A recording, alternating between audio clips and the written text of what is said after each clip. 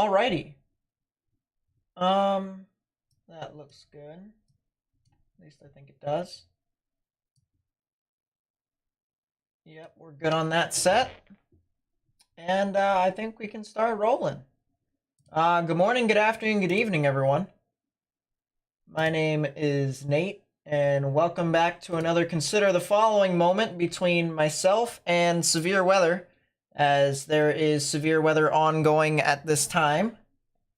And this is for portions of the central to southern plains. So folks that are over here, especially within this giant yellow polygon, that's our current severe thunderstorm watch. And if you're in those areas, you're going to want to really watch out for the potential of some severe weather here today.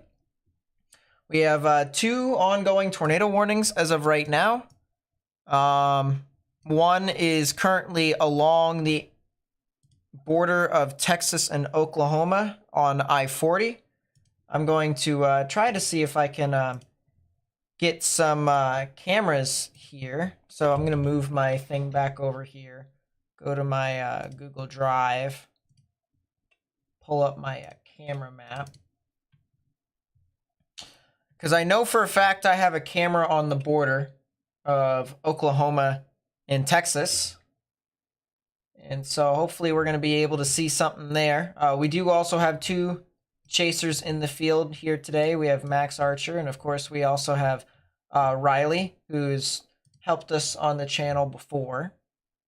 So we're going to have some really interesting things here to show you all.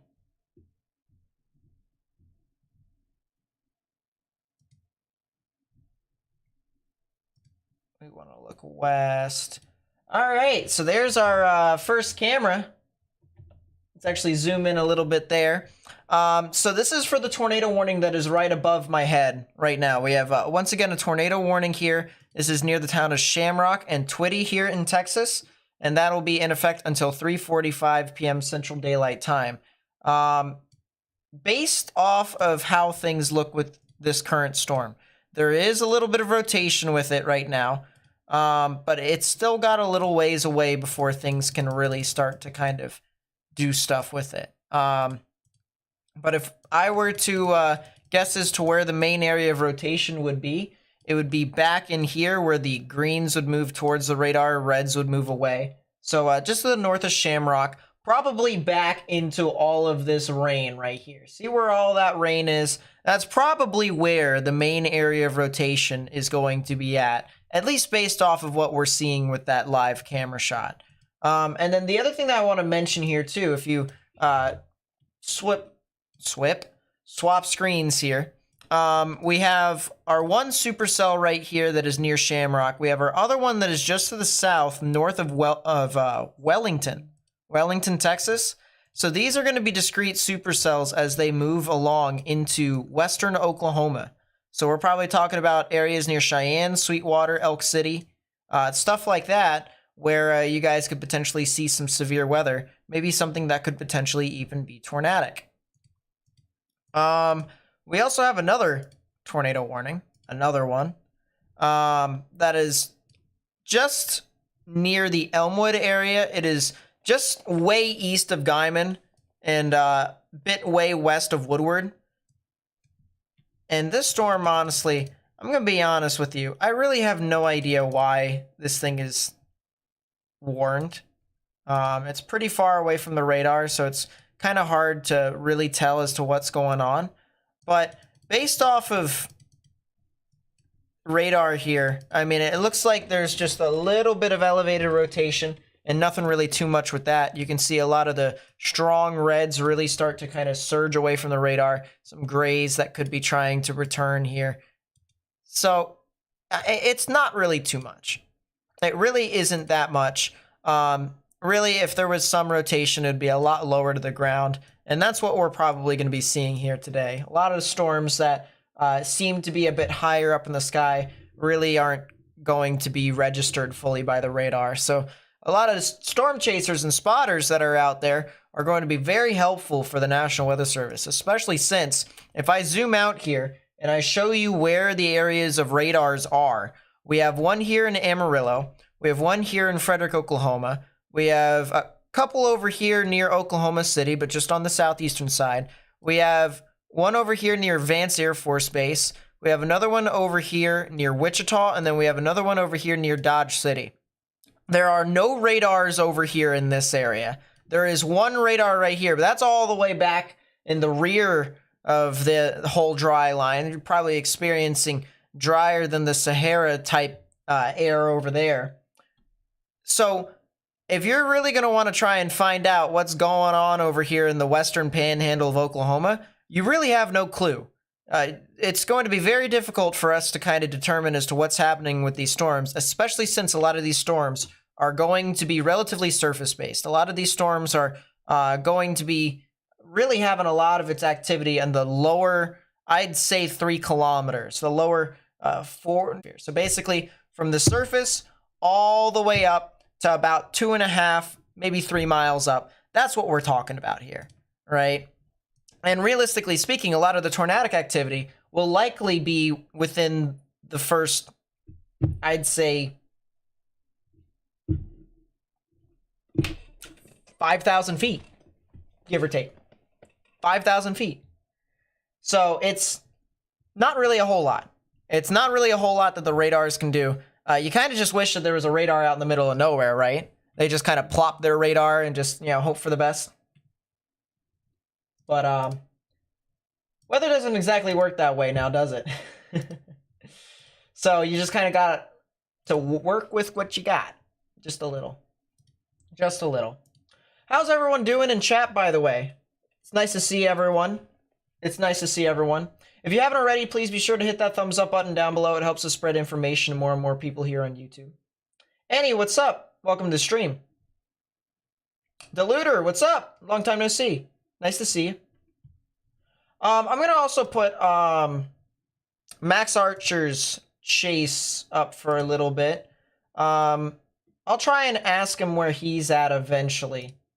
But he's currently, I think he's on I-40. I think he's heading west towards the cell near Shamrock and Twitty. That's my guess based off of the road that he's currently on. So my guess here is that he'll probably head into the Sweetwater area here on the border of Oklahoma and Texas, and we might get a good view of this storm as it continues to move off towards the north and east.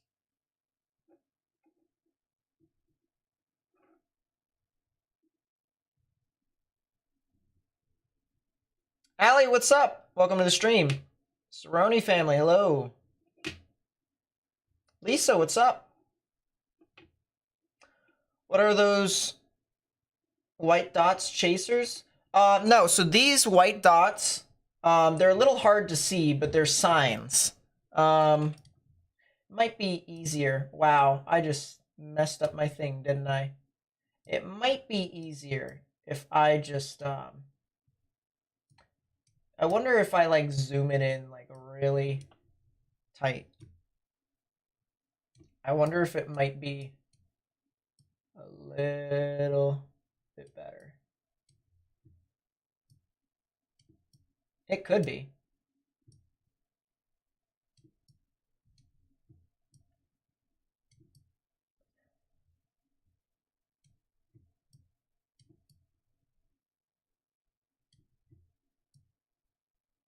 All right, I'm going to create a box in the middle of the screen right here. Okay. So that's where I need to fix the thing. Let's see if I can make it a little bit better for you guys, right? All right, can you guys see the signs a little bit better? Hopefully it's a little bit better at least. You guys see the signs a little bit better. I think it's not bad. I think it works. Your boy Sam, what's up? Welcome to the stream. But yeah, these white boxes here, these are roads, and they have numbers on them. It's a little hard to see them, obviously. I get that. I kind of wish there was a better way for me to show you what some of these roads are. I really do. But we're working on it. I'll figure it out.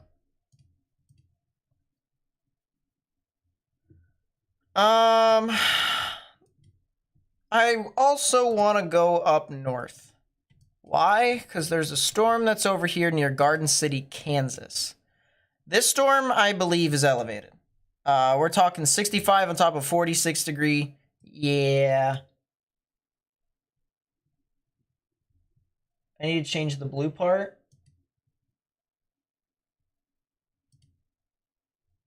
Did I not change it?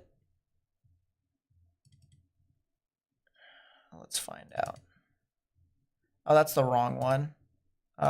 This one, please. You're right. Today is the 24th. Good call, chat. See, this is what happens when I try to fix stuff up. And it doesn't exactly go to plan. Today is the 24th. Tomorrow is the 25th. File, save as. JPEG, save. All slides. Hopefully that'll fix it all. Yes, of course we want to save. And good. I think that should be fine. If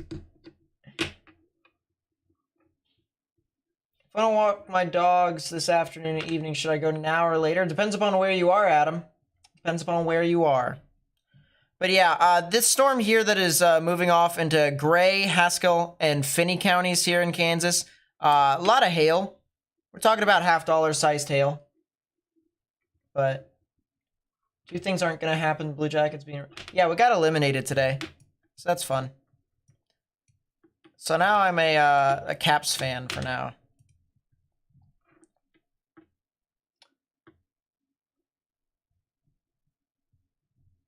Connor Croft's a storm chaser. He's in Clinton, Oklahoma. Where is Clinton, Oklahoma? I have no idea. Clinton, Oklahoma is... Oh, it's quite a ways away. It's over there. That's probably the same area where my storm chaser is at right now. So...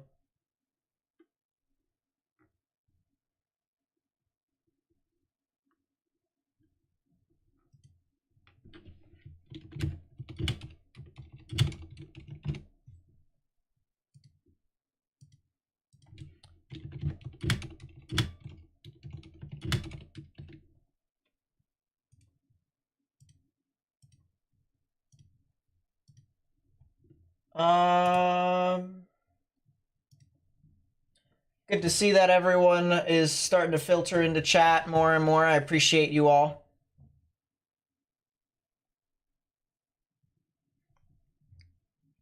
So now there's only one tornado warning left. That expires in 8 minutes, which is pretty cool. And I think we're just going to continue to see these little on and off trends of just some storms being tornadic and some of them not. I also want to go over, if I can, I want to go over the risk for today.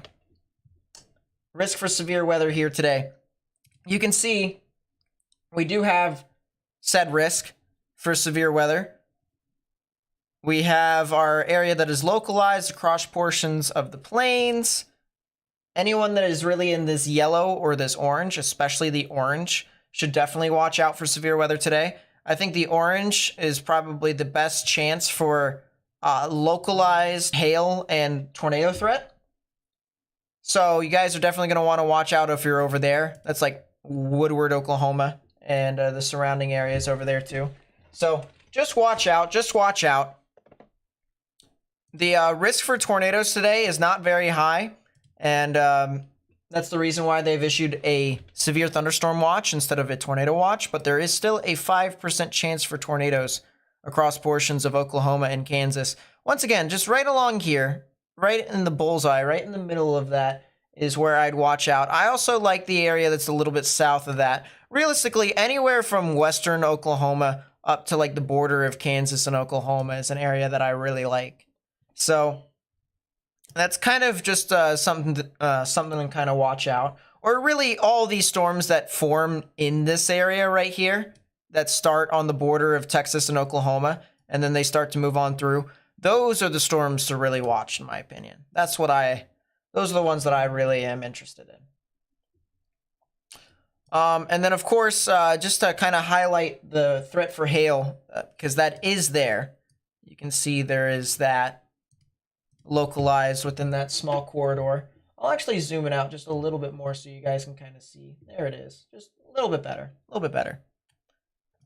But, yeah, you can see the little corridor of large hail that is possible here.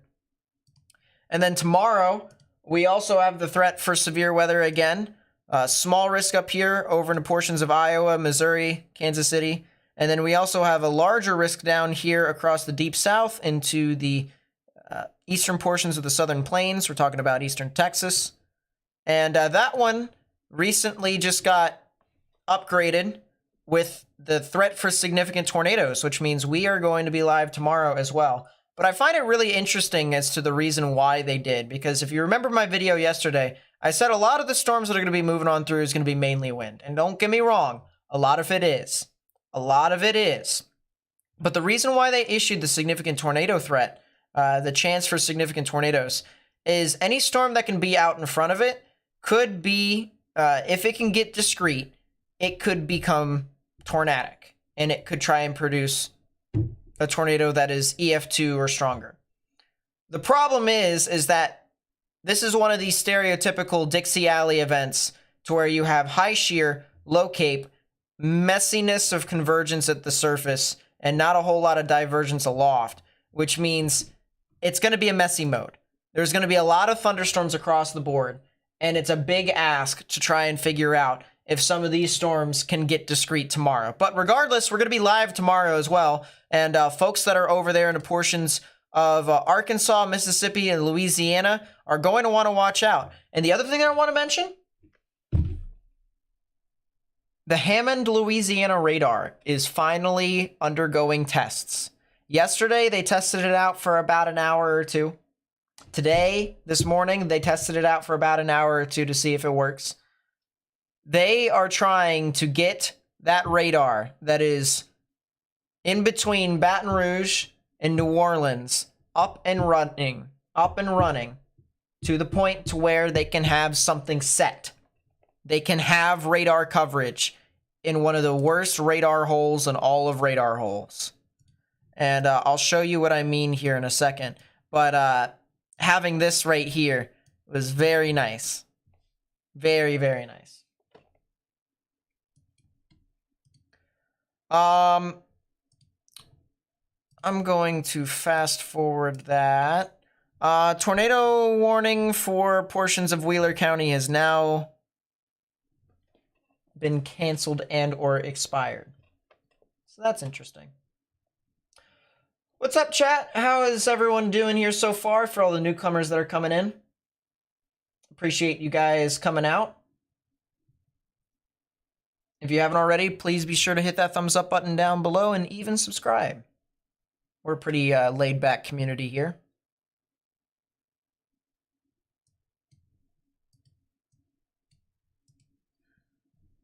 Looks like that cell that is approaching Sweetwater on the border of Texas and Oklahoma, that one used to have the tornado warning on it. And then, of course, obviously it has expired. But it does have some decent rotation at about 8,600 feet up above ground level, or AGL. So we do have something to watch out for here. Once again, a little bit of rotation. Got a lot of reds moving away, got a lot of greens moving towards. This counterclockwise spin is something that we are definitely going to want to watch out for.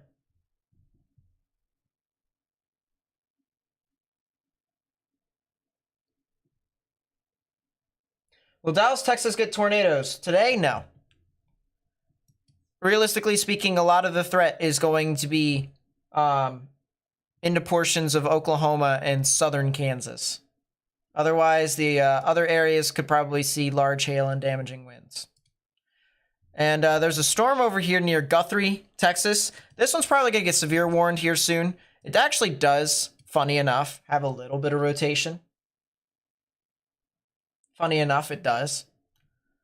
But it also has a lot of hail with it, too. And I think that storm is going to be a lot more of a hail maker more than a tornado maker, if you will.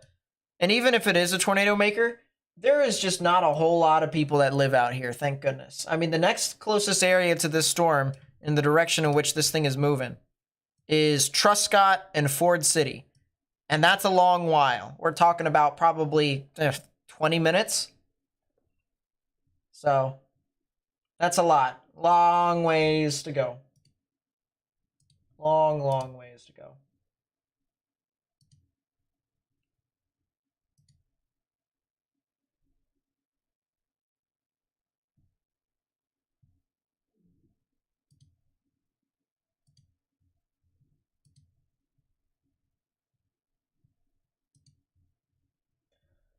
I have no idea what that is. Never forget the December 10th outbreak. Yeah, the December 10th outbreak was still one of the craziest days ever. By the way, did you guys know that yesterday was the 1 year anniversary of the Rolling Fork, Mississippi tornado? Big EF4 that moved through western portions of Mississippi last year at night. It's hard to believe that it's been a year, hasn't it?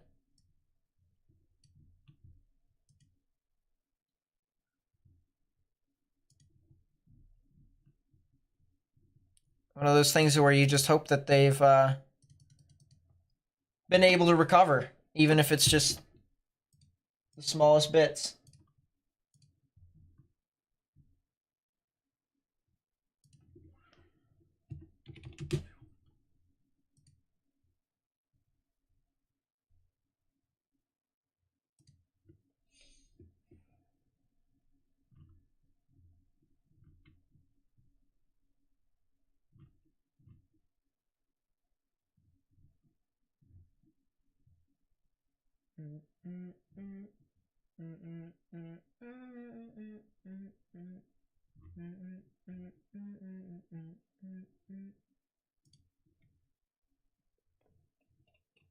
What do I think about tomorrow's risk? I think tomorrow's risk is very conditional from within. I think a lot of those storms that are have the potential to form out in front of the line, they need to be discreet.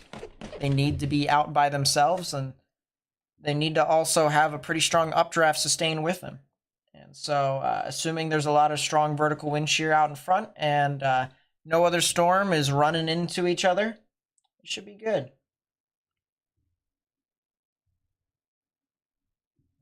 Yeah, today is the 24th. Tomorrow is the 25th. So we're live streaming tomorrow, the 25th as well. And of course, obviously, we're live streaming right now. Let's check up on Max Archer. See how he's going here. Looks like it's some real ominous clouds for the most part. I think he went north on 283. And now he's going west somewhere. I'd say he's going west on Oklahoma Highway 6. That's just what it looks like to me. Because based off of what I'm seeing off of the cloud structure right now, what I'm seeing, we've got a lot of our precipitation over here on the right side. You've got clear rain base over here on the left. Of course, these cows and this terrain is not exactly helping my cause here a little bit, but there you go. You can see it's a little bit better now. So you have your rain-free base on the left. You have a lot of rain here on the right because you can obviously see the dark clouds. So right in here is where I'm assuming the majority of the action is located. You can actually see there's a little bit of a lowering right there. Might be a wall cloud. Might be a wall cloud. It's hard to tell because from the looks of it, we're probably about, I don't know, 5, 6, 7 miles away.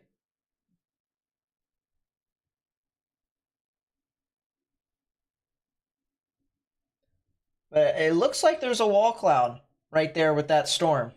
And that's going to be really interesting. So if you guys are over here near Sweetwater, you're in a severe thunderstorm warning right now.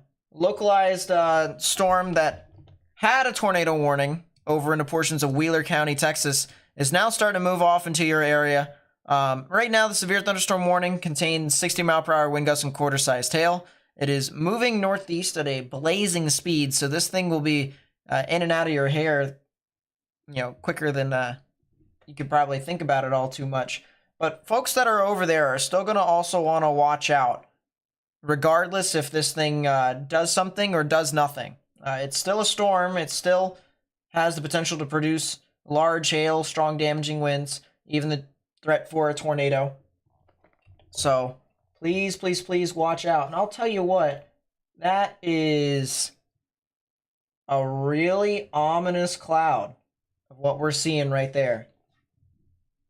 That is very ominous.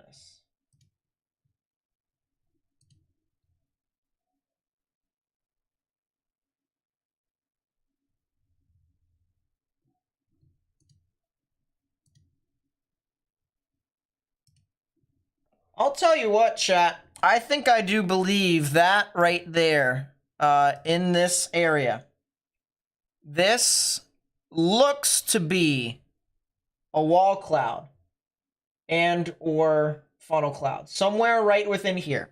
Because I'll tell you why. Once again, you have your significant amounts of precipitation over here on the right, and then you have this clear slot right here in the middle. And what you can see here as well is you have these clouds that are kind of wavy here. You kind of notice these little rolls in the cloud right here. So right here, this roll juts down a lot. And he moved it over to the side, so that's cool. But this roll juts down right here, which means this is the beginning of our whale's mouth. And this is where the rear flank downdraft kind of surges back in. All this gray back here is actually rain. It's not just clear air, it's actually rain. And so that rain is coming down from the sky, and it is pouring, and it is whirlpooling into two different areas. All right, you have rain that's being pushed over to the right, one that's being pushed over to the left. So you have the northerly component, you have the southerly component. The northerly component, if we jut over to radar real quickly, and I'm also going to fix this view so that way you guys can kind of see what's going on within that storm. The northerly component is going to create, if we look at it from, satellite down, it's going to create counterclockwise spin on the northern side, and the southerly component is going to create, counterclockwise spin on the northern side and clockwise spin on the southern side. Now, cyclonic activity favors counterclockwise spin in the northern hemisphere, which is where we're at. All right, the United States is north of the equator. Don't know what more I can tell you on that. So when we have stuff like that that is spinning, you have more and more rotation that is going to try and develop there. I have no idea where he's going. What in the world? Is he going to just watch this storm pass in front of him? I guess that might be the play, but that definitely looks like a wall cloud right there. That is 100%. Granted, it is a little elevated. You can see cloud not that close to the ground. It just looks like it's little bit of a blip,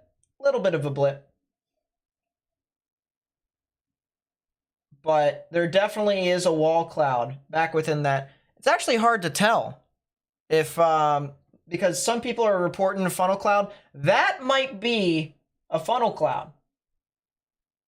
That might be a funnel cloud right there. Once again, this is live,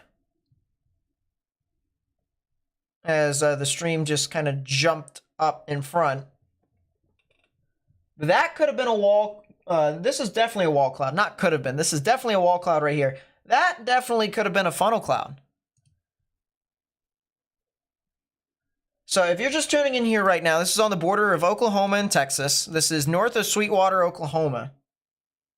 And we got some tornadic activity with this one right here. Looks like the storm chaser right here, Max Archer, as we have. He's gonna head towards it. He's gonna get a little closer to try and see if there's anything happening there at the base. Because we're still a little ways away. We're probably about, what, 2 miles away from the wall cloud right now? Which the wall cloud, once again, is right here. That's the wall cloud. And that might be another funnel. Might be another funnel cloud that's trying to develop right there. You see this little jut right here? That little jut where it just dips down to the ground. That looks to me like another attempt at a funnel cloud.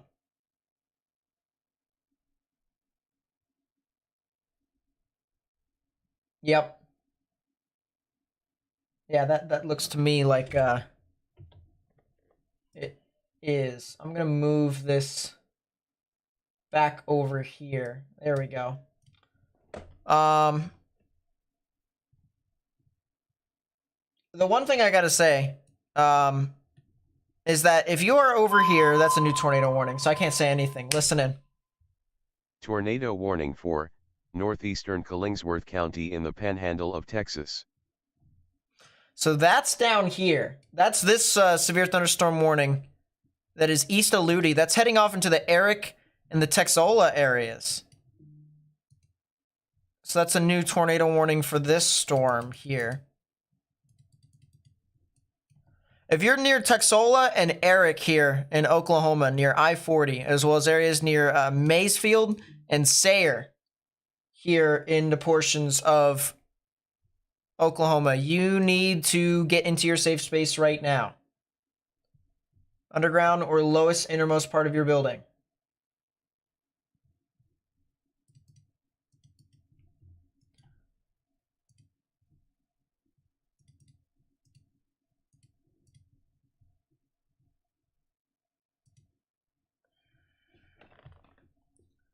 I'm assuming the next scan is going to give us the tornado warning here on my radar.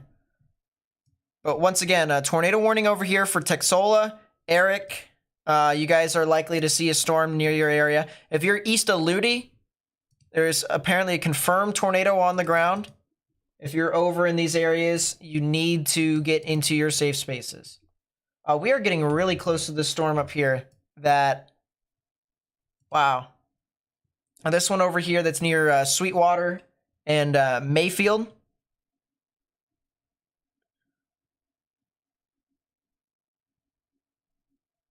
We just lost connection. So we'll bring that up once again whenever we get that.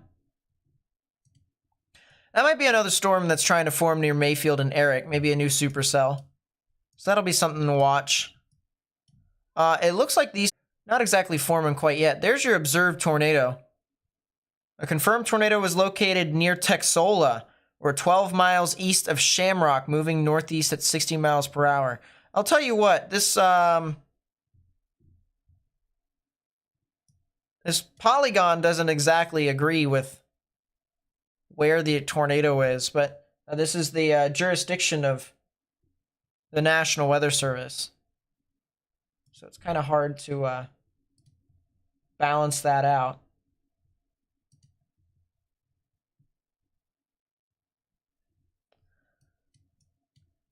There's probably going to be a new tornado warning here soon for Beckham County in Oklahoma. So if you're in Beckham County, Oklahoma, you're going to want to also get into your safe space if you haven't already.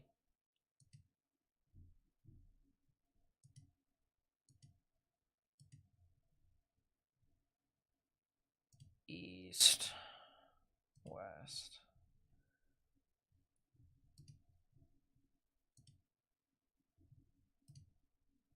Riley has not started live streaming quite yet. Max is getting really close to the wall cloud. He's just like right there. Public confirmed it. That makes sense. Is that an anticyclonic tornado? I mean, it's honestly hard to say because they said it was near Texola, and Texola's not even in the warning. It's right here. So I wonder if they're getting some conflicting reports. Here's a really good view. I'll tell you what. I'll move the thing over. Let's play Where's the Wall Cloud? All right. I'm going to put some numbers on the screen, and everyone in chat's going to try and figure out where the wall cloud is. Is the wall cloud right here? Is it number 1? Is it number 2? Or is it number 3? All right. Folks in chat, put in your number. Tell me if you think it is in area number 1, area number 2, or area number 3. I'm also going to put in slow mode so that way we don't spam chat, because that would be wonderful, right? We try to be a little educational here on the channel. At least we try. That's a new tornado warning. Tornado warning for southwestern Beckham County in western Oklahoma. So there's your new tornado warning, as I mentioned. All right, the majority of you guys are saying area number 3. You guys are 100% correct. That is 100% where the wall cloud is. And if you were to try and find a tornado, I'd be looking under that spot. So good on you guys, chat. Good on you guys. I'm going to continue to give you guys some interesting little tidbits throughout the rest of the stream. Because as I said, we want to be a little bit educational on here. We want to make sure that you guys learn a thing or two, as well as, of course, us trying to get information out to people. But that's a new tornado warning. Once again, that's a new tornado warning for this storm that is over south of Texola and south of Eric. Weather spotters confirm tornado is located 9 miles southwest of Texola. So folks that are over within this storm, guys are definitely going to want to watch out. Eric and areas along Oklahoma State Highway 30 are going to want to get into their safe space if you haven't already. Is it just me, or does it look like this storm that's over here near Cheyenne, it might just be getting too high for the radar to figure out what's going on? And if that's the case, then we might not be having a great time here soon. Because it looks to me like, I gotta move the camera again. There we go. It looks to me like that storm that's north of Sweetwater, near Grimes, Cheyenne, and Dempsey, it's super cellular, but it's like, it's not really doing too much. I'm looking at KFDR right now. I'm going to look at Norman's radar because sometimes Norman has a decent grip on what's going on. By the way, here's the Hammond radar. It is working right now, believe it or not. They are testing it, and it seems to be working really well, actually. Tilt of 0.3. Yeah, I mean, this looks pretty good. This looks like a very useful radar that we're going to be able to try and use tomorrow. But we're going to go back to Norman's radar. Because as I said, we are going to be live again tomorrow. Another severe weather event, guys. Another severe weather event. If you guys would like to come back, feel free to subscribe and turn on notifications, because notifications will just update you as to what's going on. While I pull up this radar, I'm going to show you guys what's currently happening with our storm chaser, because we clearly got something right there. That looks to be some form of appendage within the wall cloud. It's definitely doing something, I'll tell you what. It's hard to say. We're not exactly there in person to kind of see what specifically is happening, but based off of what I can tell, it's trying to get within that area of convergence, and it's trying to build itself. How high are we looking up? 8,000 feet. If we go to Amarillo's radar, this is 11,000. Woof. Vance Air Force Base, 13,000. So yeah, Frederick radar, KFDR is the best radar for this storm over here in Cheyenne and Dempsey, even though we're in a radar hole. But we clearly have something right there. 100%, we clearly have a wall cloud. If you're just tuning in here right now, this is a severe thunderstorm warning over here in the portions of Cheyenne and Dempsey. This storm used to have a tornado warning on it. Of course, we do have an ongoing tornado warning at this time right now. But that storm, I don't know why someone just screamed in my house. But this storm right here that is near Dempsey and Grimes, that our storm chaser, Max Archer, right above us, is currently chasing, it looks to be still tornadic. Can it be able to wrap up in time, however, to put down a tornado? We'll have to see. But that's what we got.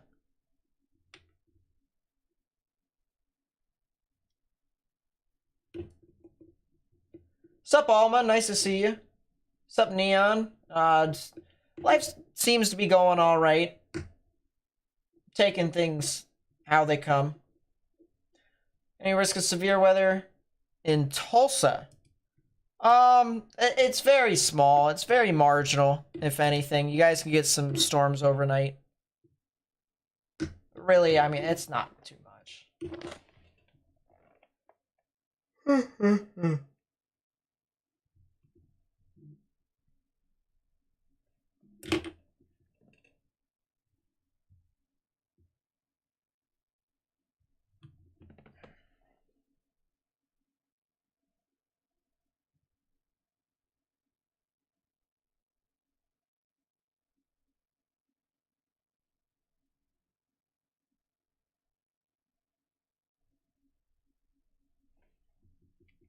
Ready for baseball season? I sure am. My Orioles are definitely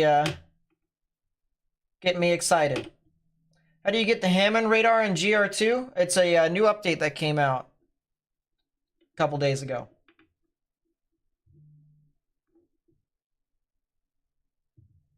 How's the weather for North Mississippi tomorrow? Should be a lot of wind, honestly. Northern Mississippi, there's not really too much. It's southwestern Mississippi that really is getting activity.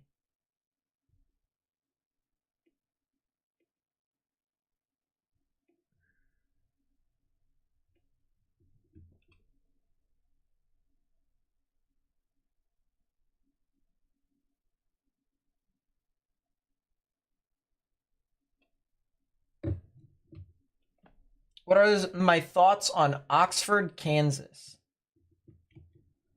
Oxford, Kansas. I need to figure out where that is. My geography could be better. Oxford, Kansas is south and east of Wichita. It could potentially get some severe weather, but it'd have to be a lot later on tonight. And I think the tornado threat will be very low for you all. It will be very low. I'm going to go back to Garden City. Go back to the storm that's over here.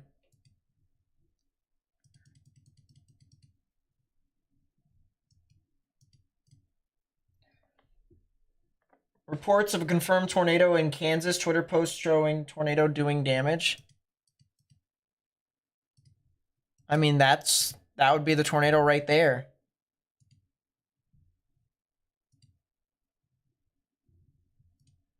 I mean, I wouldn't be surprised. I definitely would not be surprised.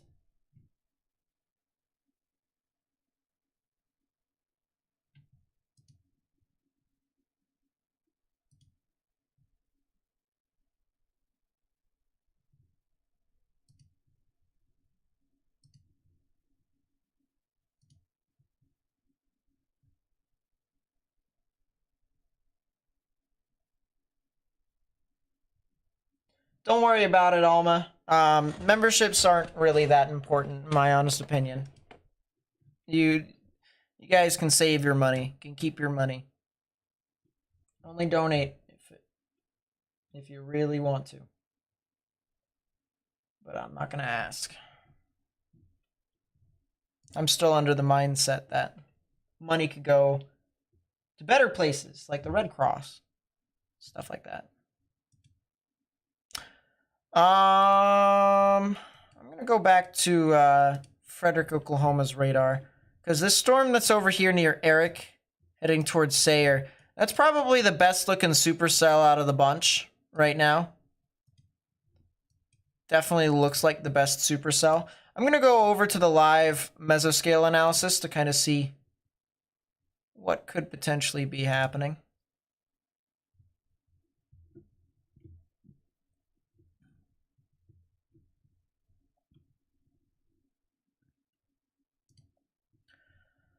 There's a lot of convergence on that supercell down there. Bit of moisture convergence on the Red River, southwest of Frederick, Oklahoma. So that might be something interesting to watch. It looks like the northern mode here in northwestern Oklahoma is not really that interesting. But it looks like over here in western and southwestern Oklahoma, you guys could definitely watch for some severe thunderstorms. It's hard to say if they could be tornadic because the further east they go, the less and less tornadic they actually become. But it will be something I'm going to monitor regardless. Oof.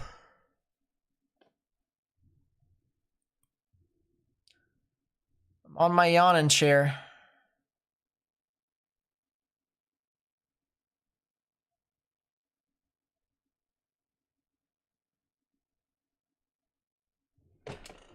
Yeah, over the next couple of hours, that's when stuff's gonna be really interesting to see how storms evolve. I'm kind of curious.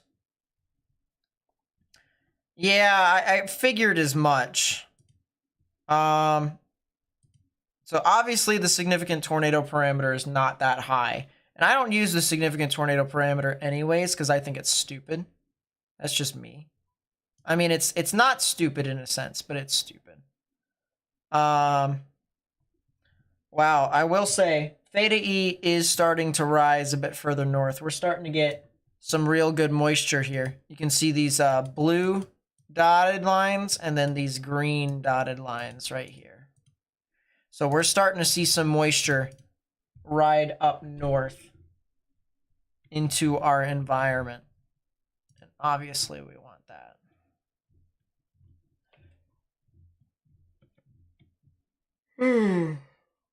We want that for severe thunderstorms. I apologize.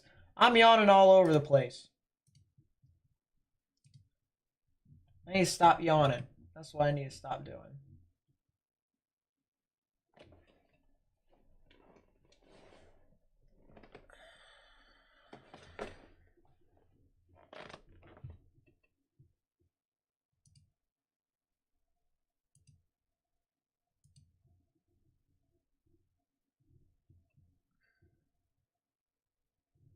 Tagged on Twitter? Oh, that sounds fun.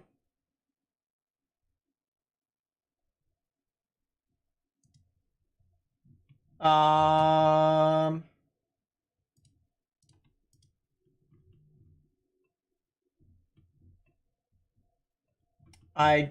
definitely do not see. Yeah, I don't see me getting tagged besides Max Archer. Showing a better picture of what all he's seeing. Yeah, the HRRR, that's a lot drier than anticipated. Models are drier, which means environment is moist, which means the dry line is moving a lot quicker. Dry line is moving a lot further east than anticipated.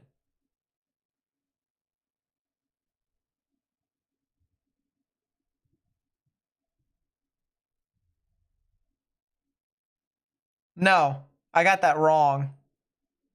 I got that wrong. Dry line's moving a lot slower than anticipated. Why? You can see here on the screen here, all these browns, this is the model saying that the dew points are going to be a lot drier than they actually are right now. Meaning the dry line is supposed to be a lot further east because this eastern extent was supposedly going to be the eastern extent. but instead it's a lot further off to the west right here. So what does that mean for recent HRRR runs then? Recent HRRR runs. Wow. This is very interesting. If we go over to mesoanalysis and we take a look and we see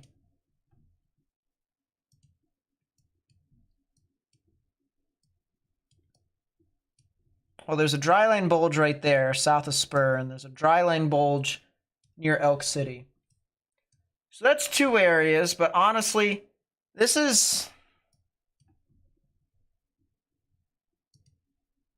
having a slower dryline is not good for these storms at all. Like if you want tornadoes. They're just kind of just meandering.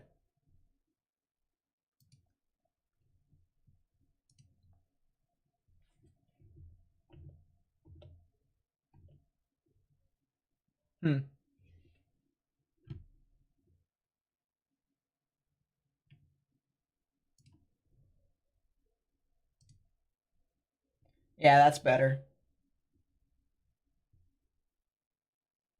So I think the two areas for us to really, well, actually it's three. The three areas that we need to watch out for supercell-wise is this bunch right here, this bunch down here, and then this bunch right here. Now there's also another band of storms that are to the south of this as well that you guys can't see, but those would be the areas that I would watch out for. I wouldn't say Lawton is in danger tonight. I think they just need to be weather aware because there could be severe weather. That's what I believe.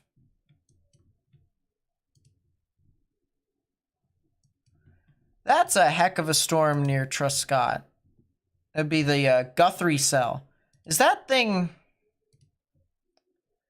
I'm curious to see, and then I'm going to step out for a second to get some water.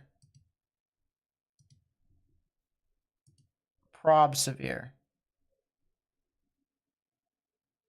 It's got terrible surface for it. So I don't know what it's doing. It's kind of just considering the following. That's what I think it is.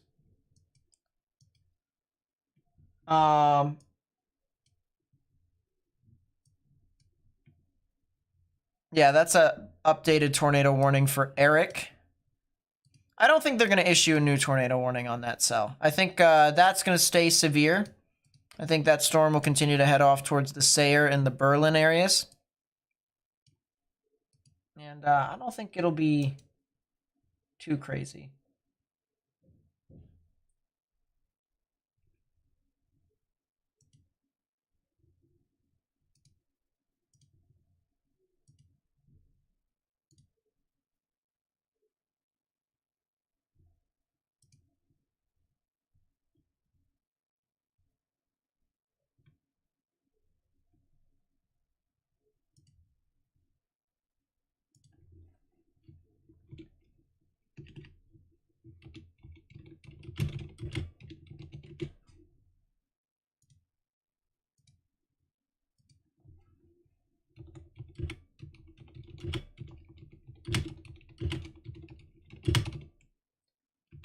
All right, doing that.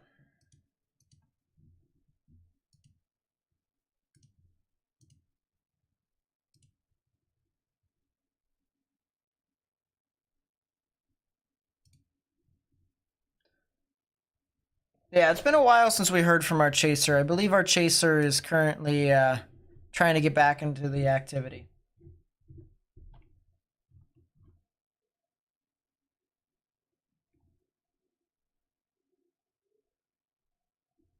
Joe with the 5, thank you so much. I really do appreciate it. They just updated the severe thunderstorm warning. Says thanks for all the info. The dew point here is only 48, so I don't see a tornado happening here tonight. Well, a lot of these areas over here, even still, have only 54-degree dew points. That's pretty low. Like mid-50s near where these storms are at. Could the cell northwest of Benjamin be going through a possible merger? Benjamin.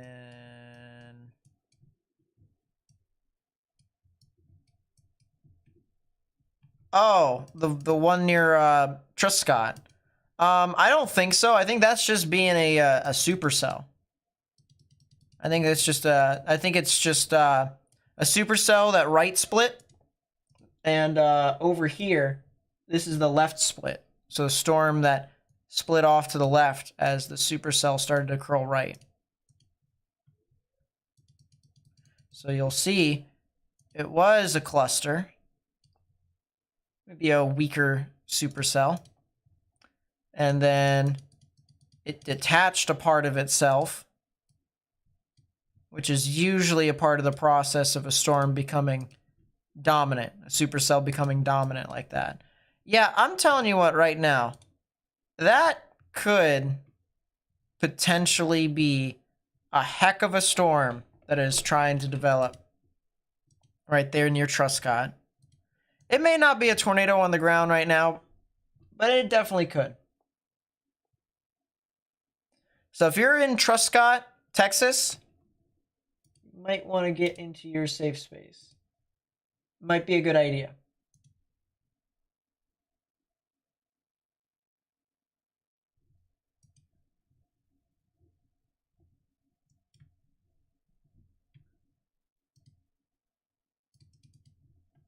Yeah, so we did have a little bit of side lobe contamination, just a little teeny bit.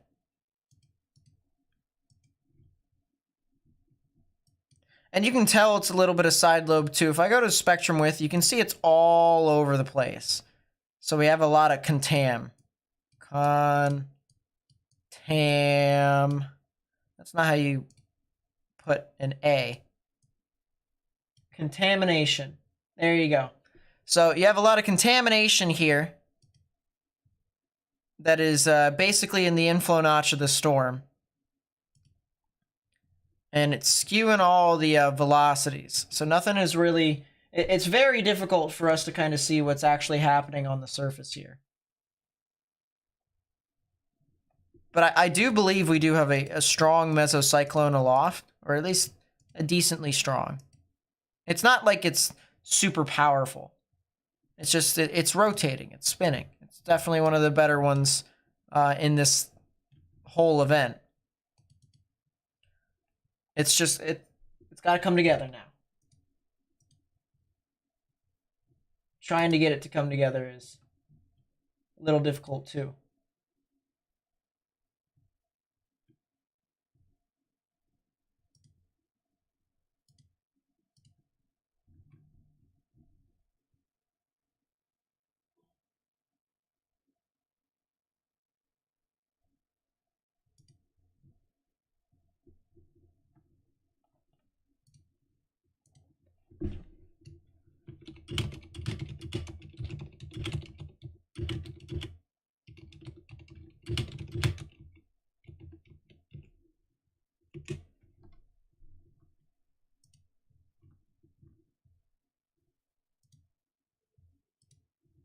I'm looking through some of the stuff here on the side. Virginia, we had one windstorms, 2 wildfires. Both were contained in the Skyline Drive fire. Yeah, and just being north of that, I know a lot of my friends down there in Virginia were having a little difficulty breathing too. How's the atmosphere energy looking on the radar for Denver, Colorado? We're supposed to get some significant cells later. I'm not sure about significant cells, but I could definitely take a look. I'm not too sure about significant cells.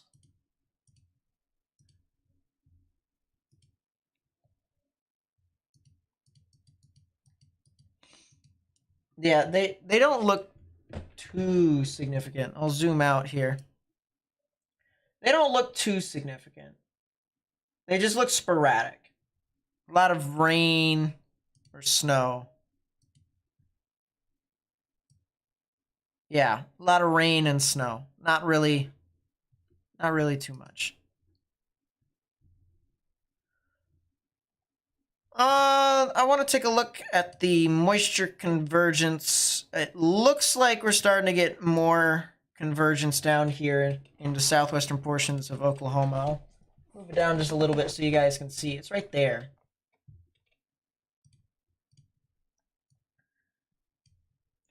We just need moisture to be higher. And obviously it's a little bit of a difficult ask. Excuse me. Let's take a look at what our storm chaser's looking at right here. I'm gonna be honest. From the looks of it, we got what appears to be nothing because feed is not gonna load. Never mind, feed's gonna load. This right here is a strong downdraft right here. A lot of rain that's fallen down. My honest guess is what he is looking at. Maybe the Sayre storm. He may be going south on 283.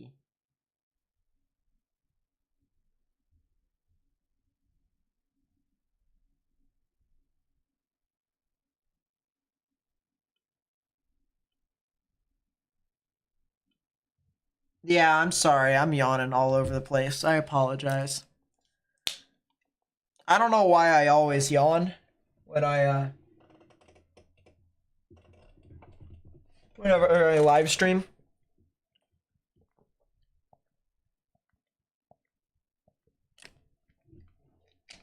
It doesn't really make a whole lot of sense to me. It doesn't. So I guess fun stuff.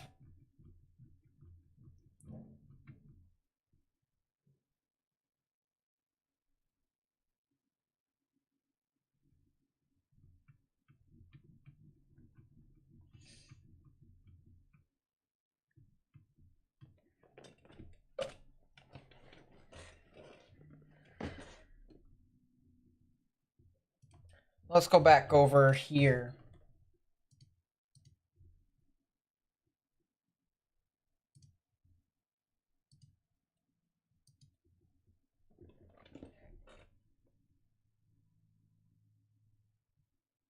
If you guys haven't already, please be sure to hit that thumbs up button down below. It helps me spread information to as many people as possible, and even subscribe. Subscribe if you think this community is not that bad. I don't think it's that bad. That might be a little localized area of rotation. It may not be something super strong right now, but over here in the southwestern portion of Oklahoma near East Duke, on the northern portion of Jackson County, a little bit of rotation right there. Of course, Truscott continues to look like it could try to spin up something, but it looks to be a little elevated. It looks to be.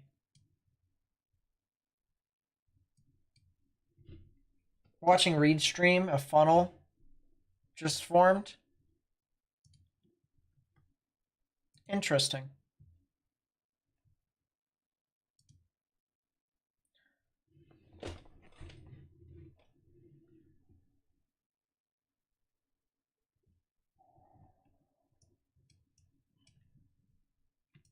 Sheesh. I need to stop yawning. I'm here. Any chance of severe weather in Wood County area in north central Texas? Wood County in north central Texas. Oh, that's like Quitman and stuff like that. Overnight into tomorrow morning and then into tomorrow afternoon, you guys could get something that can move on through. It'll be like early morning hours. We're talking like when we finally get to tomorrow. That's when you guys could probably expect some things.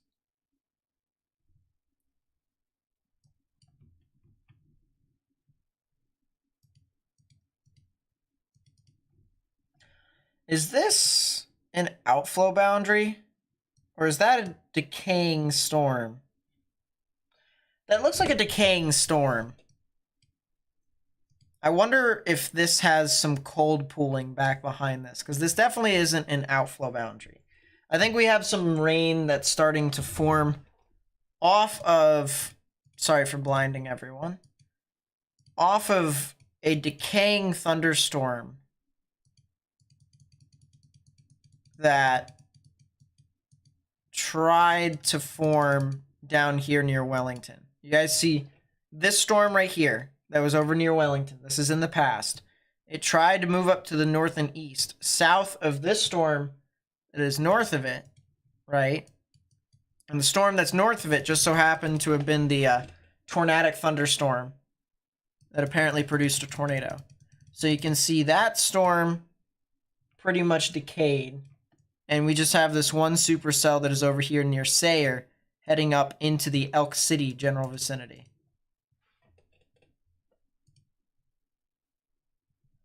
It's kind of hard to say. All right, I take it back. I think I know what we're looking at. I'm pretty sure that's the wall cloud.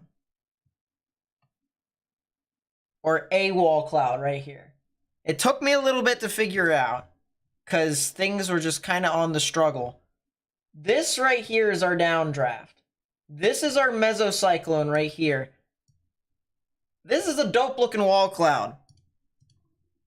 I'm not gonna lie.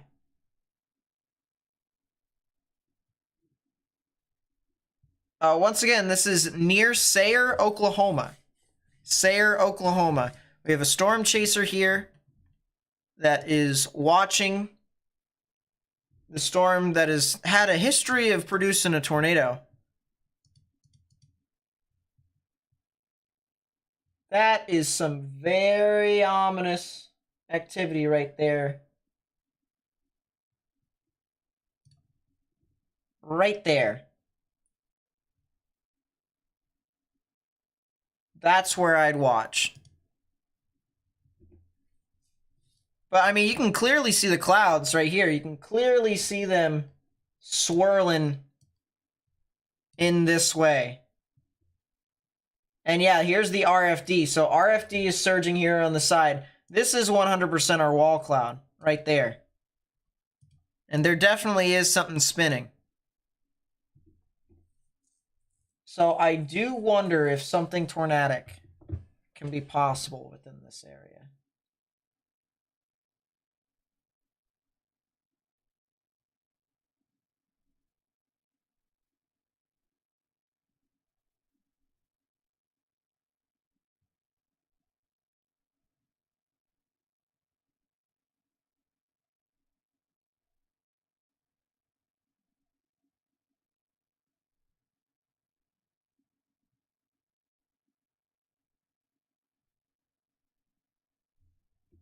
Huh.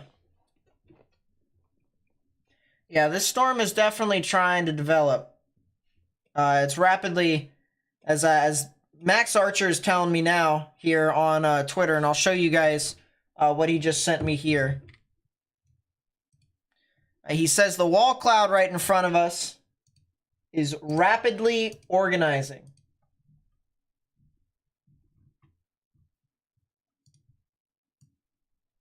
I'll show you guys here. This is the picture that he sent us. Rapidly organizing, at least from the storm perspective. I'd have to agree. I do. He's fixing the feed here so that way you guys can see. By the way, if you guys want to watch Max Archer as well, I'm going to send you guys his link in the chat. You can go say hi. You can go hit the like button. You can follow him and stuff like that. I gotta tell you guys, this definitely looks like a supercell. You have your tail cloud, your inflow that's kind of streaming into the side, albeit it's kind of slow, so it's just intaking moisture in general. You're now starting to get into the clear slot. So now you got your RFD, your precipitation that's coming down on top of our storm chasers right now. So if I'm watching, and look at that, that might be something interesting right there. maybe a little bit of a funnel.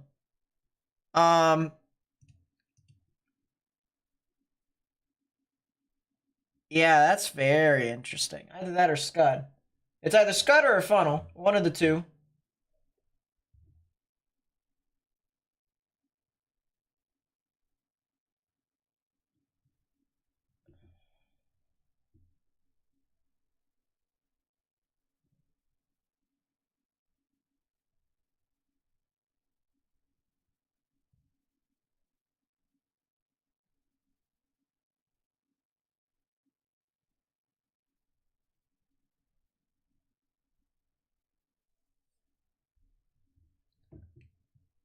Yeah.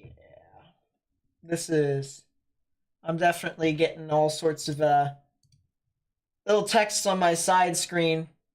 People telling me, yep, that one's to watch.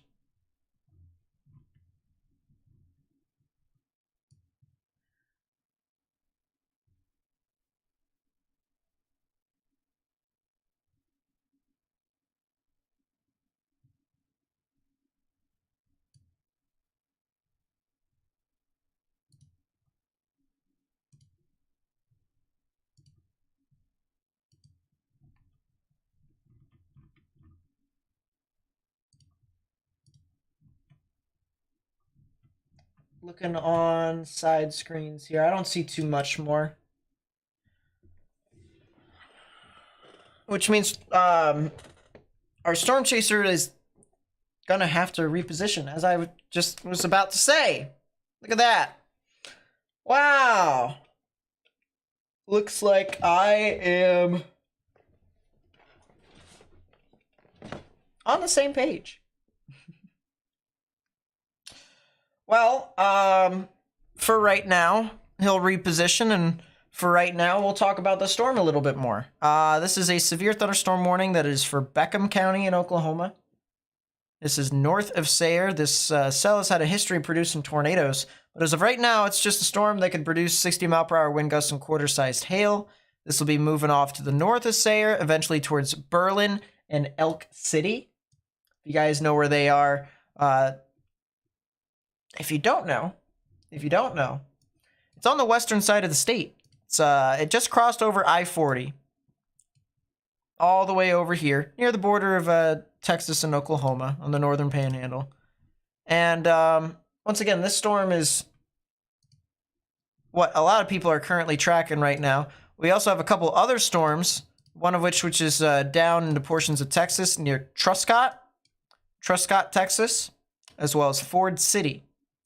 If you guys know anyone who lives on the border of Knox County and Ford County here in Texas, there's the potential for some severe weather and maybe even something a little extra, maybe even something tornadic as well. So something to kind of watch out, go along with all of that.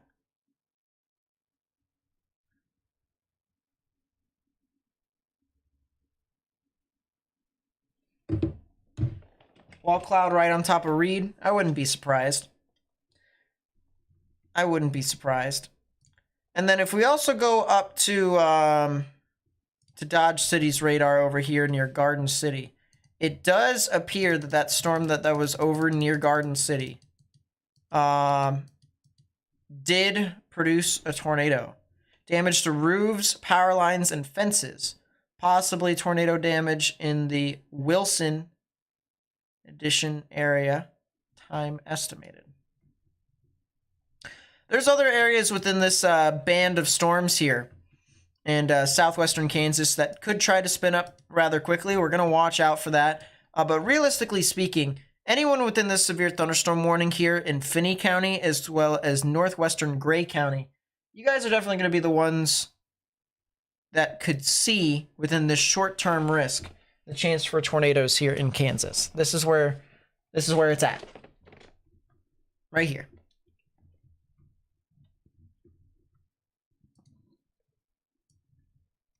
I see a bunch of little mini circulations. I see this one down here. I see this one right here. I wonder if that one down to the south actually is Yeah, it does have some turbulence with it. So that storm could be trying to produce a little bit of a tornado just to the south and west of Pierceville here in Kansas. Might be something to watch.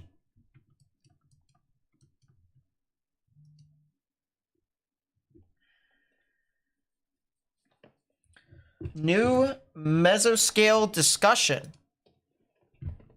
has just been issued.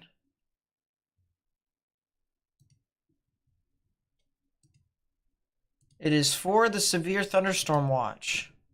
Large hail, wind damage, and an isolated tornado threat is expected over the next few hours as storms move eastward through Weather Watch 59 late this afternoon into the early evening.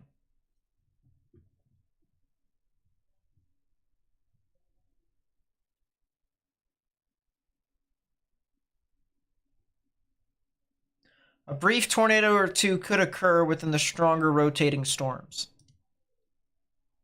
That's nice.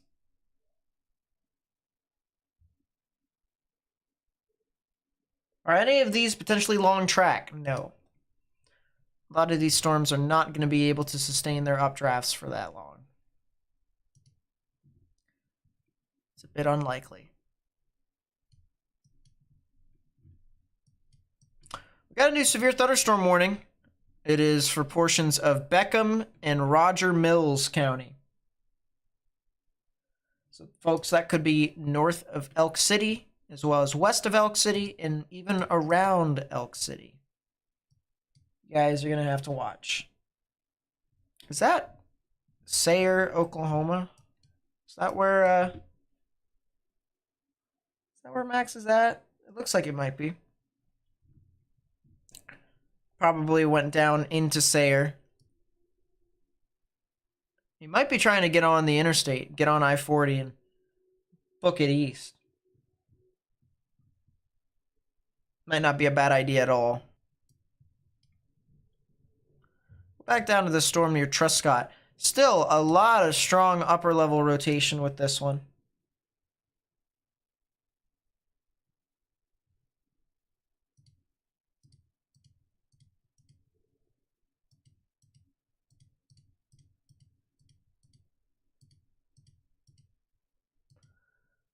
That looks interesting because there is a little bit of spectrum width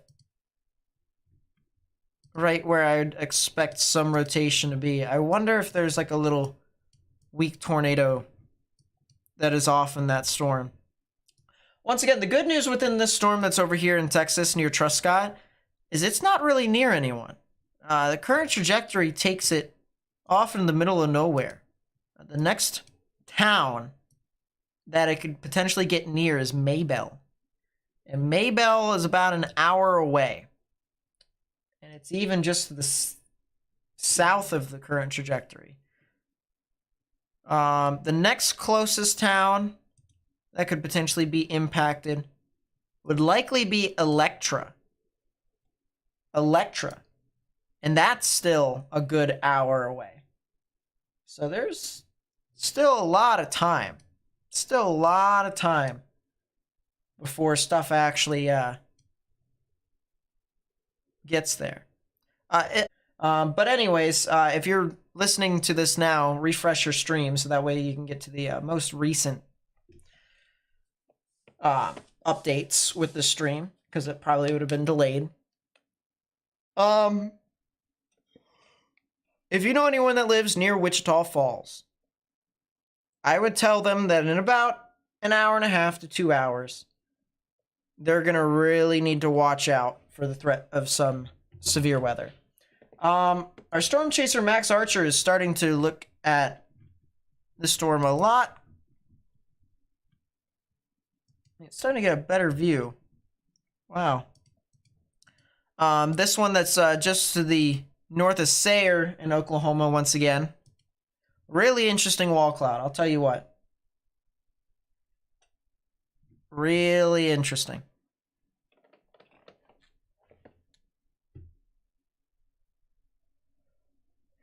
I did see the new mesoscale discussion. Man, is that trying to It's definitely a wall cloud, I'll tell you what. It looks like the meme. I'll tell you what. There's this video, there's this meme, this good laugh that I have of this dude driving down the roadway. He plays the Christmas song, the Walking in a Winter Wonderland. And he turns it up. That might be a funnel cloud, for real. That might actually be a developing tornado that's trying to go. But the punchline is, it sings a love song as we go along. The camera's facing the front part of the car, and it just shows like a bunch of rain. He turns his camera to the left, sees the tornado. And it's just like, oh.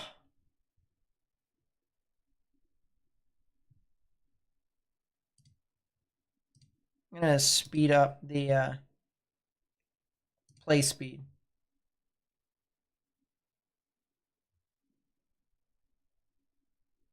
Because I think we've been delayed with the stream. But it's definitely rotating. You can tell it's rotating. 100% is rotating. I think Max might be behind the storm. I think he's trying to get onto the interstate, because I think the interstate is right in front of him.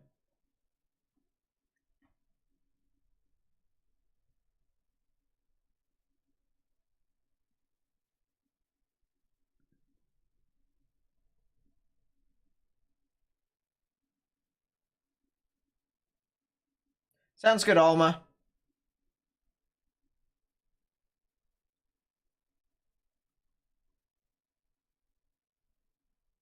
Yeah, I think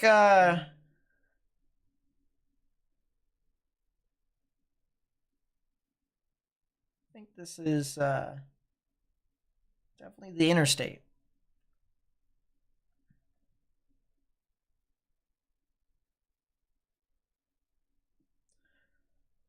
I think that's definitely the wall cloud. I'll tell you what, you can see the whole spin right there.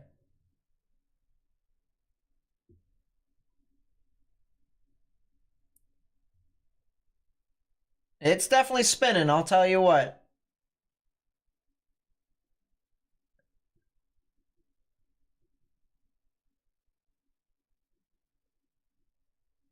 Thank goodness it's out in the middle of nowhere, too.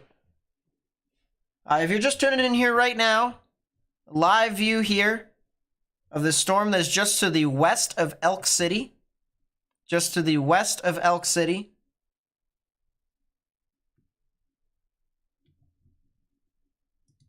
Storm currently has a severe thunderstorm warning on it, but it does also have a tornado possible tag. I'm actually going to zoom it all the way up to the beginning here. That's better.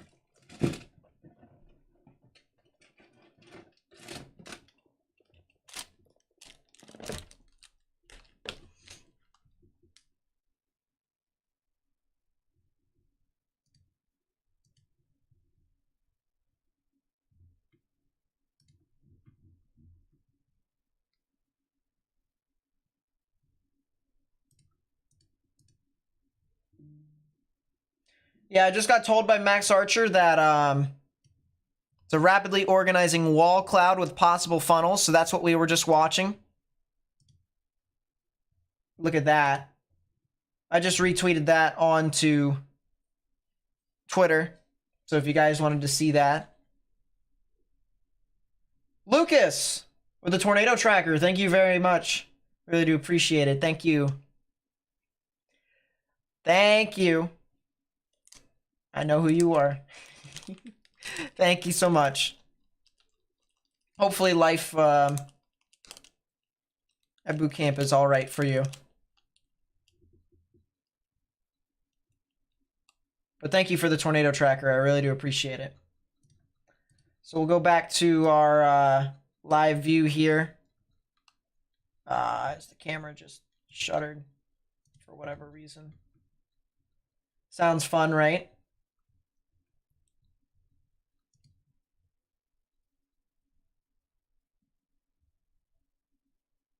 focus is currently on the currently on the windshield.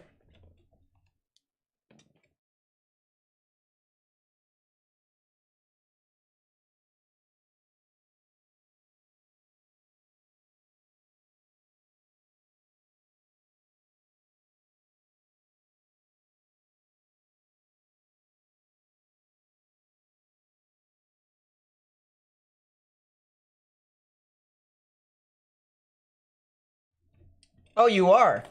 You are in nursing school. Good, good. Is life treating you well over there?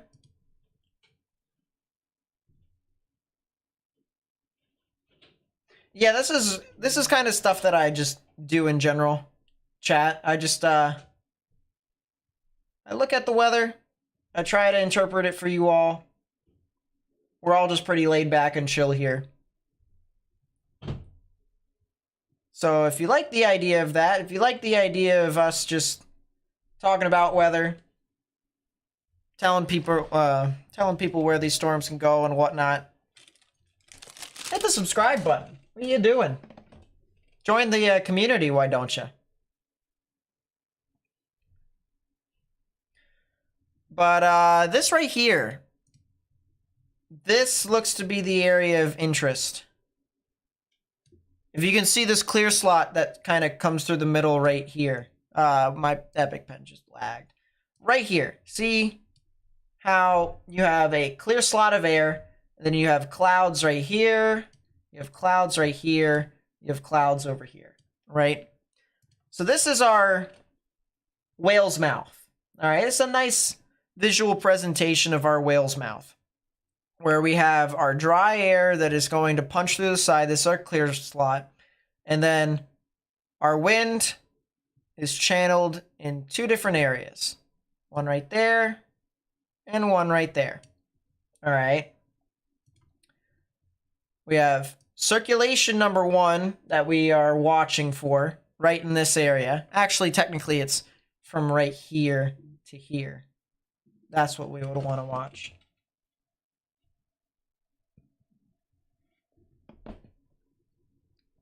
And then we also have our anticyclonic rotation, which is right above them, but that doesn't really produce a whole lot of tornadoes unless if the storm was pretty significant. So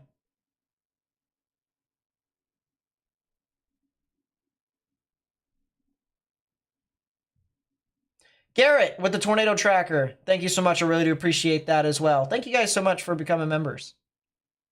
It does mean a lot to me.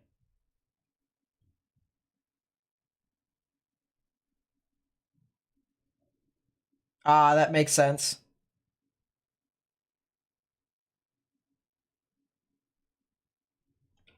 Have you been able to get any sort of rest at all, Lucas? I'm assuming it's all been just kind of non-stop, like pedal to the metal type activity while you've been out there.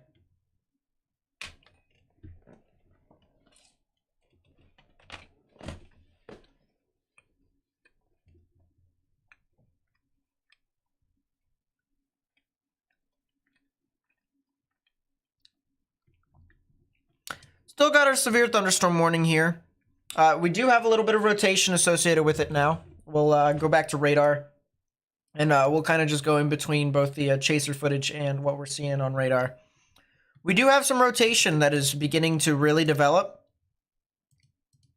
It is definitely trying to get a little bit better organized. It is now moving off to the east of Berlin, moving maybe a little bit more to the northeast. So folks that are over northeast of Berlin, north of Elk City, they are definitely going to want to watch out for the potential of some spotty hail, damaging winds, maybe a little brief tornado. Non-stop.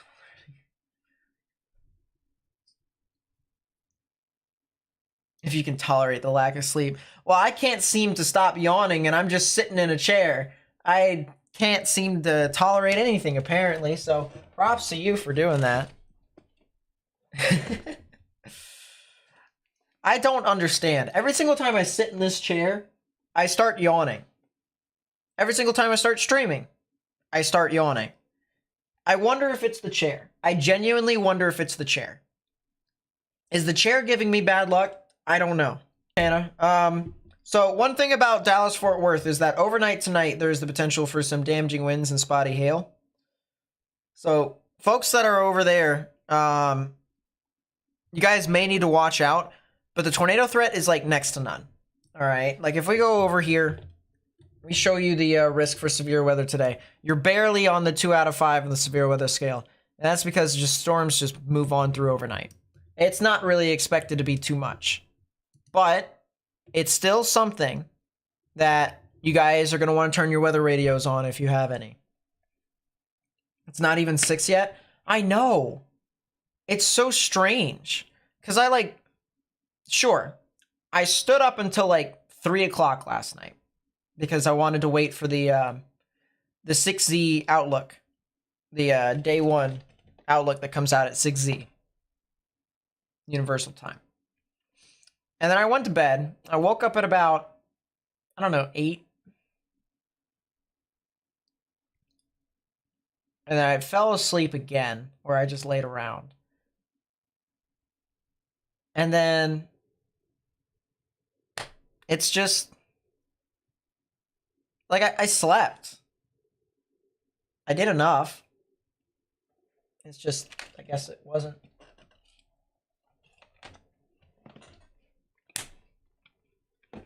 Oh well.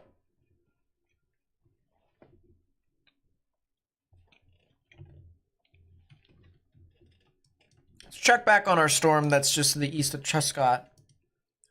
Looks to me like this storm is a big hailer. This one north of Vera, north of Red Springs, about to be north of Seymour, approaching the US Highway 183 areas. So if you know anyone who lives over there, I'd watch out. Maybe a small chance for a tornado is possible within this too. Alistair with the 5, thank you so much. I really do appreciate it.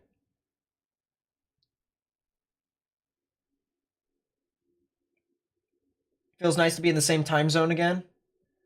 Just came from Texas and San Antonio for your phase 1 trainer. Ah, okay. Yeah, and San Antonio, that's pretty, it's pretty far south. That's pretty far, pretty warm. It's also pretty desolate too. I mean, San Antonio is a pretty large place, but it's still like, woof.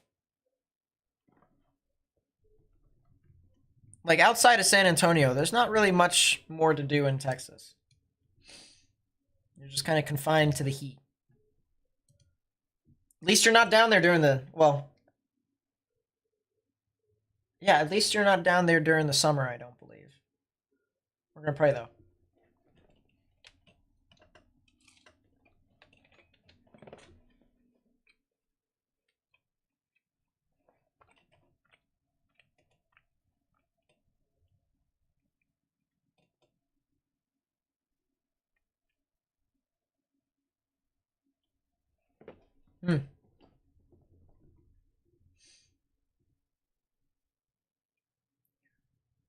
Read somewhere had a confirmed funnel.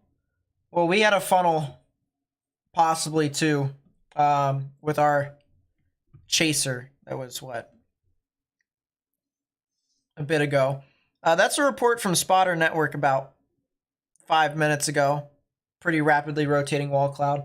Right now, based off of what we're seeing here with what Max Archer is showing us on our live chaser feed, we got our whale's mouth here. Back over here. See this back part of the whale's mouth here, where this clear slot is where there's a lot of dry air that is pushing on through.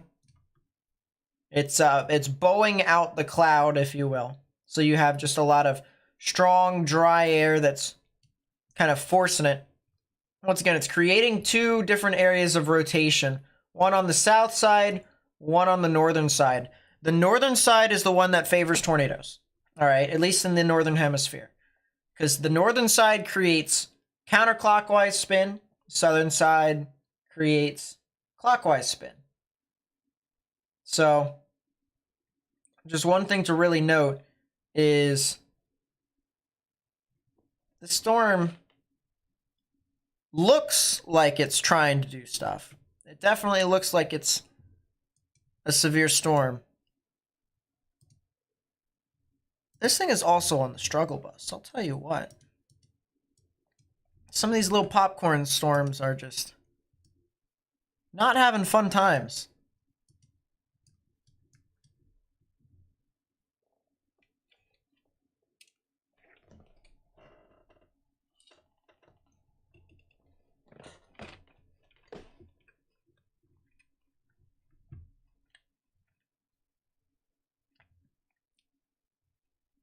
Everywhere down there because people kept getting heat injuries, really?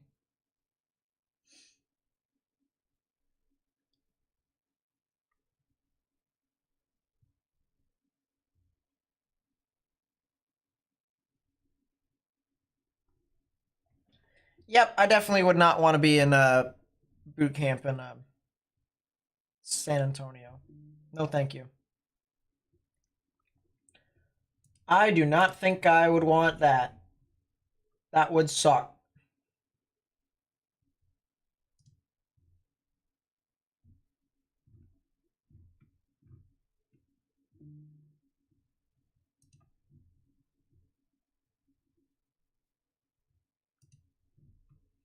Just a reminder, by the way, ladies and gentlemen, that we do have more severe weather coming on through today with whatever these storms are doing, but we also have the threat for severe weather tomorrow. Severe weather tomorrow down here in the portions of the deep south. We're talking about Arkansas, Louisiana, extreme eastern Texas, and Mississippi, as well as maybe even little portions of Alabama as well. So, if you guys would like to come back out tomorrow, obviously we still have ways to go before the stream ends, but we do have the threat for severe weather here tomorrow, and we will be live tomorrow, which means if you would like to come back, feel free to join the community by hitting that subscribe button. Turn on notifications. It helps us out, believe me. If you come to the videos that I upload, if you come to live streams, you could even just come in for like 2 seconds and just hit the thumbs up button. Like if you get the notification of my video, you get a notification to my live stream, sure, it's a hefty ask, but that stuff really does help us get out to more and more people on YouTube.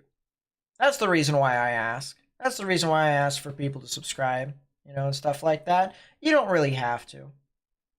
But if you do, and if you would like to help, support the channel, make it bigger than it already is, so that way we can continue to spread good vibes and stuff like that.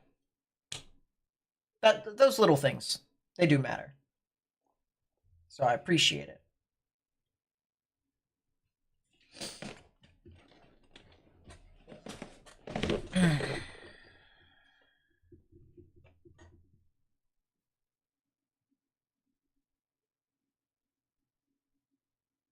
Not boot camp phase 1. You still have drill sergeants. Don't need more of those experience. Yeah. I was actually talking to someone who's in the Marines when I was working at Whitetail. And he was talking about how the drill sergeants, like there was only a handful that would actually be like reasonable. Everyone else was just like not reasonable at all for no reason. It was just like a hassle.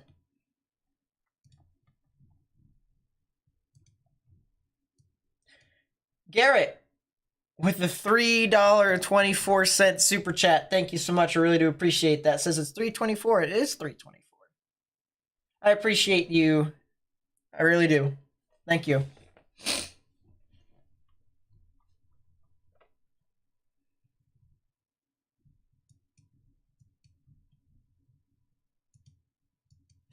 Yeah, these storms just kind of just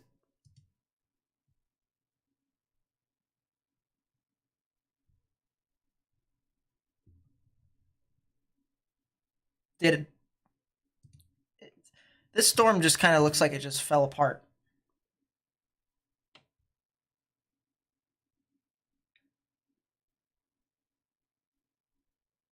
She Lovely FS Gaming with the 2. Thank you so much. I really do appreciate that. Says, what's up, Nate? Hope you're having a wonderful day, sir. Well, thank you. I hope you're having a good day too. I'm a yawning machine over here today, so I'm just like, I'm trying to stay awake. I'm trying to stay alive. I don't know why. Once again, it just, my brain decides to go sleepy time. The least opportune times. Models still show that the storm that's south of Elk City is going to try and form a supercell.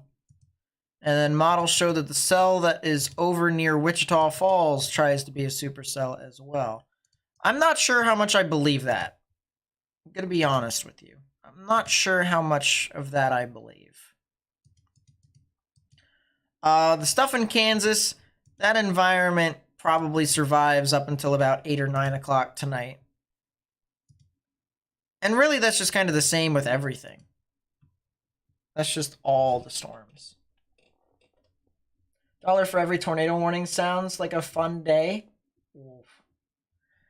It would have been terrible for someone's pocket if it was a couple of weeks ago. Is that a tumbleweed that just went across the road? Yeah, it was. I'll have to rewind that for you guys. We gotta get an instant replay. The tumbleweed.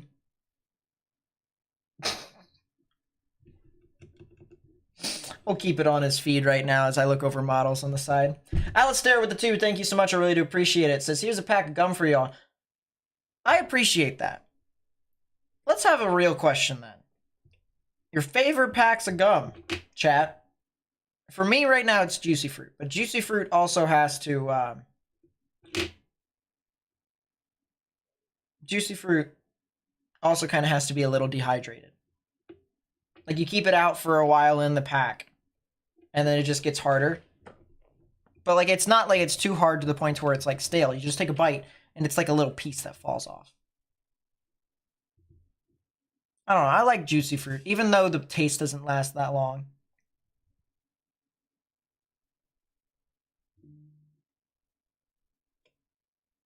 Don't look at me. I like stuff that's hard to chew. It's kind of like Sour... Well, it's not like Sour Patch Kids at all, but that's kind of like how I like my Sour Patch Kids. Because, like, you can get 2 different types of Sour Patch Kids. You can get the one that's, like, chewy, and then you can get the one that's, like, hard. You can bite through it, and it's, like... It just has a more solid texture to it. But it's still, like, you know, Sour Patch Kids. You can still bite it. It's still chewy. Big League Chew is also really good.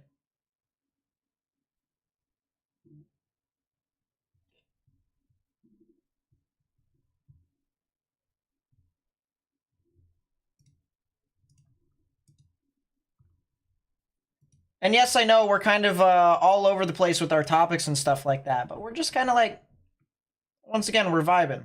We're trying to just have interesting conversations. You know, weather's not supposed to be super significant, so we don't really want to stress a whole lot of people. We're just more significant after like 22, 23Z, which is right now. But the only problem is that storms are not going to be able to take advantage of that environment at all. Like, it's just too far. Now, that's a pretty nice environment. I like that. We're going to have to watch out for, according to the models, all right, that's a new, oh, woof. From Heidi Farrar on Spotter Network, says strong rotation is developed on the northern occlusion, intermittent funnels, approximately 5 miles west of the location. That was 4 minutes ago. It's interesting. According to according to our models, all right, once again, we have our live chaser Max Archer above us, but we also have this storm right here. And you might be wondering, Nate, what the heck is this? This thing doesn't look great. It doesn't even have a warning on it. Why are you telling me about this? According to the models, this storm right here probably will have a decent chance at becoming severe as it moves further off towards the north and east. The current trajectory of this storm, as we get a new tornado warning that gets issued, so listen in. Tornado warning for southeastern Thomas County in northwestern Kansas, northeastern Logan County in west central Kansas, southwestern Sheridan County in northwestern Kansas, northwestern Gove County in west central Kansas.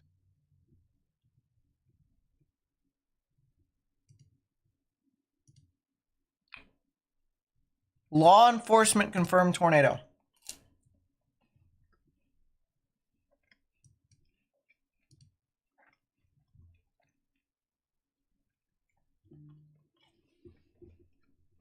Well, you heard it.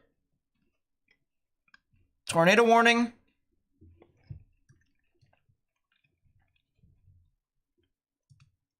This is for portions of Thomas, Logan, Sheridan, and Gove counties here in Kansas until 5:45 p.m. Central Daylight Time. Alistair with a 5. Thank you so much. I really do appreciate it. I might get coffee later. We'll see.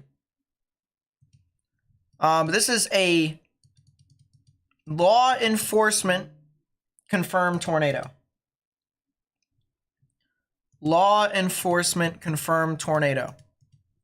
So folks that may be on I-70 east of Oakley near Grinnell and Grainfield definitely might have to watch out. Check Twitter DMs. Sounds like Petrowski stream. That would align with what we're seeing with what Max is seeing, honestly. Yeah. But once again, new tornado warning here in the portions of northwestern Kansas. I'm going to actually see. So there is a live camera. View has now expired. Well, that's wonderful. It's right there.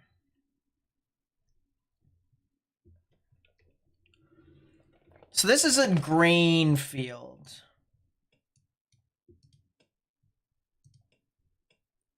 I wonder if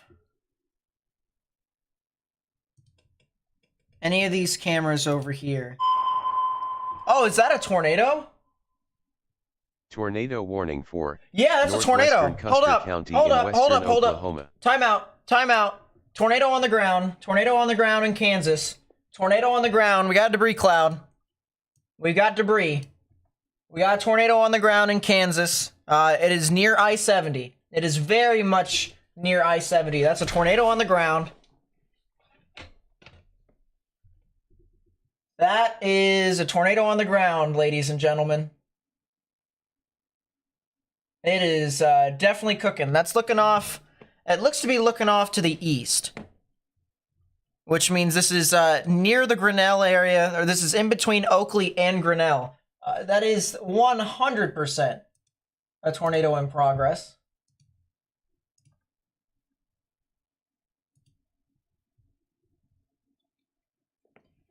It is 100% a tornado in progress right now. If you know anyone that lives in those areas, they need to be in their safe space.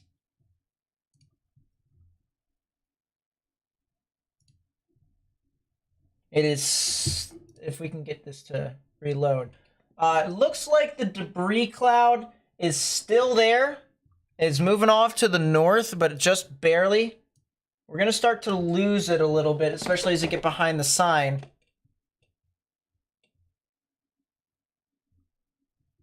But I think there is still a tornado in progress right in that area. It is, once again, near the Grinnell area. It is near the Oakley area. If you know anyone that lives near I-70, just to the east of Oakley, near the Angeles and the Grinnell area here in Kansas, they need to get in their safe space. If you're just tuning in here right now, we just had a tornado that just appeared right on our traffic cameras here in Kansas.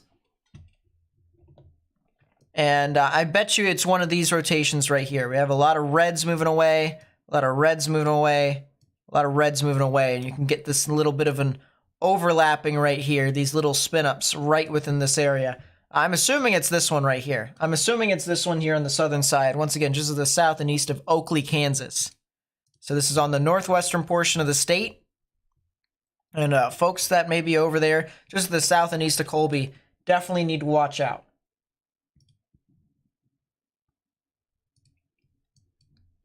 They just issued a new tornado warning, as you guys heard earlier as well, for Custer County, Oklahoma. Custer County, Oklahoma. Says a severe thunderstorm capable of producing a tornado was located 4 miles southeast of Hammond.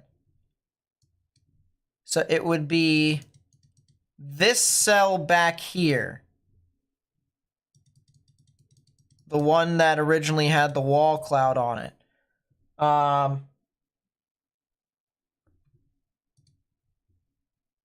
going to see if this camera is picking up on anything.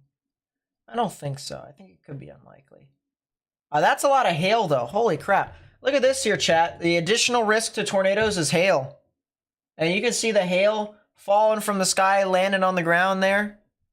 I'll tell you what. And some of that car just veered off of the main roadway. I hope to goodness that person did not crash. That would not be great. But there's the additional risk to all the severe weather. Look at all this hail.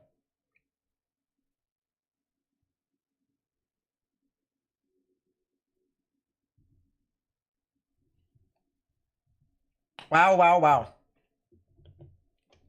Back to the radar here. That was in Kansas. That was near Oakley, Kansas.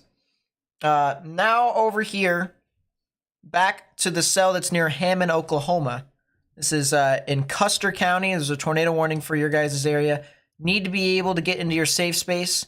Just had a report of a cone funnel about 10 miles to the northwest near Hammond. So there was, or did seem to be something tornadic associated with this storm as it was moving about.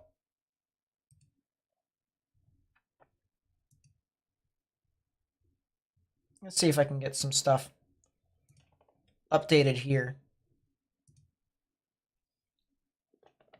I don't think we've seen a whole lot from our Storm Chaser recently. It's out there. It's a lot of not great service. It's not wonderful. But yeah, if you're near Butler, Hammond, Morewood, as well as Rhea and Burma here in Oklahoma, I recommend you guys get into your safe space. Once again, tornado warning near your guys' area.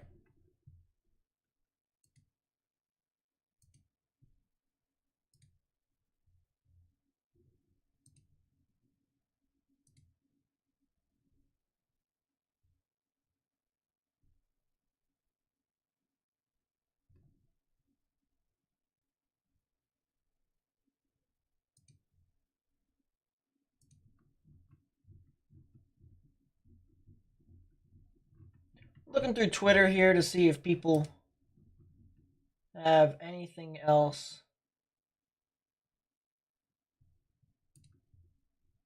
that is online. I can't exactly see what else could be around.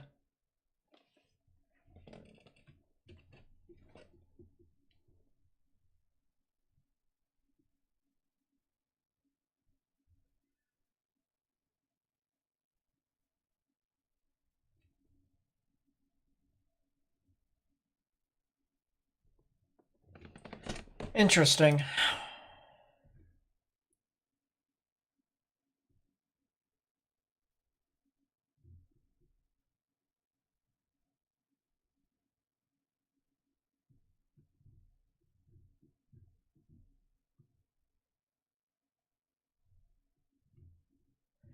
Yeah, these storms are definitely spinning up quick. They're trying to spin up quick at least. I'm going to go back to the tornado warning that's up in Kansas. There's the report of a tornado near the Grinnell area. That might be a new mesocyclone that's trying to move over the interstate.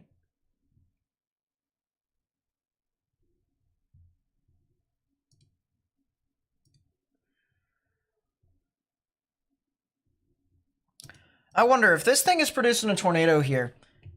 If this radar signature is producing a tornado, I wonder if this can go over the camera. Like it could run over the camera.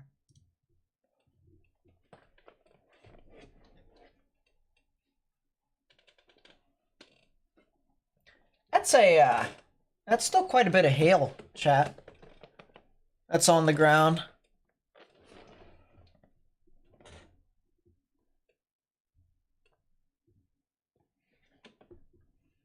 And that mesocyclone displaced a little bit. What about the tornado warning in Oklahoma? Going back to the tornado warning in Oklahoma. Several reports of funnels near the Hammond area. But nothing that's really consolidated quite yet, which is the good news. Pea-sized stones and larger on that I-70 cam. You think? I'd say so too. But yeah, I mean, the only storm that's really tornadic around this tornado warning right now is this one that's over here near Hammond. The small one that's in the back. This one's had a history of producing funnels. So that would be the one that I would watch. This one down here near New Cordell, north of Comalty, along US Highway 183. This one is going to be the one to watch. This one we definitely should watch out for. The current trajectory of this cell takes it near the Bridgeport and the Geary areas, just to the south of Weatherford here in Oklahoma.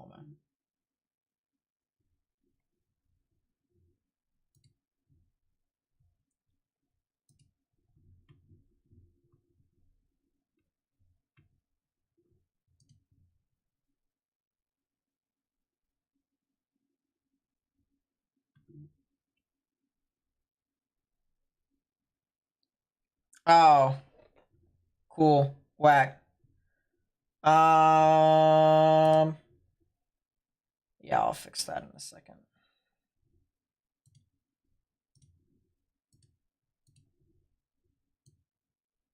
By the way, I appreciate you guys subscribing and hitting the like button and stuff like that. We're getting this out to a lot of people.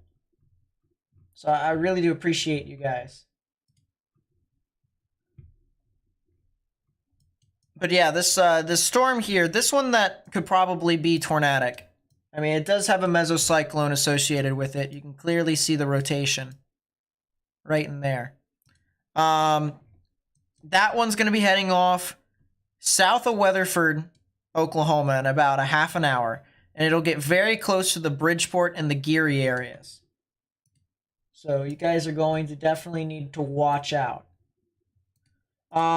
It looks like Riley is starting his live stream now as a storm chaser.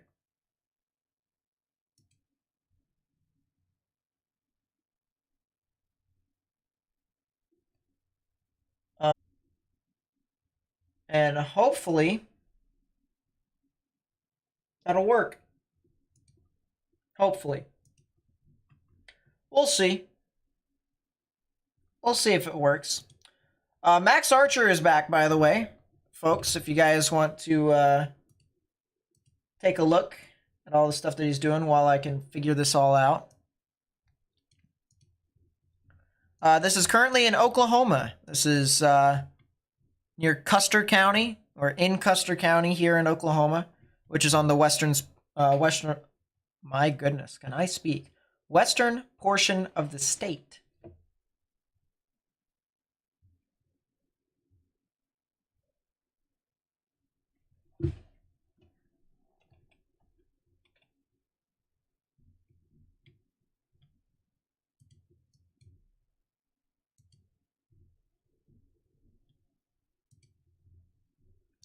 Yeah, that cell near New Cordell is really, really interesting.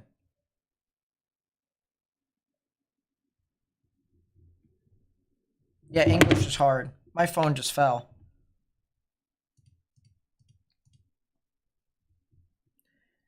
Yeah, you're right. That cell that's just to the west of Wichita Falls is getting very, very close. The good news is, however, is the storm is slowing down significantly. So we still have a little bit of time. But in about an hour, the storm will be right next to Wichita Falls, which means the folks that are over there near Wichita Falls is going to need to pay attention.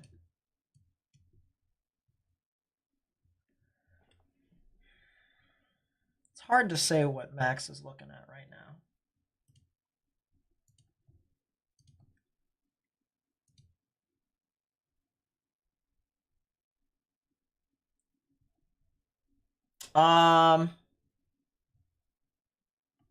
Riley is also chasing right now.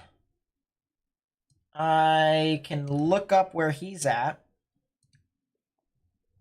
If you guys want to go watch Riley storm chase, go ahead and do so. The Oakley camera is shaking. Is it? Is it shaking and baking? It's not shaking too much, actually.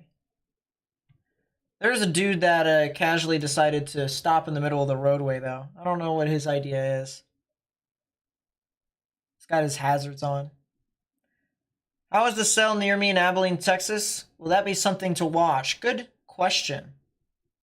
If I pull up radar. No. I'd say no.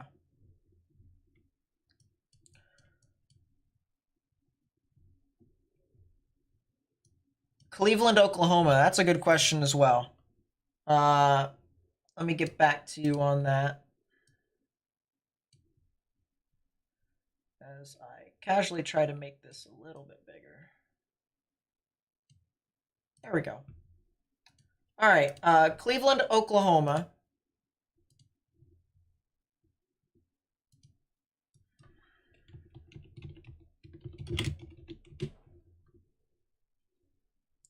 I think you guys could potentially see some severe weather overnight tonight, but it's just not going to be very significant. It'll just be some localized wind, maybe some spotty hail. But the further west you are, the stronger it likely the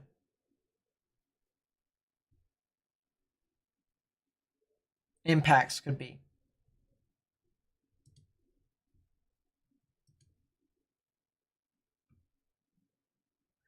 This camera here at the Oakley exit is not loading, so I'll have to consider.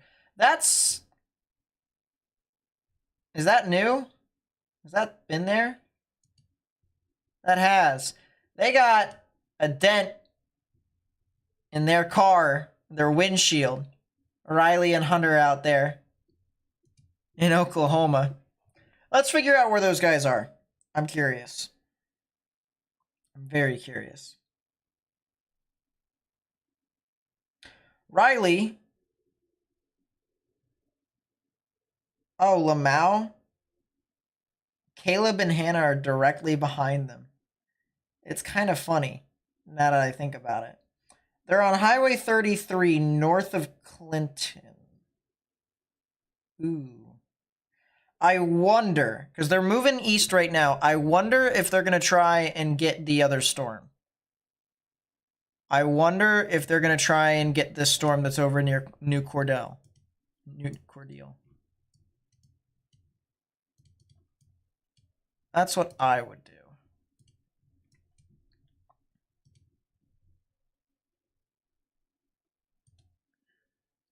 That severe thunderstorm warning just deteriorated off of the face of the earth. So that's wonderful.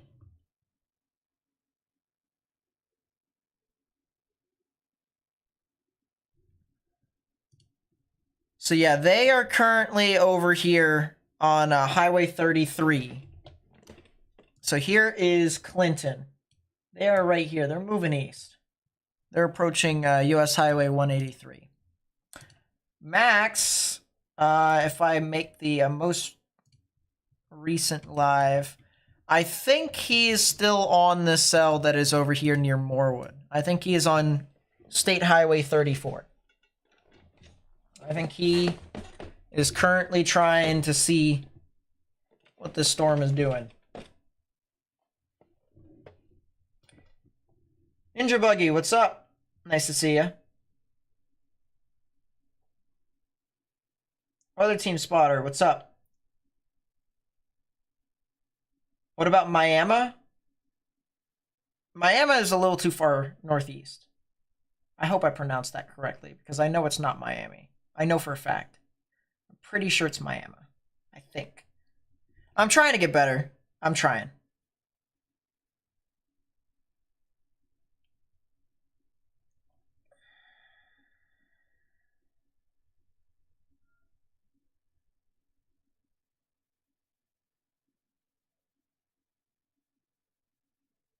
See, I look for central Illinois and southwestern Missouri for tomorrow. You have family in both areas. It'll be fine. There's not really a whole lot. Some showers and thunderstorms.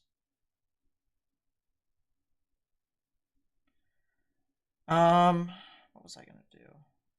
That's right. Knew it. Got it right. I figured it out eventually. Miami. They just updated that severe thunderstorm warning. Still 28 minutes left until it expires. Yeah, as I said, later on tonight. Not really a whole lot. I mean, you got a little bit of showers and thunderstorms that are near your area right now, if you want to even call that thunderstorms. It's just, the further east you go from the main area of these thunderstorms, which is right here. All right, so you see all this, see all these yellow and even orange contours right within here. This is where the main area of activity is today. And the further east you go from this orange spot, the less the severe activity. Or less the activity there will be, I should say. But yeah, I mean, you guys are not even in the main risk. Like all this light green, this is all general thunderstorms and the potential for snow. And obviously you're not cold enough to get snow. Snow's all the way back over here. So you guys are good. You guys are good. It'll be tomorrow that you guys could see more thunderstorms, but even then tomorrow, it's not even expected to be that significant for you all either. We're talking, once again, something very similar. Just general showers, thunderstorms. If you want to count what you're getting right now as thunderstorms. So, you're good. I'm going to update that to the most recent stream. I cannot see.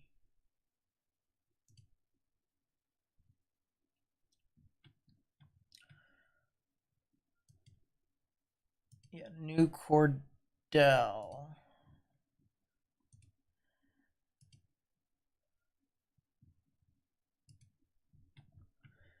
Yeah, that storm is still trying to rotate. It's getting there.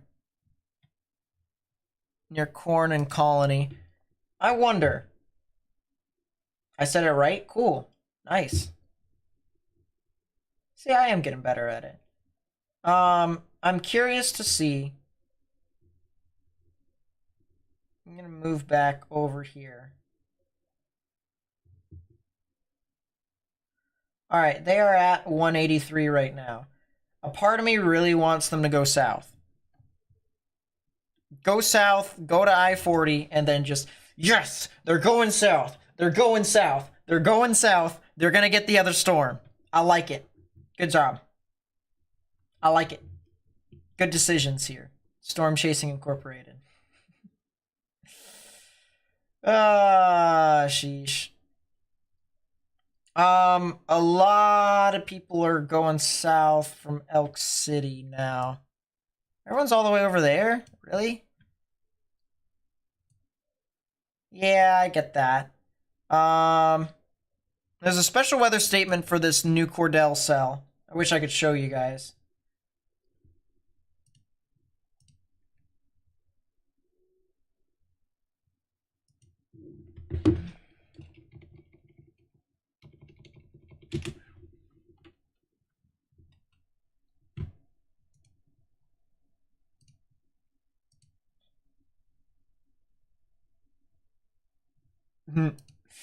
That's pretty funny what I just got told on my side by Riley.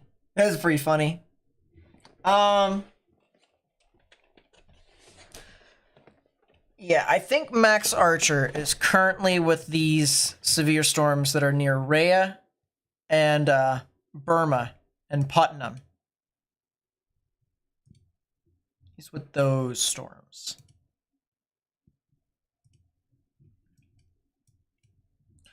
I wish this radar wasn't a 0.5 tilted radar, but such is life. You know, it happens. That's a supercell that's trying to develop. I'm not sure if it will do so. I'll put you back on the radar so you guys can kind of see what I mean. This storm right here near Chester. This one right here. It's definitely got the look of a supercell. But if you talk the talk, you gotta walk the walk. You know what I mean? Can it walk the walk? Well, right now, based off of what I see, it is still a pretty weak thunderstorm. And though it does have a little bit of rotation, it's not that strong. So it's not really walking the walk right now, if you know what I mean. Like it's considering the following.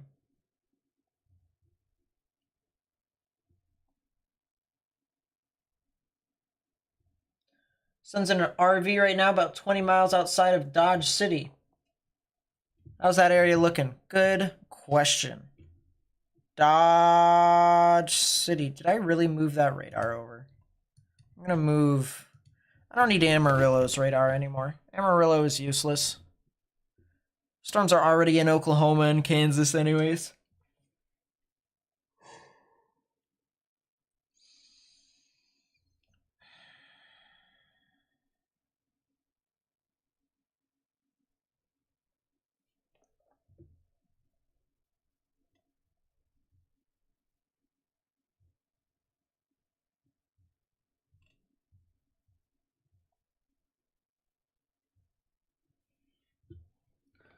That's wonderful. The storms that are near Dodge City are pretty sporadic, but they're not really super strong. If they are tornadic, they are going to be really just strong, damaging winds. So I would definitely tell your son to be just weather aware in general. But I think a lot of these storms could also be just a little bit further.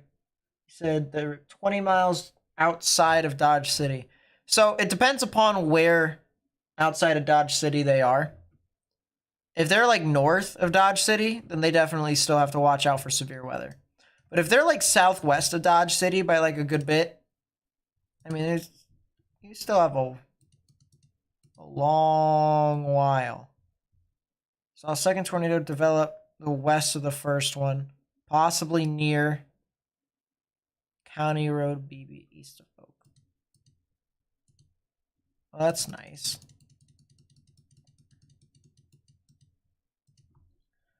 Let's see if we can find more on the traffic cameras. I kind of doubt it. I think a lot of the stuff that could be within these storms here near Grinnell and Oakley are not going to really be all that great. That's a lot of hail. I'll tell you what, guys. Look at this. Look at how much hail has been dumped from the storm. Tornado reported in Texas. Texas. Where? Sean Cobb. Small tornado in progress at 5:30 north of Lake Kemp, approximately 3 miles just the west of I-83. How the heck are you able to see that?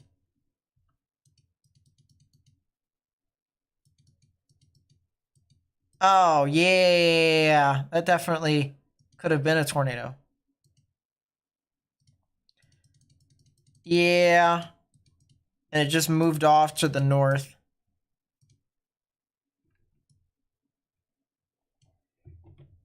I'll show you guys where the tornado is. But it definitely was right here.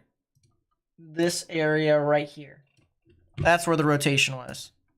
Green's moving towards, red's moving away. So as it crossed US Highway 183, it looks like the tornado actually dissipated before it did anything of substantial activity.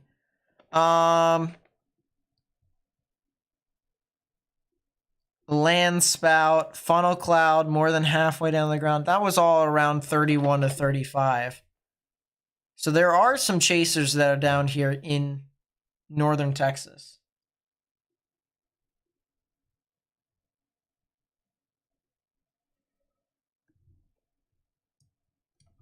Ugh. Excuse me. Stop it, Nathan. Stop yawning.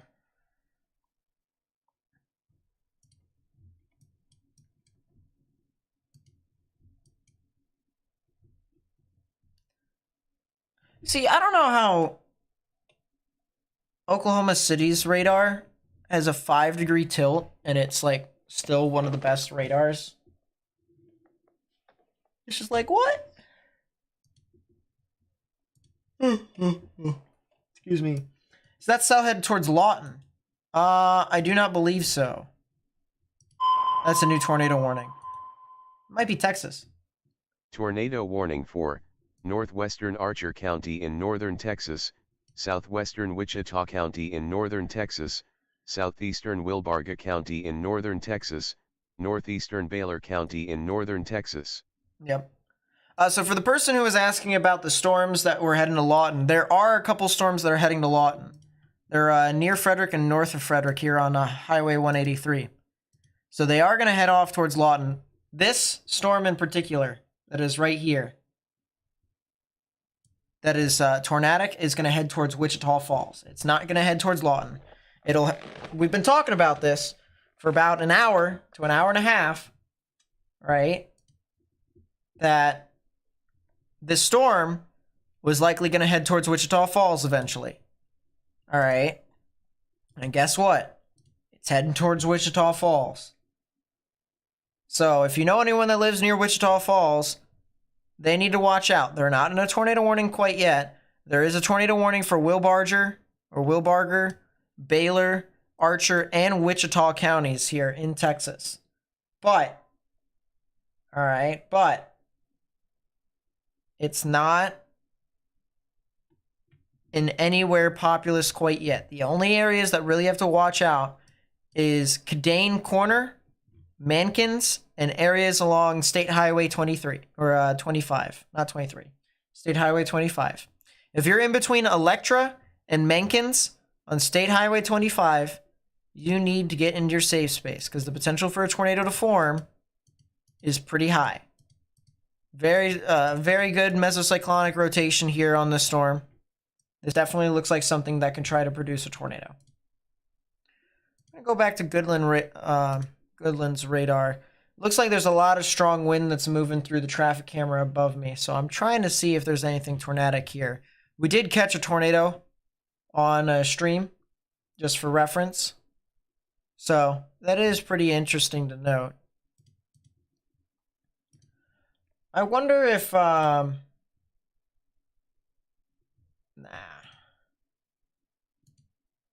Too much of an ask, I guess.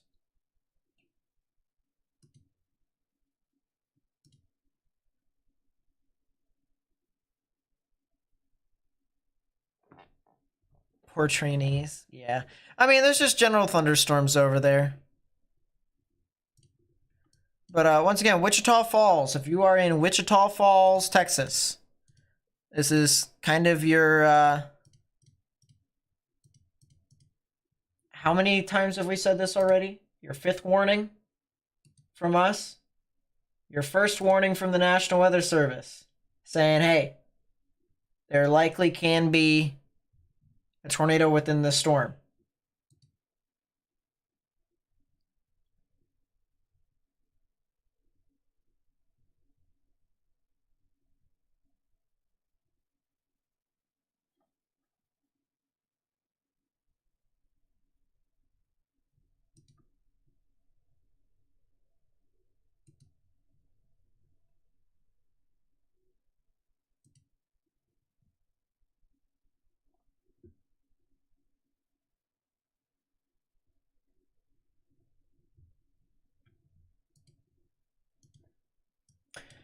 So, velocity is based off of what I'm seeing right now. It's pretty broad.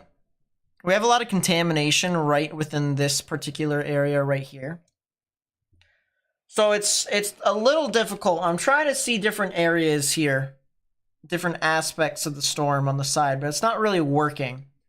So I'm trying to figure out what exactly is happening with this storm. I think the things that we would probably have to monitor the most would have to be this inbound velocity pocket right here. All these strong winds that are heading into the radar.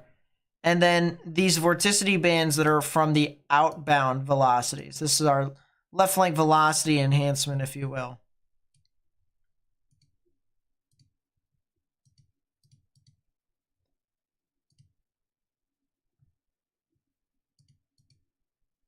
And I just looked at 0.9 tilt, which is 3,500 feet above ground level.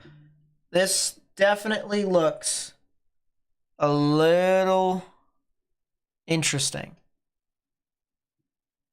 You can definitely tell there's contamination at the surface. There definitely is contamination within that lower tilt. You can see the inflow bands. Well, not the inflow bands, the vorticity bands within the storm. Right in there, right in there.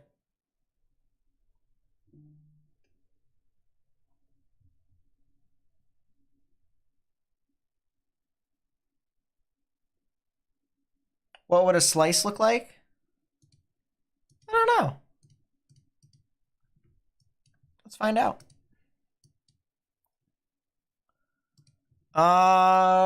Vertical slice. That is a lot of clear air aloft within that donut, within the inflow notch. Maybe where the tornado could potentially be. Rotation aloft is very weak, especially in the mid-levels. It's a little bit better if you tilt it, but it's not that much better. There you go. It's a little bit better.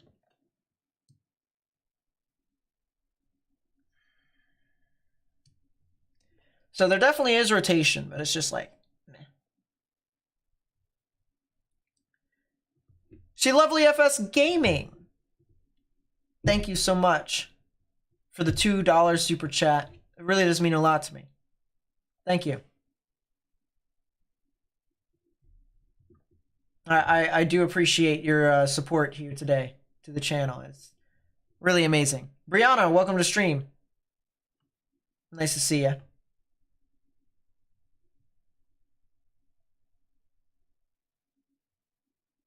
Yeah.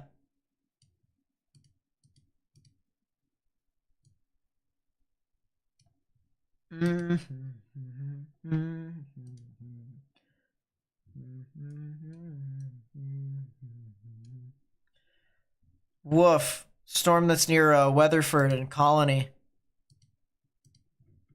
Speaking of struggle buses.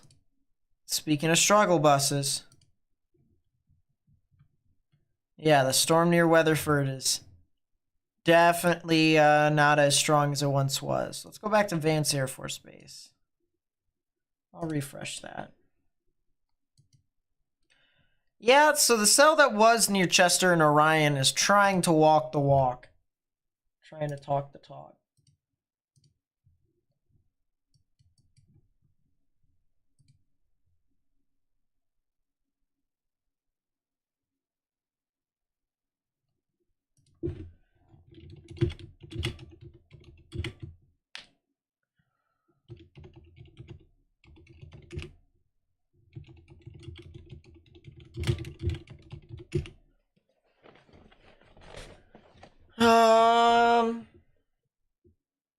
Riley just asked me an interesting question, so I just answered.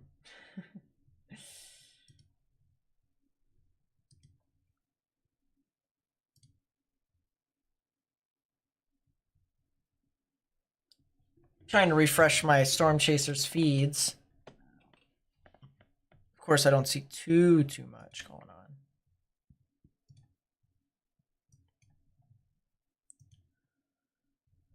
You know, that cell that's over near Putnam and Taloga as well, here in Oklahoma, in Dewey County, that doesn't look half bad either. Doesn't look terrible. Could be a lot better, but it's not bad.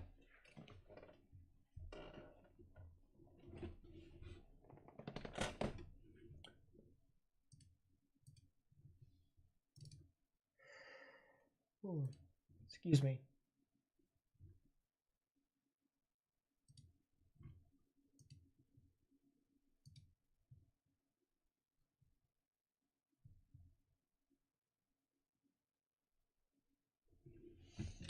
That's right. I forgot. There is a sky camera over in Wichita Falls. Hold up.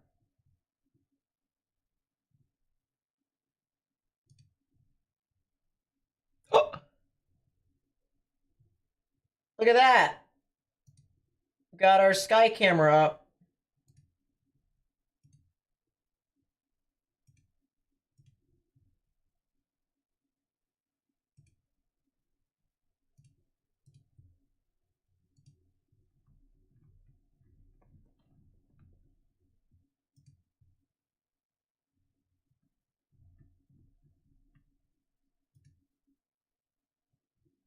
Let's go over here. And we'll show you the mesocyclone that's heading into Wichita Falls.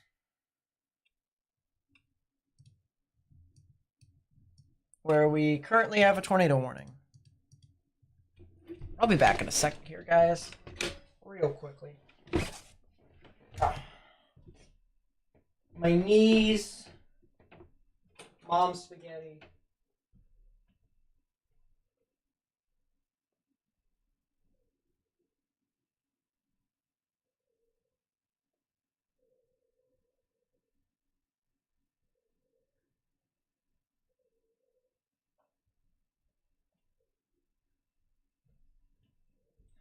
I feel like I have concrete inside my joints. That's what I feel like. I have concrete in my joints. Concrete. Ugh. Disgusting.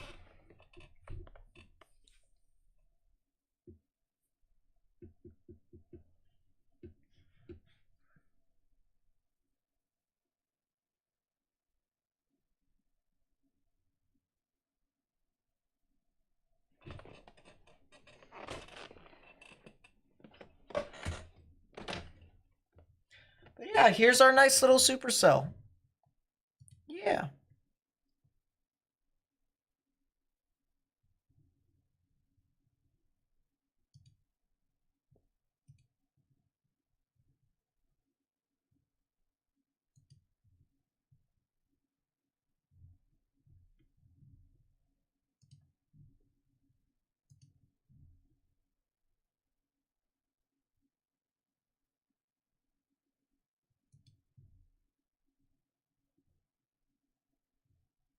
Oh, wow.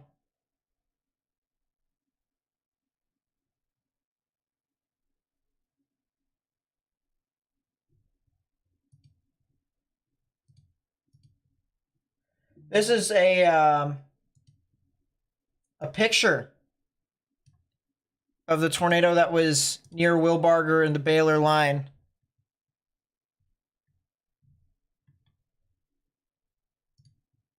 Yeah.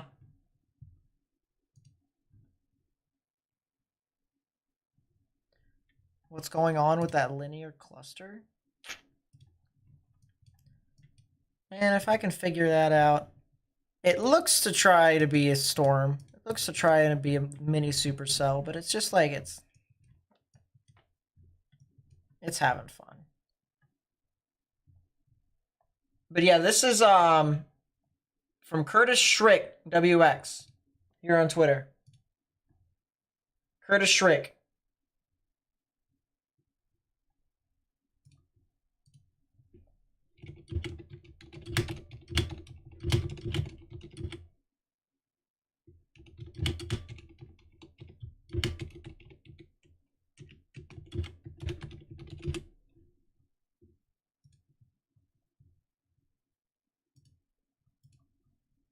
Move this back over here. Go back to our mesocyclone from a distance, of course.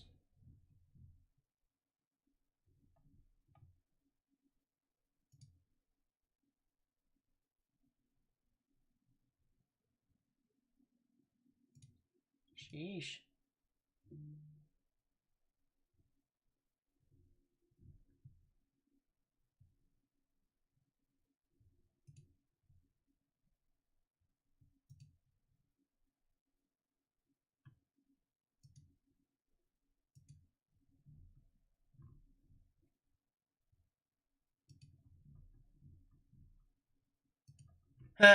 People are asking me questions that I don't know the answer to. True facts. Will Norman, Oklahoma get anything severe later? Not really, honestly. It's not expected to be too bad.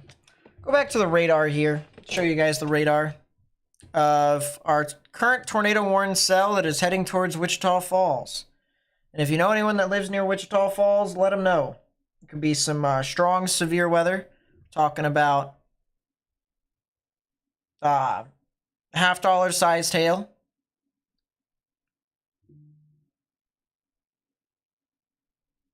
And the threat for a tornado. And this storm has already had a history of producing tornadoes too, so it's not completely out of the question. It is not completely out of the question at all.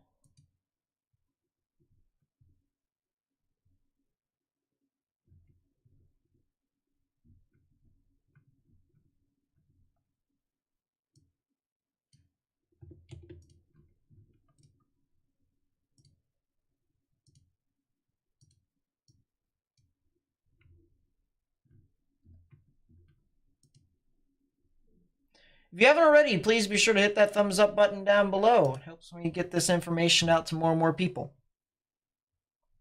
And if you want, you could even subscribe. I'll play the loop here of radar. Once again, there's not really too much with this storm to mention besides we're seeing a lot of large hail, damaging winds, and maybe even the chance for a tornado that could occur. But if you're in Wichita Falls, if you're near Cadane Corner, Holiday, Lakeside City, all these areas over here, once again, near Wichita Falls in Texas, it is honestly recommended that you guys be weather aware over the next hour or two.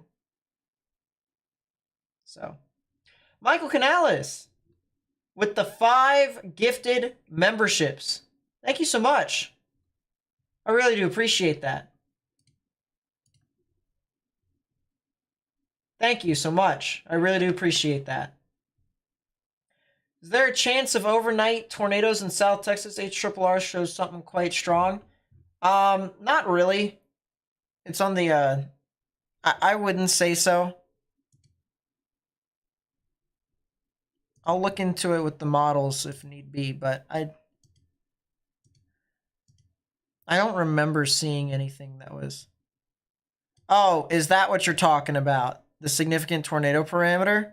Yeah, there's nothing that forms on that. Or nothing that really forms out on that. It's just a... on the dry line there, there's a lot of capping inversion. A lot of energy, but not really anything that's that strong.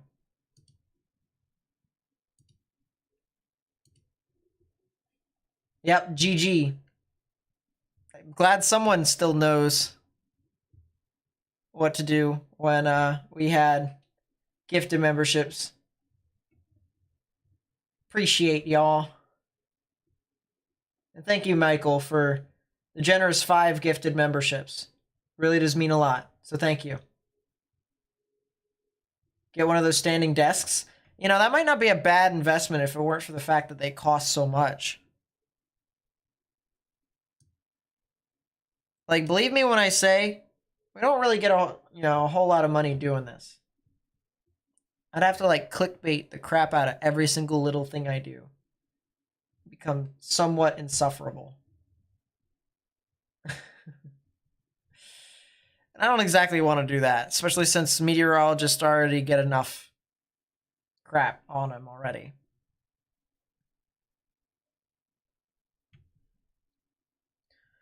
I do want to take a look. 3 Cape and Vort. So it is starting to get out of the vorticity. The areas of vorticity. There's a lot of 3 Cape. So these storms can try to sustain, at least on the lower levels. But it's not going to really be able to use any of this. Like, unless if we had a storm that formed in behind all of the storm, all the storms already, it's just... Do I like Ryan Hall?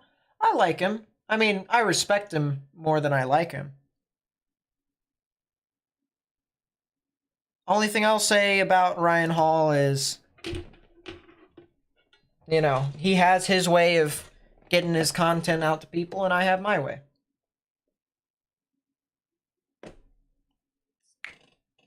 So, but I mean, he's not bad.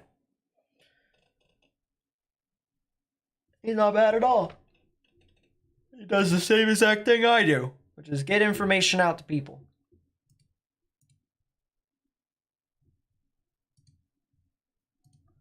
And that's good enough.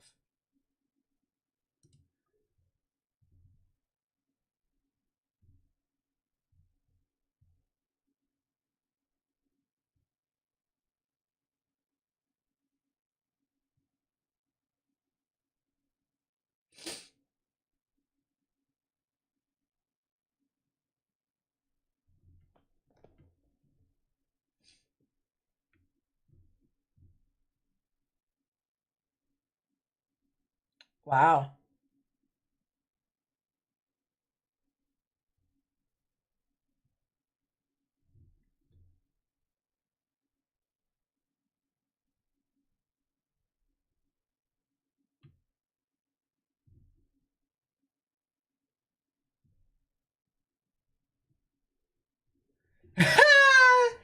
Yeah, that's Twitter, all right. Alistair with the 2, thank you so much. I really do appreciate it. This is build a standing desk. His clickbait? Do I like his clickbait? I mean, I think people can clickbait. I just think the way you do it matters. So I think there's some instances of people on Twitter, not just Ryan, but people in the weather community clickbaiting the wrong way through fear. That's what I say.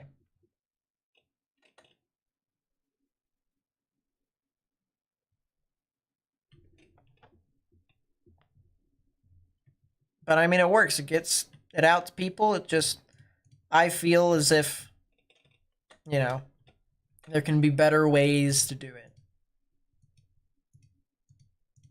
That doesn't involve getting people's anxiety up,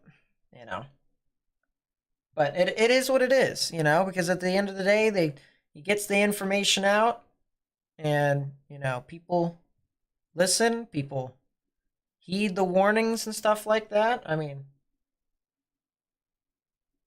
the easiest thing to monopolize when it comes to people's emotions is fear. And when you put fear and curiosity together, it's pretty easy to find or to catch people with certain content.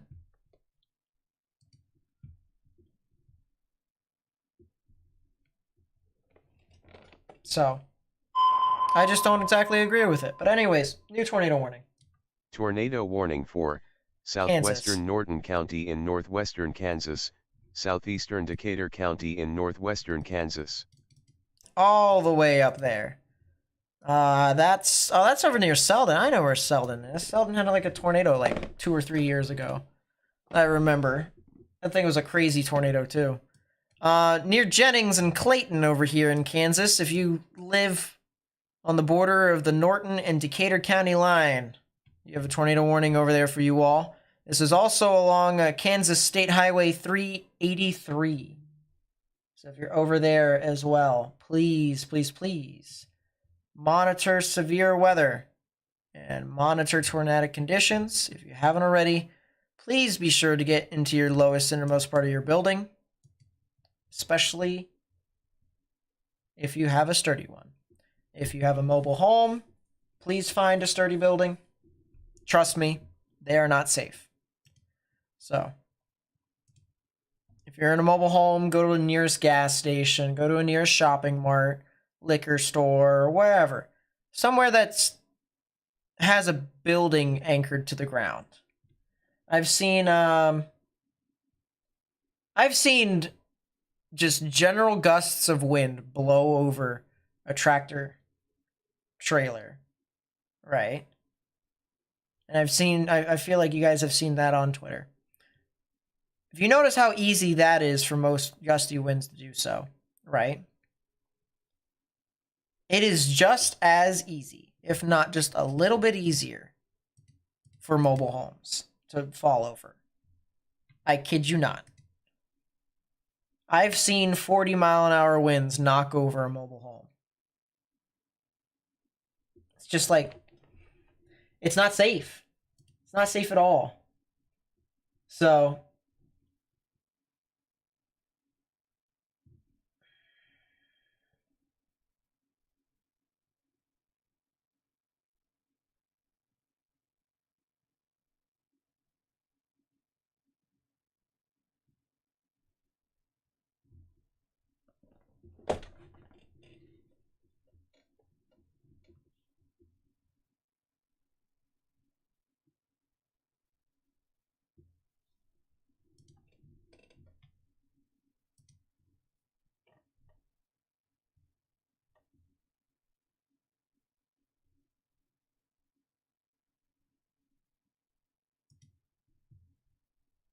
mm. Mm-mm-mm.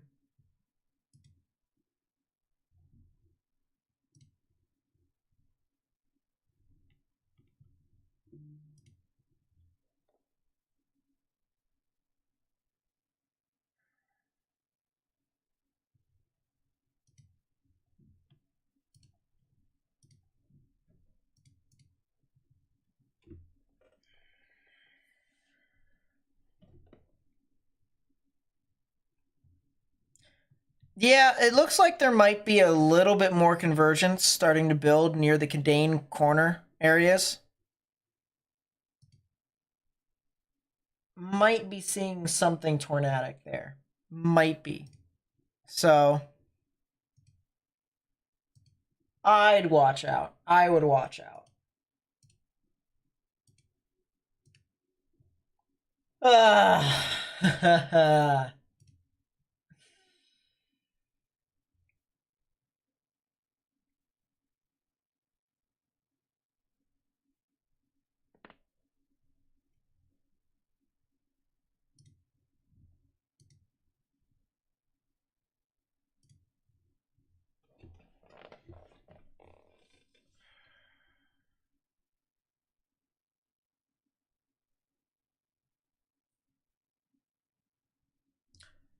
It's a report of a wall cloud or a funnel?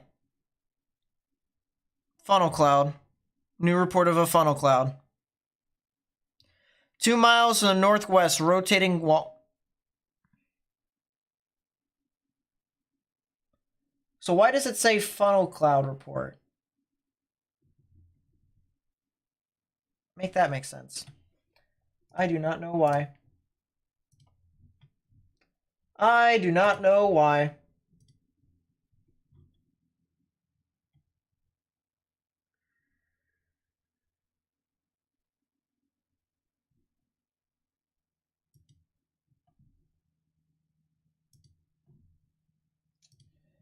Never mind. Never mind. The war is lost. Victory signed.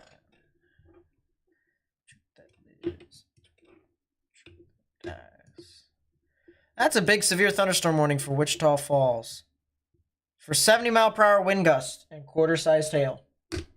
Woof. This is in Texas, once again, by the way, for those of you who don't know. By the way, can I advocate for something here real quickly, chat? No, this stuff is not on the dry line. This is further east of the dry line. Way further east of the dry line. I'm going to advocate for something here real quickly, chat. That's not what I'm advocating for. I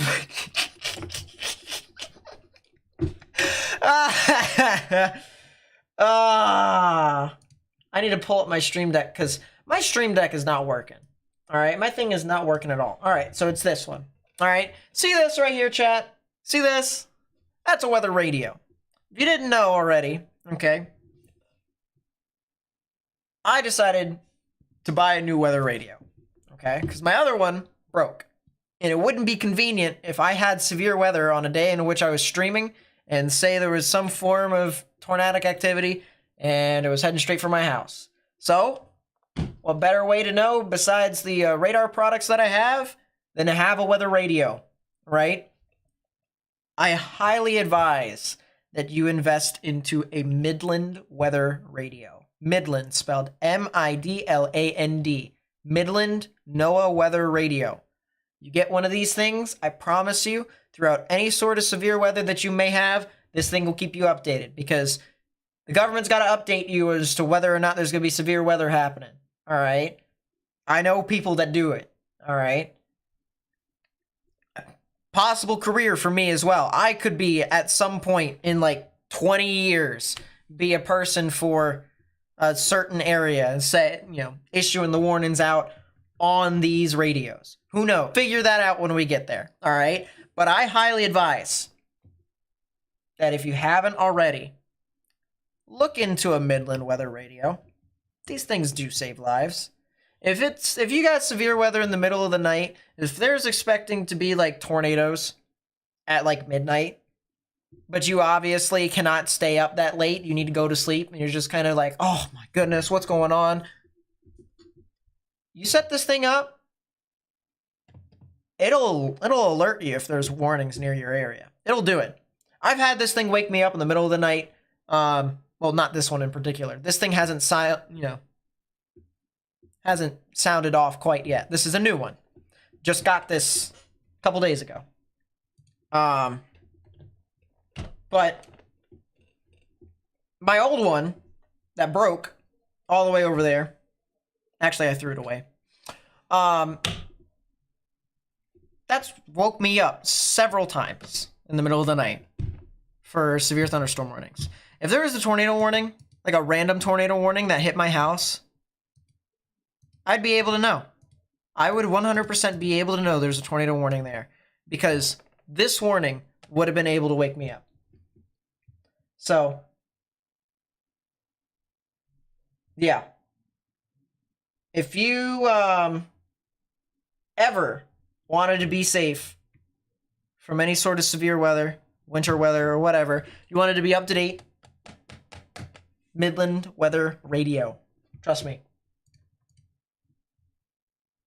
Is a very good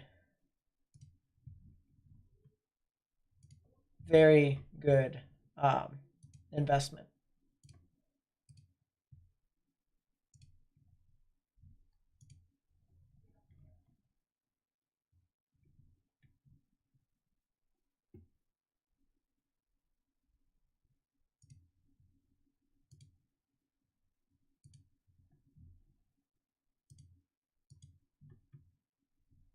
Looking through Twitter here, I'm trying to see if I could find any more information. That dude's phone is burning. Woof.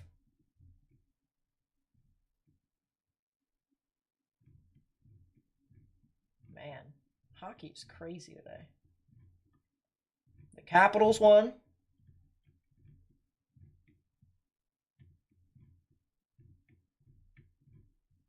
Kind of curious to see what else in the NHL happened, but I might do that later.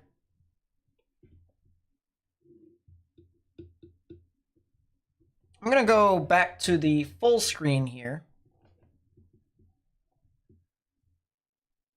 because there's been a report of a wall cloud there, and I think you can probably see what I mean at this point. When I talk about a wall cloud, it's right there. And our wall cloud is getting very, very close to Wichita Falls now at this point. If you are near Wichita Falls, I recommend you guys get ready. Some right to left motion in that sky cam. Behind the building, maybe. Well, you'll be able to see now. You'll be able to see left to right. Inflow starting to stream in. Man, that wall cloud's really low. I'll tell you what. Apple bottom jeans, boots with the fur type low. That might be a tornado warning eventually. We're pretty far away from the radar, so it's hard to tell, but that might be a tornado warning for northern Norton County that could be issued for areas northwest of Almena. Excuse me. Just decided not to update. Wonderful. Check meso analysis after this warning.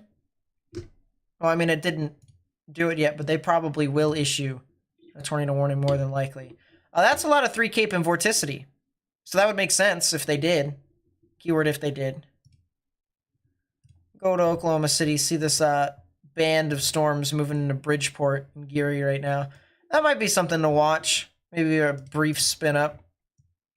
Oh, that's also a severe thunderstorm warning up into northern portions of Oklahoma. I can pull this up. Yeah, they just actually issued a new severe thunderstorm warning for those cells in Geary and Greenfield. So if you're over there in the portions of Blaine County, northwestern Canadian County, and into Kingfisher County, guys are going to want to watch out.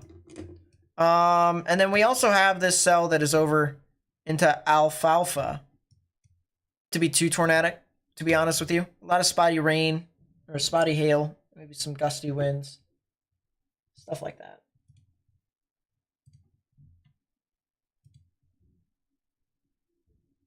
Not really too much.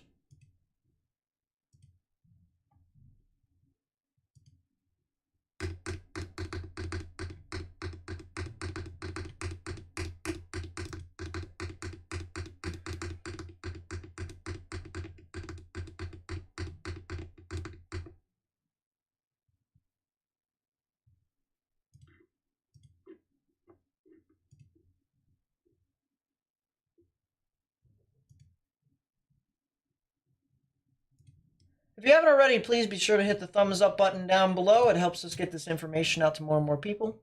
And subscribe. Other ingredients are still behind these weird prefrontal storms that fired. They're not... Okay. A dry line is not up front. A dry line is a boundary. It is an area where air mass converges. You have your warm, moist air. It is right here. You have your hot, dry air over here. All right. The dry line can shift left and right. But it is not a boundary. You also need bulges within the dry line in order for stuff to initiate. And these are the storms. The storms that you are seeing right now is the event. The further east they go, the more elevated they become, the less and less the tornado risk exists. Okay. Full screen. Here's your dry line right here. See those dotted lines? Those dotted lines right there. You can see the sharp dew point contours here. The gradient is very, very sharp. We're talking like tens of degrees of a difference. It's like, let's see. It's in the browns over here, which means it's pretty dry. Probably talking about, what, 40s? Maybe less than that, actually. Hold up. Let's go to current analysis. Actually, you know what? We got a better idea. We got a better idea. We got a better idea.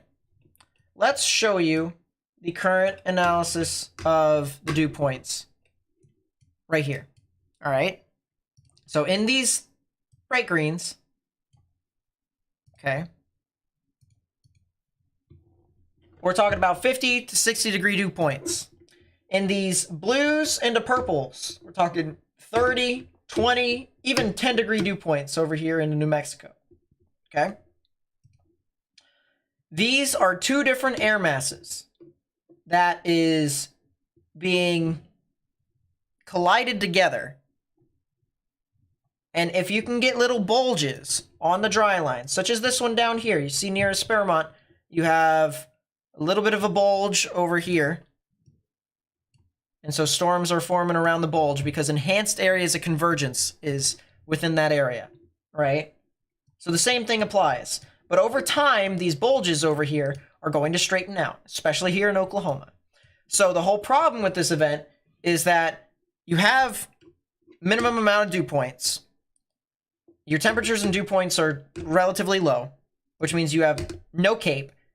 And when storms form, significant amounts of CAPE are going to form in behind it because naturally the air from thunderstorms gets cooled. Right? So you have cooler air at the surface, you have higher dew points, which means you have more relative humidity. Problem is, no more storms, right? And that's the reason why this event is so weird. Let's go back to Wichita Falls.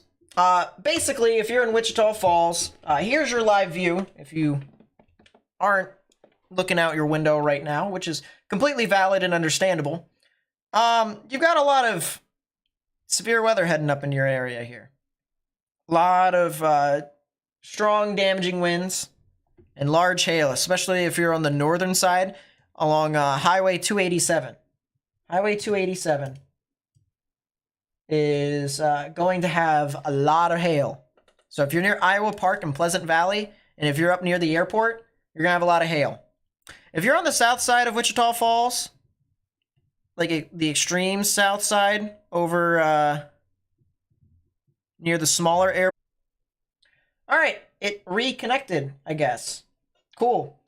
If you're down near the regional airport on the southern side of Wichita Falls, there's a good chance you just get damaging winds.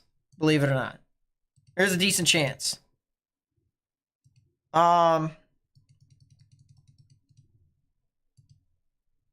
Oh, they're going to zoom in. They're moving the camera now. They're booking it. Well, we do have a pretty menacing wall cloud, don't we? There's our menacing wall cloud. There's our mesocyclone. Here's our rear flank downdraft that's coming down and around. That's our wall cloud right there. Look at that. Or what appears to be our wall cloud. They're zooming into the back over here. I'm not sure if this is anything tornadic. I think they need to look a little bit more to the right. I think. But what do I know? Apparently.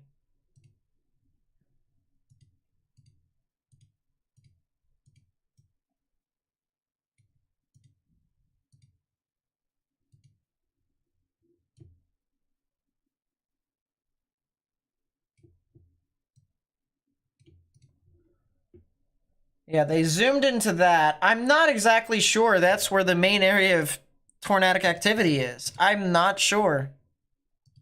I kind of doubt it to an extent, but we'll still keep an eye. I think they just need to put it a little bit more to the right. If you are just tuning in here right now, this is a live look at a severe thunderstorm warning with 70-mile-per-hour wind gusts approaching the Wichita Falls area. If you know anyone that lives near Wichita Falls, they need to pay attention.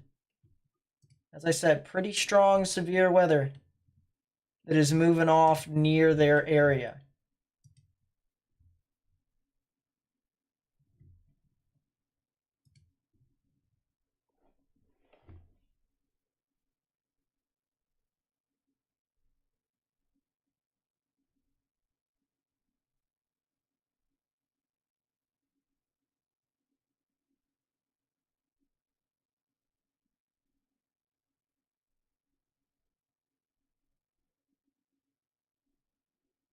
Yeah, I'm not sure exactly what they are looking at. I also keep biting my tongue. This is stupid. I keep biting the left side of my tongue. My nose hurts for whatever reason, which is the reason why I'm adjusting my nose. I have a whole list of issues today. One of it is the typical yawn until I die, apparently. My chair. Ah. Lovely. Can they pan the camera a little bit more to the right? That'd be great. As I said, there is no way. I do not believe that that's where the main area of activity is. They look to the right. Look to the right. Please. Please. I just need to see if it's actually that bad. Am I gonna need a mouth guard? I keep biting the left side of my tongue again, over and over again, and it's starting to hurt. Like, I might actually bleed. That's pretty bad. I don't like that. Not having fun.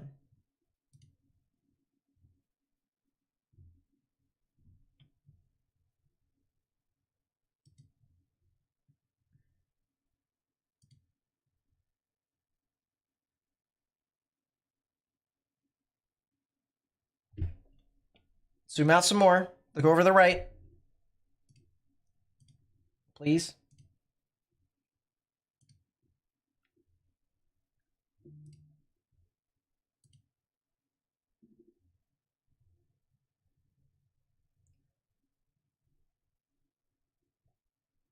They're zooming in on whatever the heck that is. I highly doubt that is anything. I'm going to refresh the page here.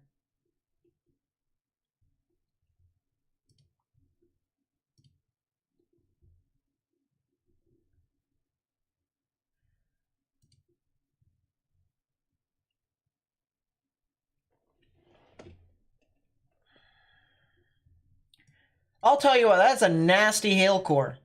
Nasty hail core going into the north side of Wichita Falls. Anyone near the Air Force Base is going to be seeing some significant amounts of hail. So if you are near the Air Force Base, please, please, please get indoors, stay away from windows. This is the Skycam quality I dream about. I know, right? This is like top tier quality. If only we had the controls to the camera, huh? That'd be pretty cool. I'm gonna go back to Vance Air Force Base's radar. That could be a tornado that's trying to develop with a lot of convergence. That might head towards Helena and Goltry. A little bit of rotation there. Maybe a little spin up. It's possible. It's possible. What about this cell near Greenfield in Geary? Yeah, there's a little bit of stuff. Do you need to get in our safe areas? I would get into a sturdy building right now if you're in Wichita Falls. If you're in Wichita Falls, it is genuinely recommended that you get into a sturdy building and stay away from windows.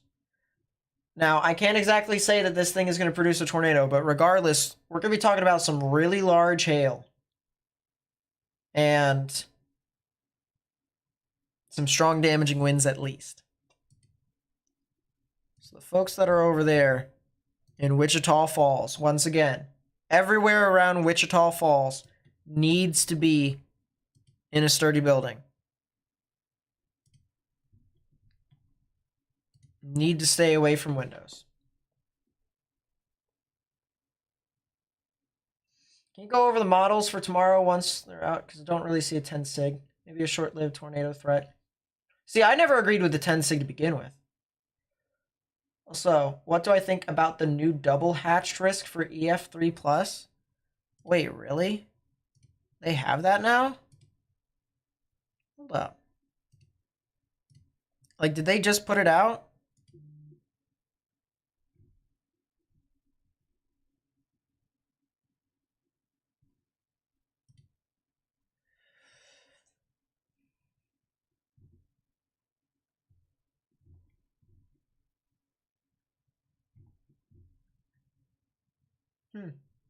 I didn't see it. Tulsa, Oklahoma. What's up? What's up? You guys should be smooth sailing for the rest of the night. Just watching other people get storms because you guys aren't really getting a whole lot.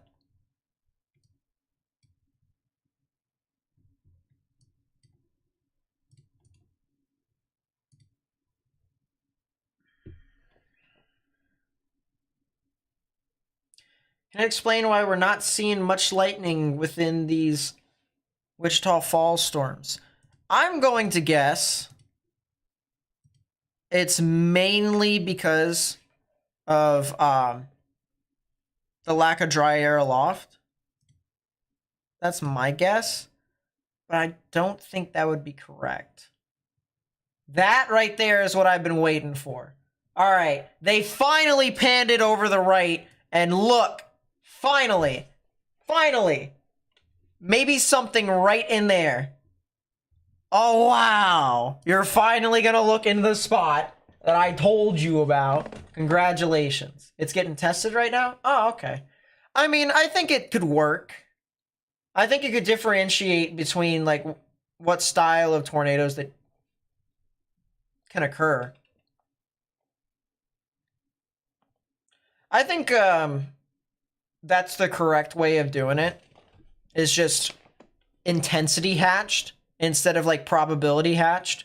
Because if you do probability hatched, like say 5% SIGTOR, like that's, you're gonna have 5% SIGTOR across the board. Like it's just gonna happen. You're gonna have so many different ones. It's just like, be adding a 5 hatched also. See, that's weird though, because they're just gonna issue all of that. Where's this camera? This is in Wichita Falls. This is on the Big Blue. I'm gonna look it up, because I'm not really that much of an expert in lightning.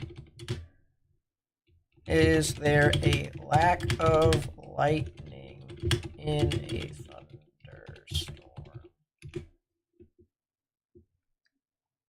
Lightning also makes ozone produce a chemical. No.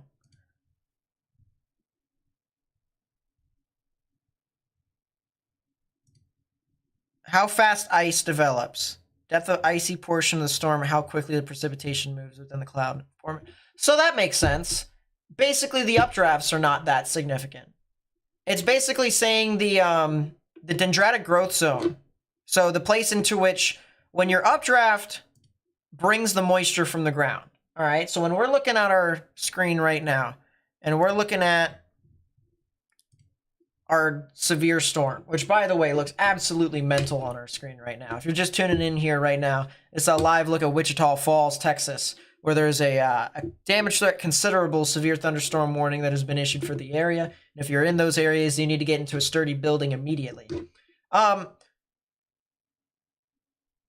When a storm takes the moisture that's at the surface and brings it up into the upper levels, depending upon the relative humidity at that level, especially with the moisture that is being brought up into that portion of the sky, it can have a rate of forming rain droplets, or because you're that high up in the sky, ice crystals.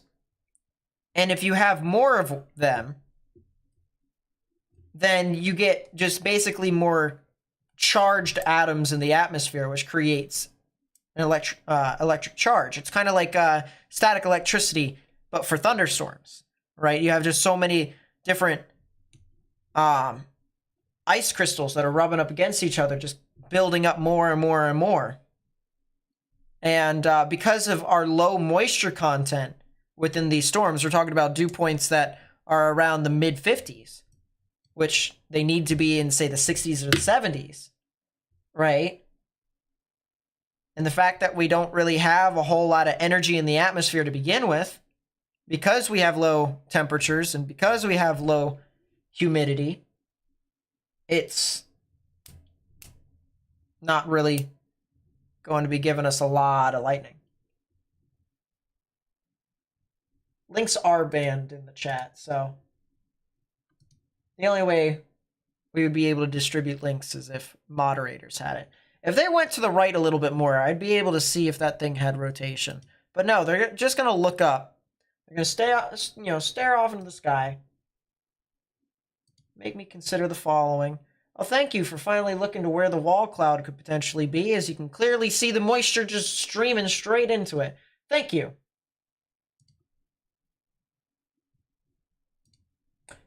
Thank you.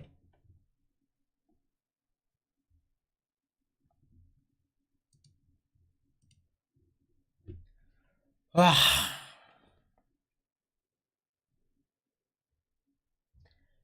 they're just going to move it back to the left. Let's just give me controls of the camera, please. Give me controls of the camera. Give me controls to the camera. I will take it. I will take the controls of the camera. I'll run with it. I'll run with it.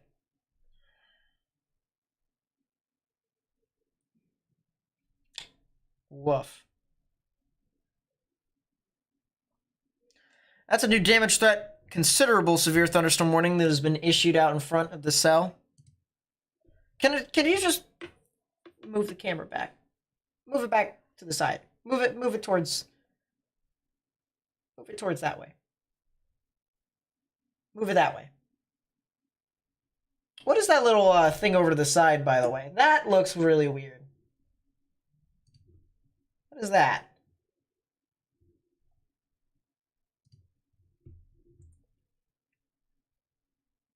I'll tell you what, we're also going to get slammed by a lot of winds. There's some lightning. You guys see that lightning flash in the bottom right-hand part of the screen that just popped up? There definitely is some lightning.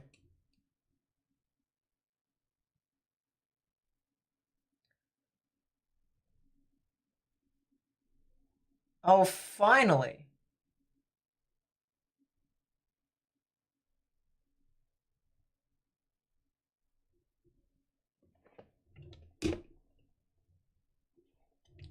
Are they going to throw me a bone at all? Like, is it possible at all? Is it possible at all that we could... Is that a rainbow on our screen that just popped up for like 5 seconds ago? What causes heat lightning? There's no such thing as heat lightning.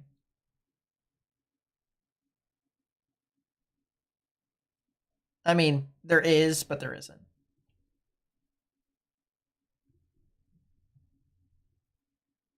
It's just a distant thunderstorm. Well, there is lightning that's starting to move on through the area now. And now let's just take a look at how quickly the rain moves from right here to right here. Once again, we're looking at the visibility. We're looking at the amount of precipitation that's falling down.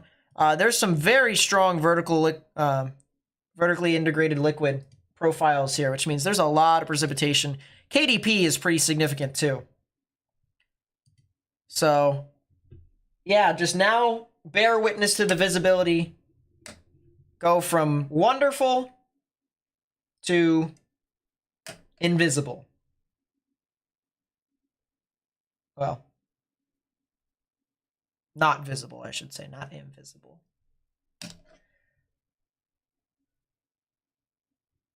Yeah, woof. That was a heck of a transition. Folks that are in the northern portions of Wichita Falls, continue to stay into your safe space. Continue to stay in a sturdy building. And stay away from windows, please. Please stay away from windows. Please. If you don't stay away from windows, there's the potential for you to be injured. Do not be near windows when you have significant hail falling near your area. They can go through the windows. They can hit you. The last thing I need is someone to be hit by hail. Getting hit by hail is not fun. I know people who have. I have been one of the fortunate ones to not be caught outside during a hailstorm. Like, not one of the significant ones. I've been in my car during a little hailstorm, but nothing with hail over the size of quarters. We are talking about a storm that could produce $half sized hail, which is just a little bit larger than quarters. It's not a good idea. Do not be outside. If you have any pets, bring them in. But if they don't, might be a good idea to bring it inside.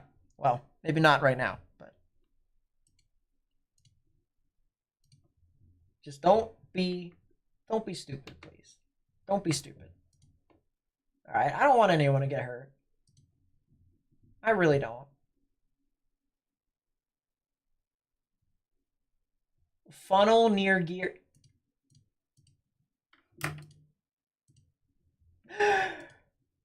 Oh, poor Riley. If that's exactly where I think it is, I gotta text Riley.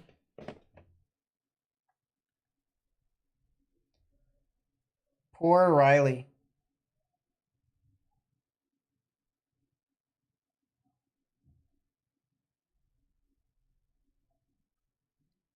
He went out there to go chase. Did this camera go out, by the way? I think it did.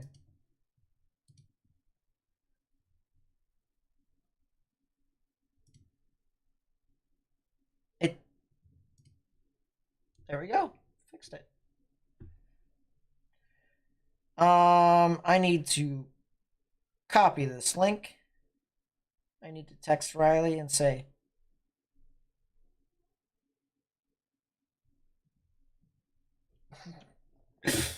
oh, I am a terrible person today. Listen, I gotta confess something real quickly.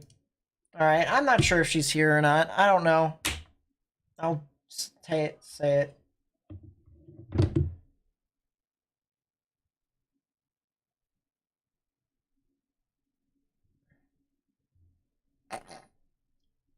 I'll confess my thing here in a second.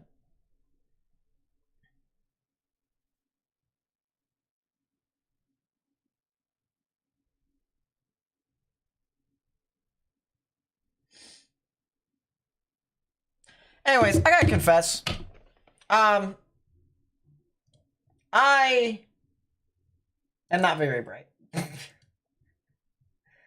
I'm not very bright. I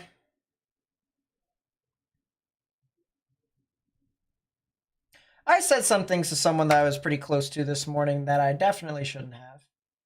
And even if I wanted to say them, or even if it was appropriate to say them, today was definitely not the day to say them.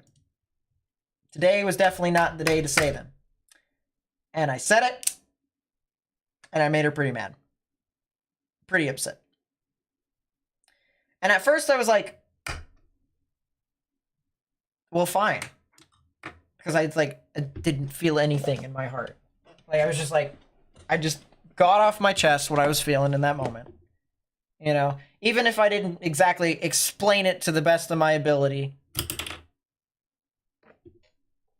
I said it. I said it. Said whatever I said. And,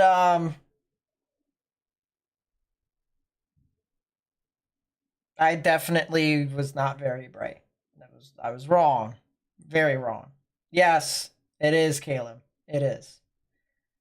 And then over the hour or two of me pondering it, I was thinking, I was just like, man, I'm just an idiot. Like, my point being is that my big mouth gets me into big trouble sometimes. And I've been, up until recently, I was thinking I was doing a pretty good job. But I definitely have a lot more work to go. I'm not sure if she's on here right now, so this is going to be an apology to her. This is going to be an apology to all the other people that I know. I'm sorry for being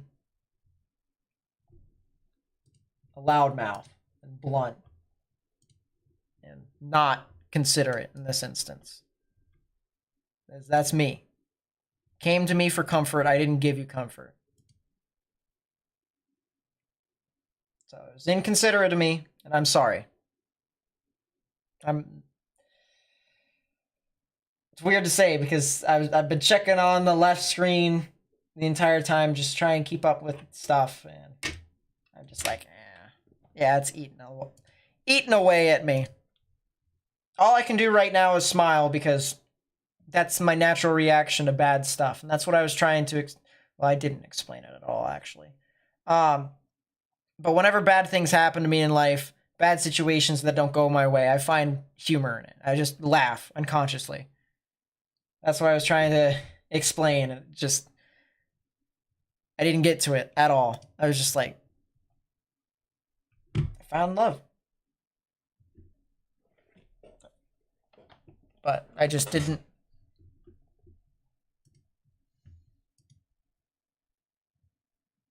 Anyways, all I can do is laugh right now. All I can do is smile right now. Try and put on a nice little face. But after the stream, I know full well I'm definitely not going to be putting a good face.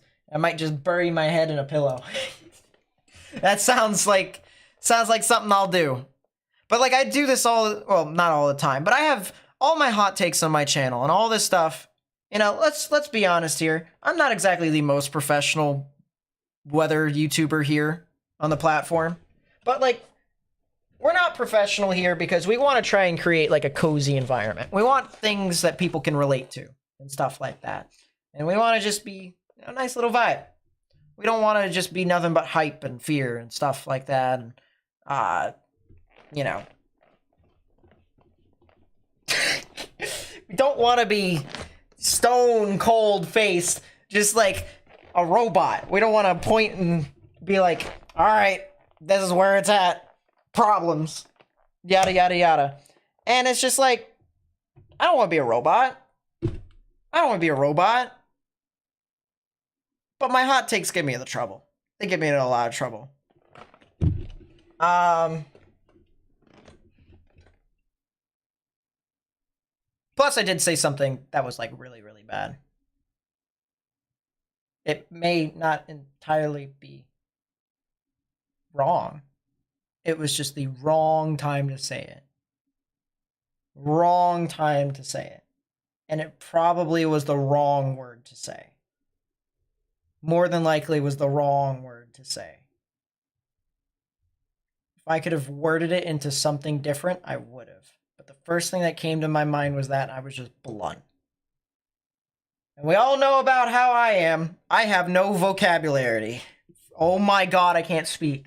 Vocabulary. No vocabulary. So, my point being is, if you were to learn anything from me right now, it is to shut up, to actually think about what you are saying. There's a time and a place. She was in a pretty bad mood today, and I didn't help. And I think she already knows. All the stuff that I tell her already, I'm pretty sure she knows. Good or bad. I don't need to pile it back on. That's not productive. At all. It's counterproductive. Burn me at the stake type productive. So, anyways. Don't be me.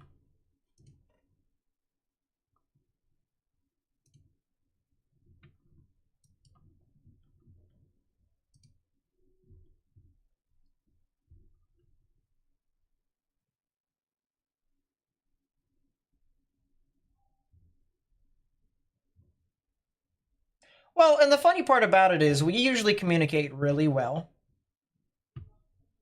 We usually communicate really well. It's just, I think the way we communicate is today, the way we communicated today was way different from the way we usually communicate, and it stems with me. It all started with how I communicated. And that's the reason why we had issues. So.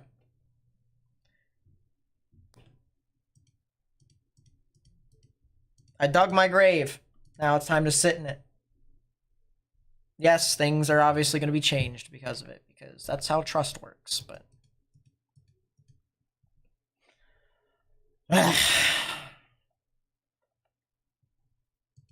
Just have to build it back up. Hopefully. I'll try.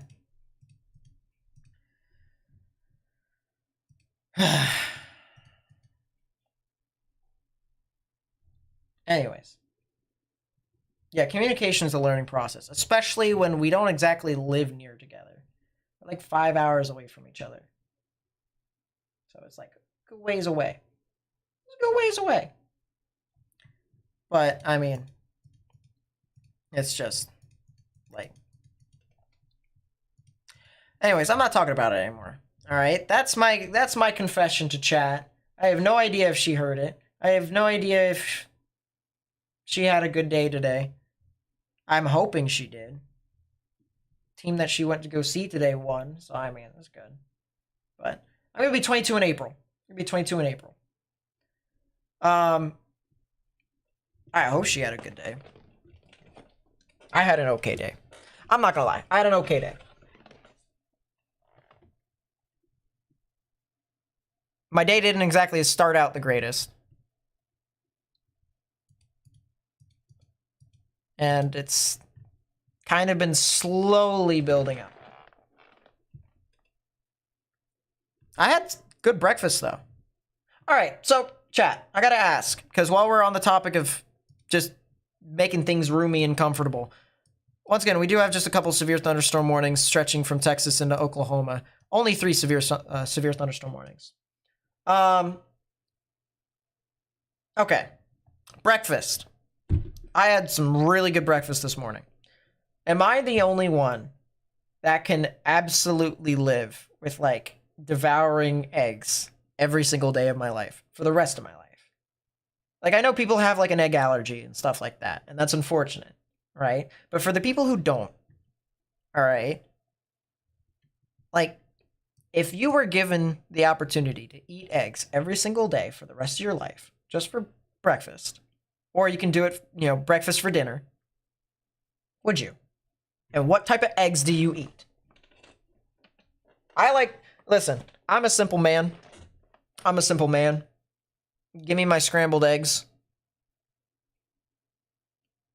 Or Japanese hibachi fried rice with egg in it. Oh boy. You want to make me feel better in life? You want to bribe me into being your friend? I will be bribed through Japanese hibachi. I kid you not.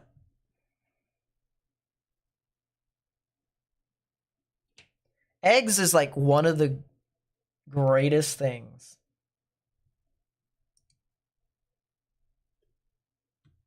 that I could eat. Tastes so good. Oh. Oh, oh, oh. The heck was that? No idea what that was.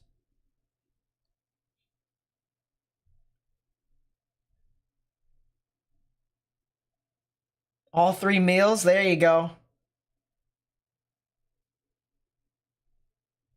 Yeah, I can devour like 2 servings of Japanese hibachi.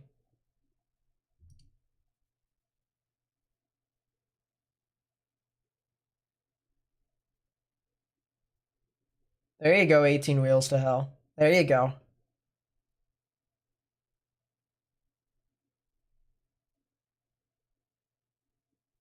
That's true, Allie.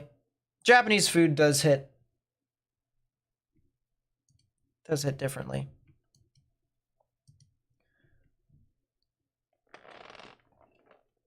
Yeah, of course. Someone makes an appearance just to say that you're trying to start a fight. I'm just kidding. I'm just kidding. I'm just kidding. I tried to make a joke. I tried to make a joke. I'm sorry.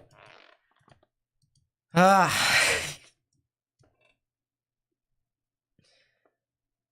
But no, like eggs I could genuinely eat.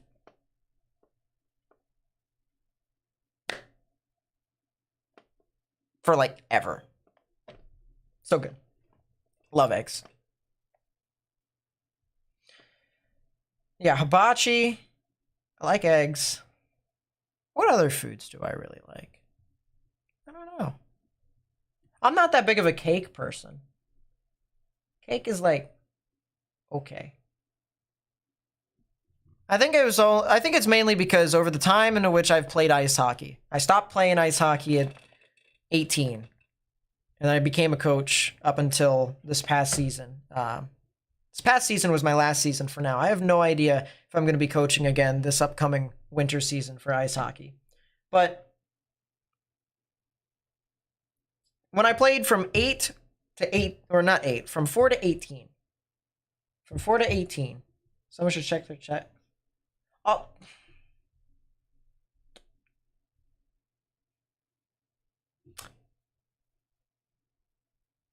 Yes.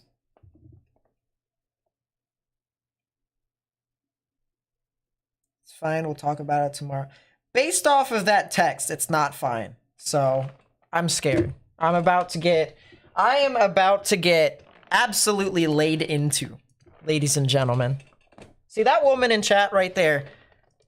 Don't let her fool you. Her appearance, it's very nice. She wears the pants in the relationship. She's going to beat me up.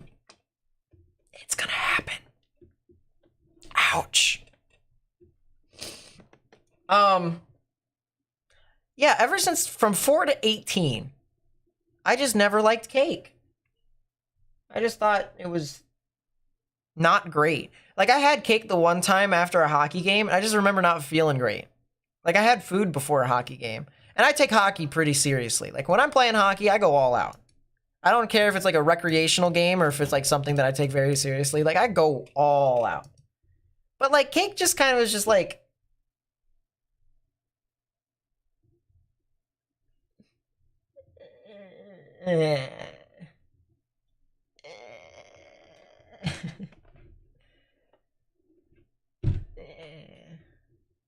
that's how I feel about cake.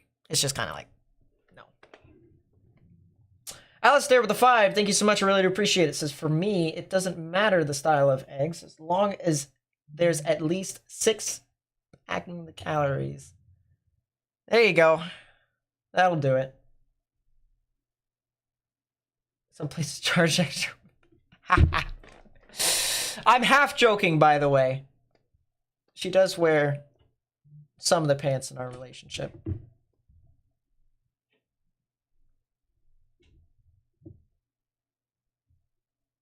Oh, she says she's going to the gym short. Okay, cool. Then it sounds like she's having a decent night if she, well, she's having a decent night. If she's going to the gym, she's having a decent night. Because then that means that she's well enough to go out to work out that frustration on that treadmill and that stepper. The usual stuff. For endurance, stamina.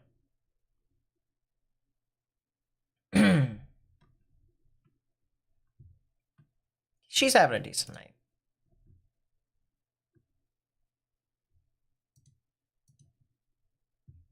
Decent's not as good as okay, though. Okay is better than decent.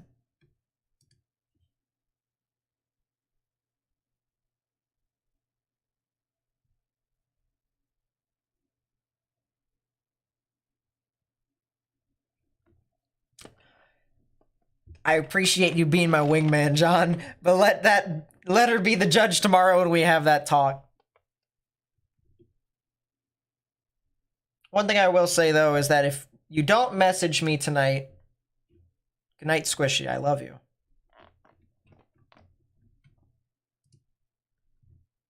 I'll apologize again tomorrow. I have reflected.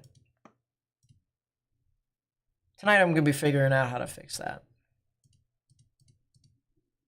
So I thought I had a good strategy, and it just that time it didn't work. Almo with the 2, thank you so much. Really do appreciate it. It says pouring down rain here. Hail stop for now. Yeah, this supercell is starting to move on through. Wichita Falls is starting to get a bit better. Don't let her fool you, chat. Don't let her fool you. She's mean. She's mean. I'm just kidding. She's not mean. Today I was pretty mean. She's actually one of the sweetest people ever that I have met. And that says a lot.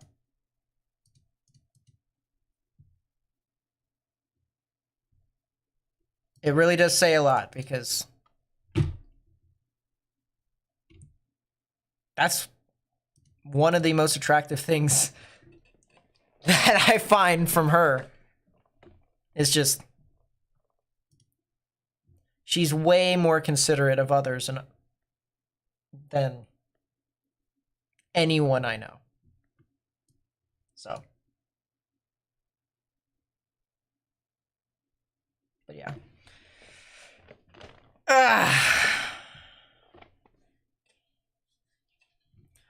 So now we only have 3 severe thunderstorm warnings again, because the storm right behind it that was south of Vernon, that's doing a thing, and that's going to head off to Wichita Falls eventually. So if you're over near Wichita Falls again, you have another storm that's coming on through. So I'd watch out. I need water. Necesito la agua. Can we all be invited to the wedding party? That would be so... Oh boy. We'll see. We gotta get there first. This world that we're in right now. Oh boy. World is... I'm at the stage to where the world is coming to an end. And I'm just trying to live. It's like going to... The world, as of right now, where I'm at, I'm standing around, and I don't know, Squishy. I don't know. I genuinely don't know.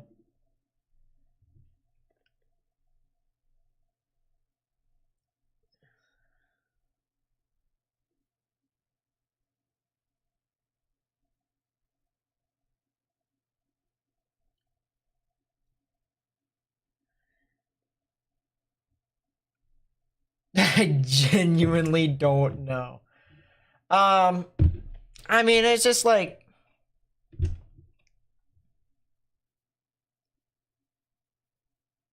Alright, you heard it here first. She said they were all invited. Oh, God.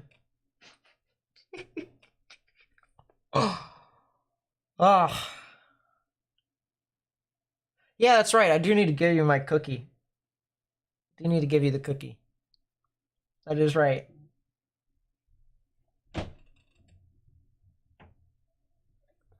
Donde vives? Pennsylvania. Pennsylvania. I would say E2, but I'm not going to expose people on where they live. It's not gonna happen. Plus, I only know a little bit of Spanish. She's the one that knows all sorts of the Spanish. Of the Spanish. Why did I word it like that? Of the Spanish. The Spanish language. Why did I do that? I promise you I didn't do that on purpose. Farmer Matt with the 10, thank you so much. I really do appreciate that. Is it going to be bad when it hits Waco? No. Waco's going to be a little bit too far south. It'll just be a lot of just wind and rain, maybe a little bit of hail, maybe a little bit.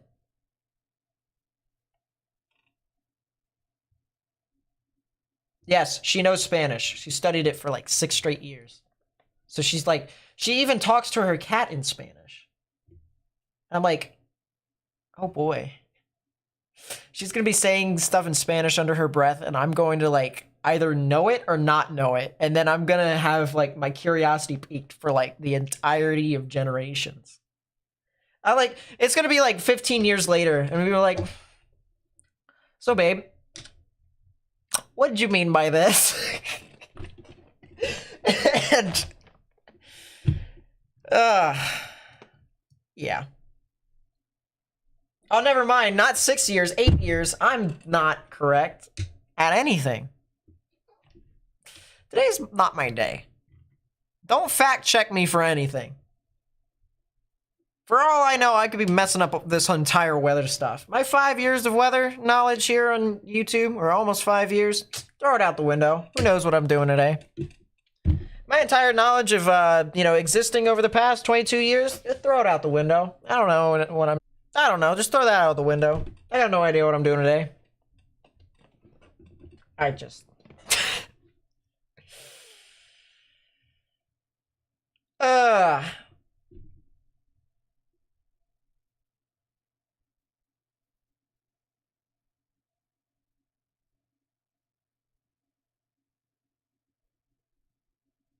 I think the only good thing that's happened to me today, like really good thing, was my eggs.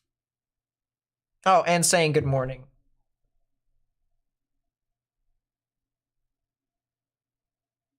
Saying good morning and I love you is honestly one of the best part of the days. So I said that once already today. I'm hoping I can say it again at least sometime today. Like as a good night text. I would say it over and over again right now, but I don't want to like bomb, like love bomb. Not the great time to do that right now. I mean, I would. But...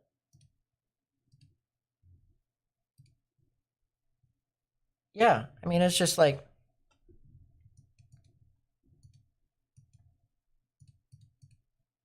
yeah!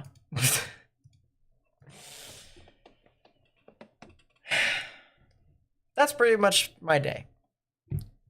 Everyone else had good days, for the most part? I hope so. Are there any more cameras for me to look at? I love how every single thing comes back to just if I have cameras. Wonderful, right? One day I'm going to build this website. I know I've been saying this over and over again. I'm going to build this website. This website full of traffic cameras across the United States. Maybe even other portions of the United States. Like, you see this? See this here, chat? All these icons here are individual cameras. All these. And there's obviously more.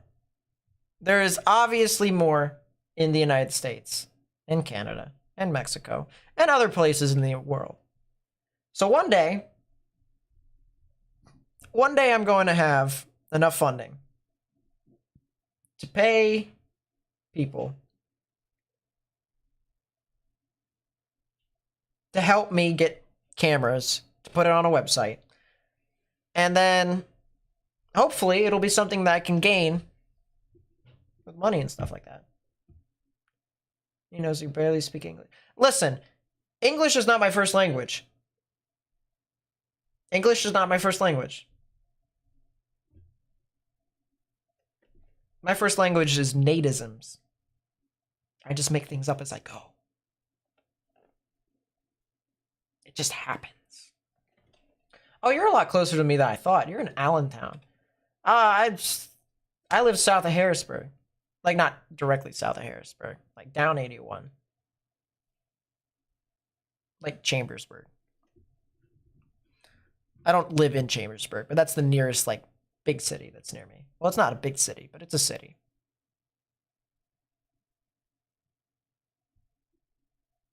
Yeah, my first language is donut. Gordon Ramsay on his Hell's Kitchen and stuff. Like, you donut! That's me. Someone says, you donut, I'll immediately raise my hand and say, hey, you called?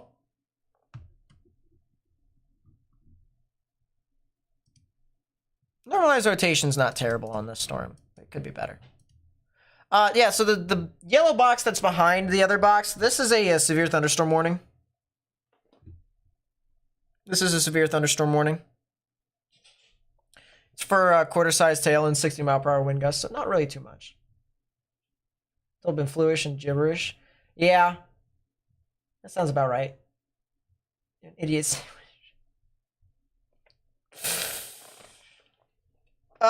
One of these days I'm gonna be called an idiot sandwich, and yeah, when y'all would make me spell, see if you could do it. Well, to be fair, we had a good reason. Oh, yes.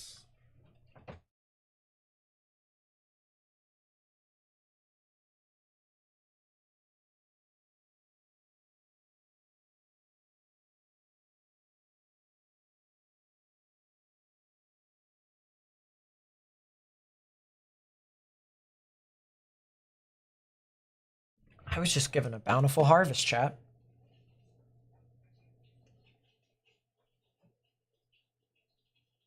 Whack. That's great.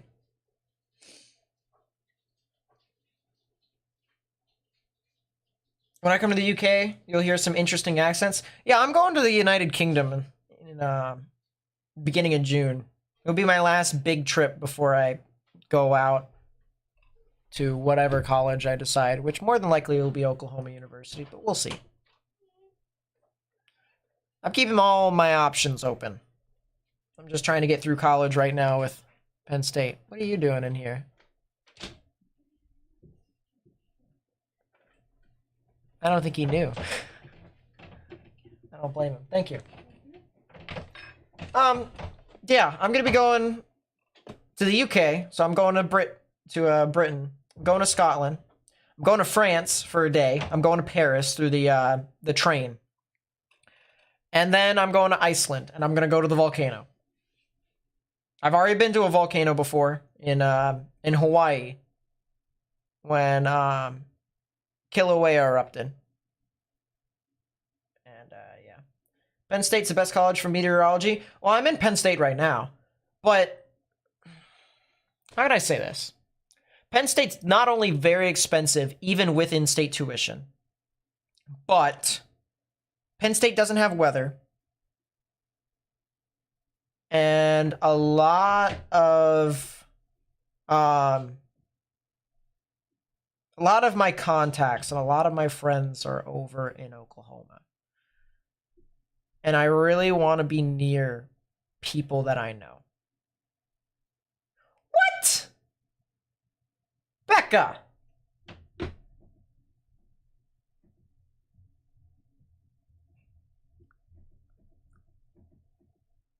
Chat, don't let her fool you. I've asked her multiple times. She says she doesn't know. Which, quite honestly, I kind of understand. Because moving out to Oklahoma and moving out in the general vicinity of a guy that you've done, been with for only a little bit, seen each other only a little bit, had nothing but a long distance relationship with and all that. It's scary. And she's trying to go through life on her own and stuff like that. And regardless if she comes with me or not, I'm still going to be with her. I don't care. I'm still going to talk to her. I'm going to make it my life mission. All right. But she's got life decisions. And if she doesn't, I understand. I'm not going to... I'm going to joke about it, and I'm going to try and convince her a little bit. But, realistically speaking, this is her decision, too. And I respect either or. I do. And I can make either or work, too. So...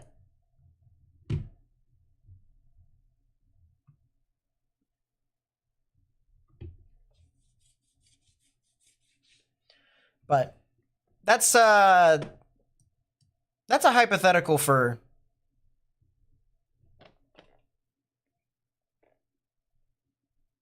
ways away. Oh, trust me, her and I have been in a long distance relationship since June. We talked in April. Well, it's kind of been June. It's complicated. It's complicated as to how the time into which you can specifically say when we kind of started really having the relationship that we've been having. But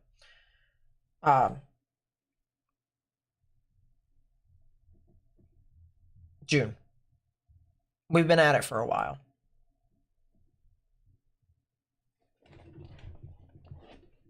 So we know what it takes to have a long distance relationship. It's just I'm a little impatient. I would so love to, give her a kiss on the forehead every single night. How difficult is that of an ask?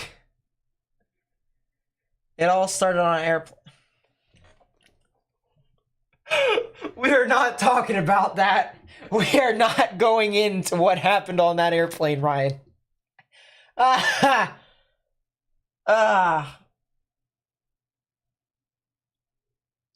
We are not going into what happened on the airplane, Ryan. Is that the official start? Is that really the official start? Is that what we're saying it is, Becca? We're not saying what happened on that airplane ride. And for the record, she was not with me on that plane.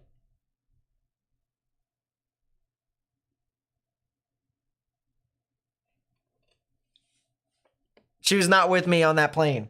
So don't try and take it out of proportion.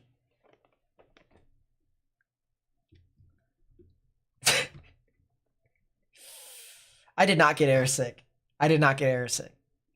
For the record, let's just say that I have not had a whole lot of experience with women besides 3 or 4 instances. And the longest relationship I had was technically a month. You can argue 2, but it wasn't really.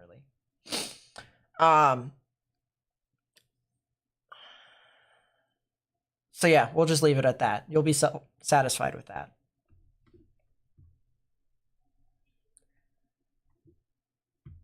You'll give me hibachi if I tell... That's a very tempting offer. It is a very tempting offer. Oh, ho, ho, ho. Why am I actually considering it? Why am I actually considering it?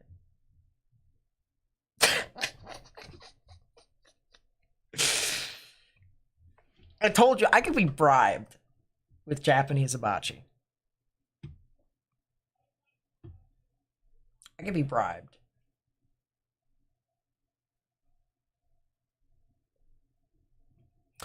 Quite a few severe thunderstorms are now forming on the Red River. That is not how you spell hibachi, Caleb. Hibachi, Hibachi. Hibachi. Fly the hibachi tonight? No, people could DoorDash it to me. There's hibachi near my place. I mean, it's not directly near my place, but yeah, near me.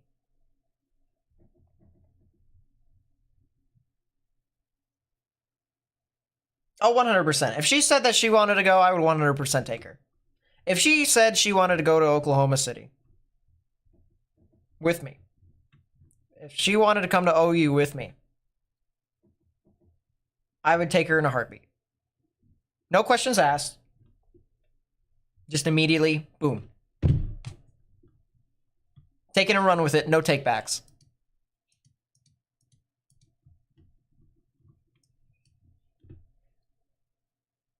See you, Tornado Clips. Yes, we do have severe weather tomorrow.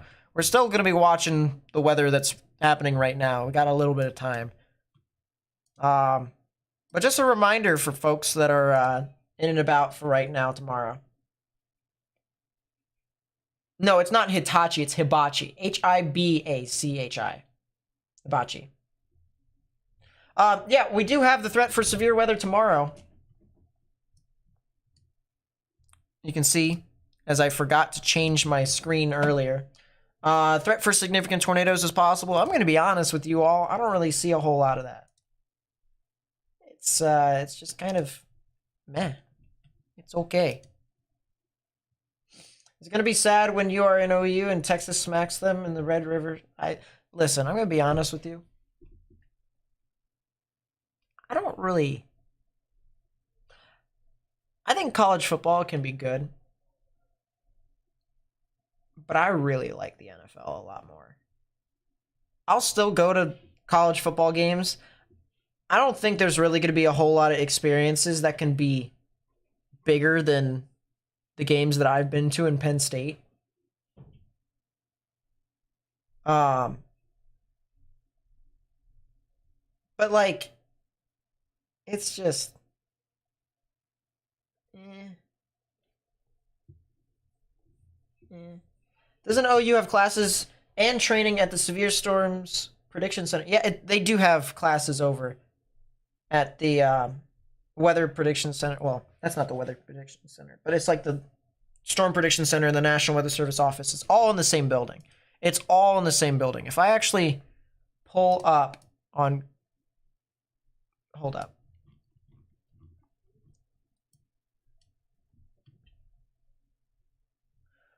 Why...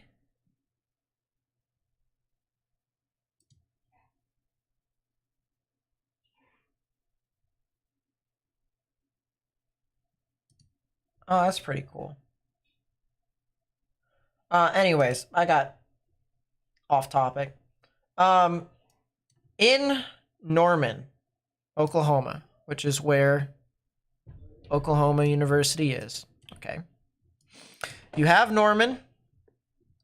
You have the campus, which is right here on the south side. All right. So there's the football stadium right there. Here are some of the school complexes that you can see surrounding the stadium, right? There's the dorms, all these little X's here. These are dorms. You go down here, here's the softball complex. Go down, there is the baseball complex. I don't know what Love's Field is. Is that a new baseball stadium they have for them? Yeah, it is. I think that might be a new softball stadium, actually. I like the fact that the scoreboard is is Oklahoma, by the way. There's the basketball arena.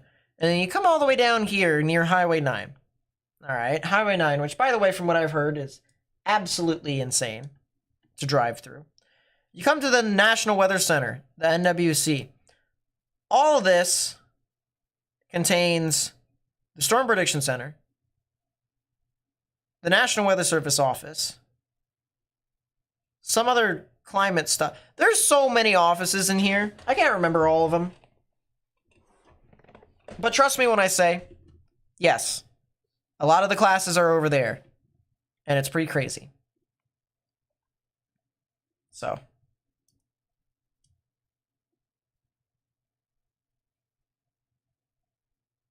Am I covering live for the solar eclipse on April 8th?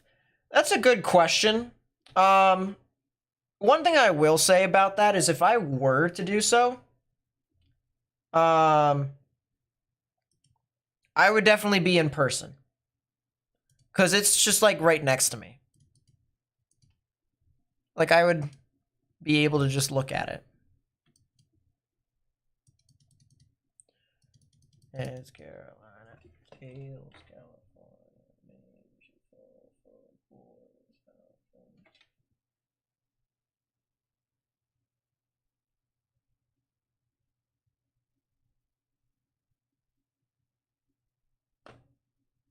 California. Nate, what's up? What's going on? What's poppin', Chief? What's got you unsettled there, boss? Breadsticks. This is some good food. Yeah, I think my parents.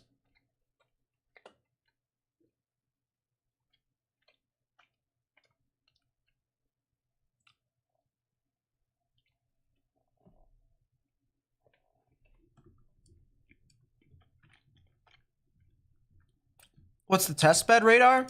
They got a couple of them over there. Got a lot, actually. I think it genuinely depends upon the day. I think it changes.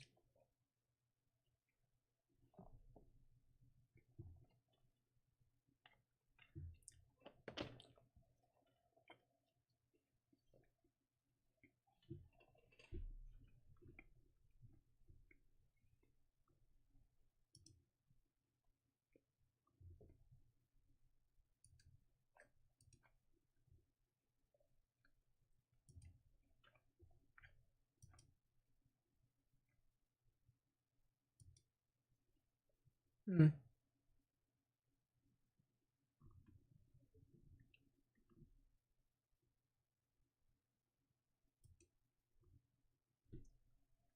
Oh, she was in the chat still. See ya, Squishy. Enjoy your workout.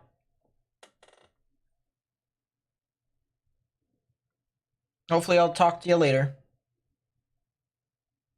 And if not, I'll message you on Twitter.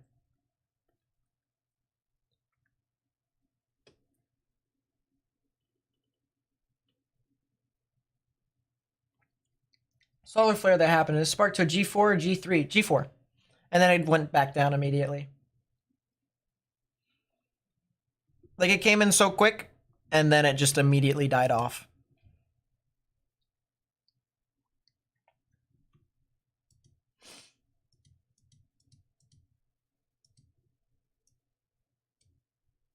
How'd she get the name Squishy? So when we hugged the one time, I was really emotionally attached to her, and she wanted to go. I didn't let her go, so I just started squishing her more. And because we already have the inside joke, because she forgets some things more than I do, like my memory is a little bit better than hers. I called her Dory the one day, and so we were talking about it. We were like, you know, all the Dory stuff, you know, there's Squishy, you know, how Dory is squishy and stuff like that. It's like, you know what? I'm gonna name you Squishy. You're my Squishy, and she shall be mine, and she shall be my Squishy. So that's the backstory behind that. Because when we saw each other the one time, she wanted to get away. Nope. So I just squished her harder.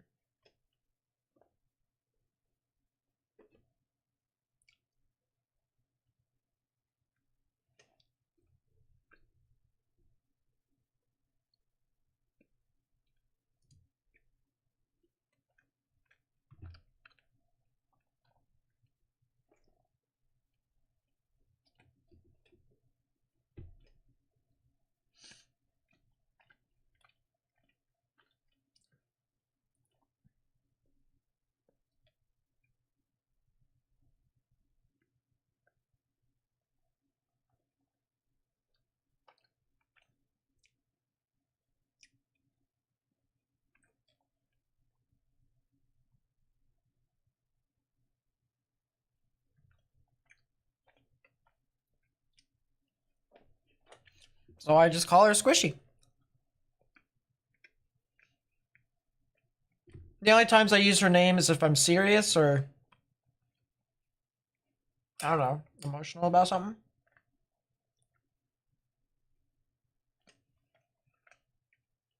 Like if I wanted to be sweet, I'd use both.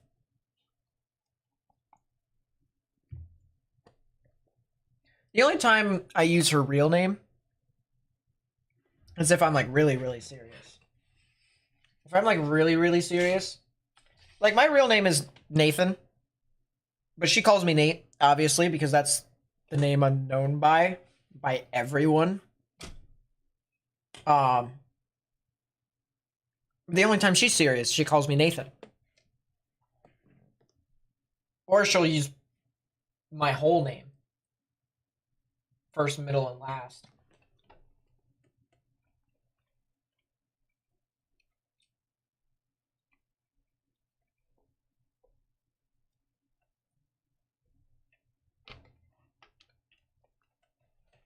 Is there a nickname for me? She don't have a nickname for me.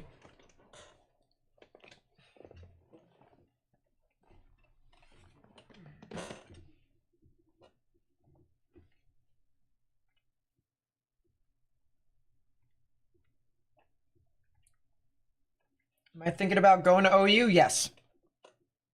I plan to start to apply sometime around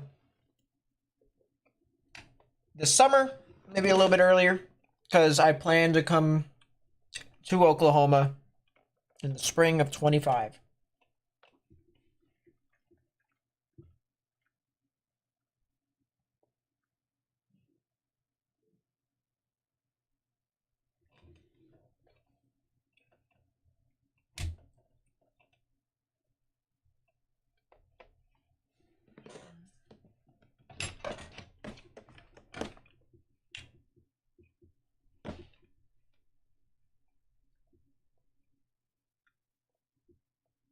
Yeah, I'll figure it out, Felicia. For meteorology? Yep. It'll be for meteorology.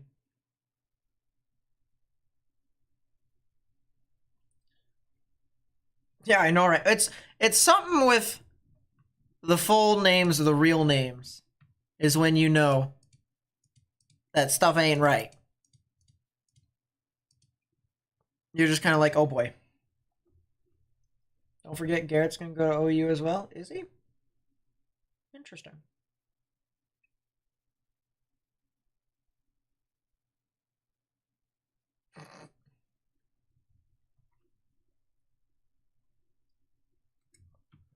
Yeah, I mean, there's just a lot of general thunderstorms. Not really a whole lot that's going on right now.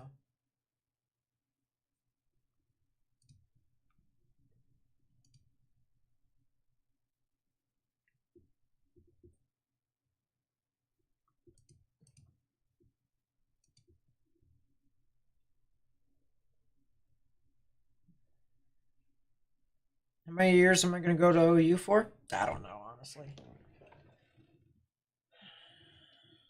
I'll figure that out when I get there, too. I'm just kind of taking things. Minimum is a 4-year degree.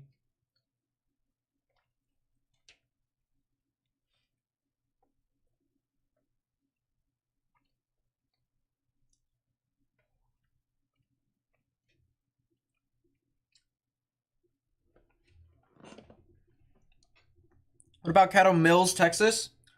Looking it up. I got you, my friend.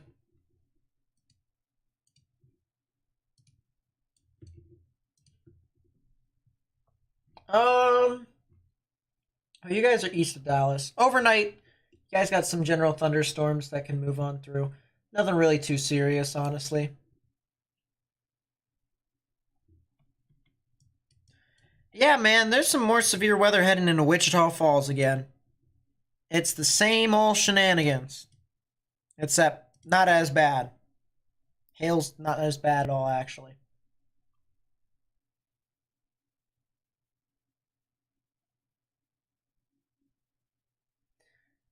You will never.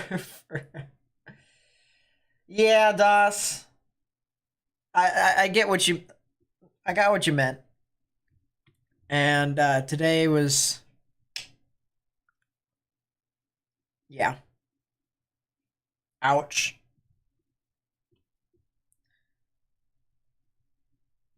You think that was it MCS that went through Florida a couple days ago, creating the freaking boundary in Gulf of Mexico. Think that for the lack of advection. Man, this severe weather season is just, it's getting there. What does the dark red and gray boxes mean? One of them look like a tornado icon. Is it? All right, so dark red and gray boxes. These are actually reports. These are actually reports. So it's a good question. They are reports of such. So you have a tornado over here, small tornado. Report of a funnel cloud from a spotter who is right there. funnel cloud, and then we have wall clouds that are in those. So good question. And same thing can be said for all of these orange boxes. They have numbers, although they are very difficult for you to see. And I know I'm going to have to try and fix that eventually. But, yeah, those are hail reports. Can I help with tomorrow's stream? I mean, you can.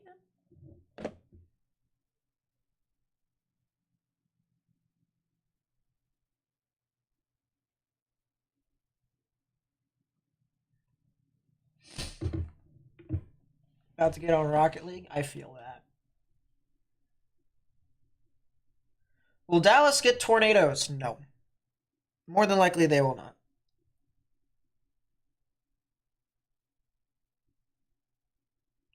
You wanting to get into broadcasting or just behind the scenes with the NWS? Yeah, broadcasting is not for me.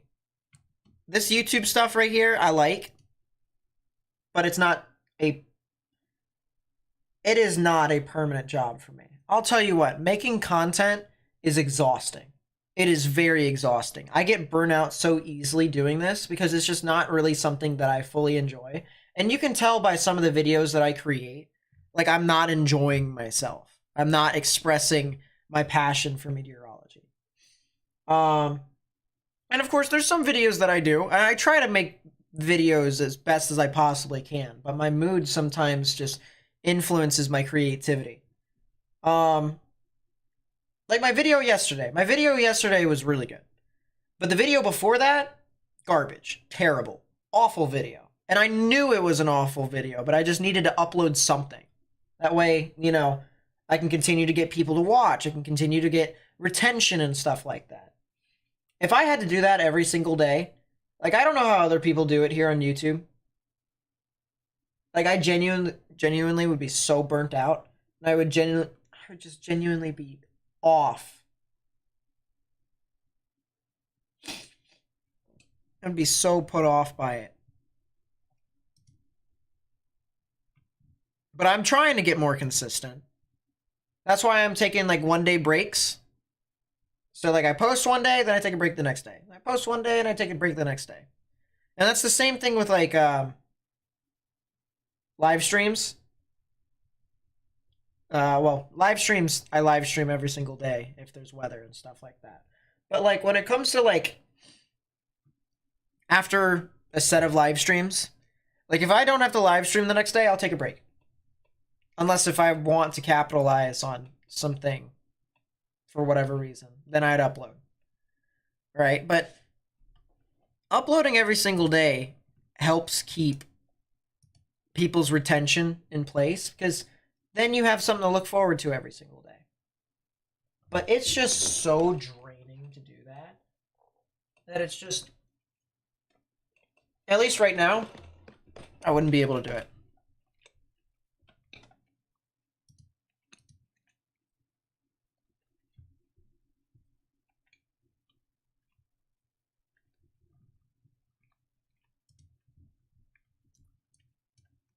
Check a storm near Woodson, Texas. Woodson? That one? One with Abilene's radar on it?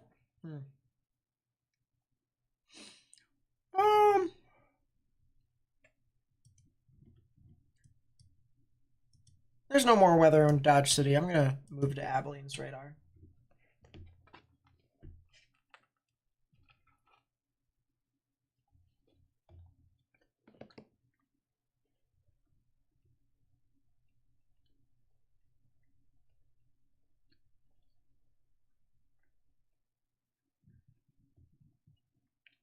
Little mini supercell.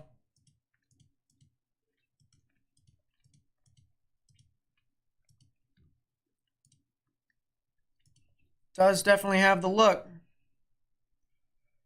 169, 0 to 1 kilometer storm relative helicity. That's not bad. What is it writing right now?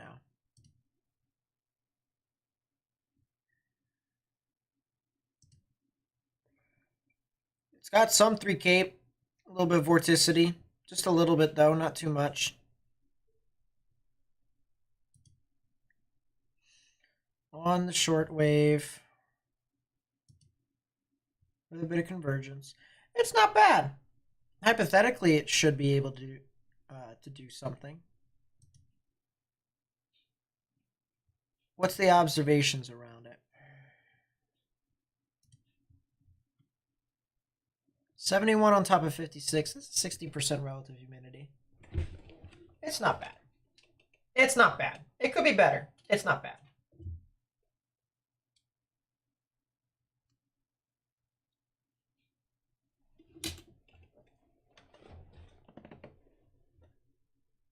San Antonio in the clear?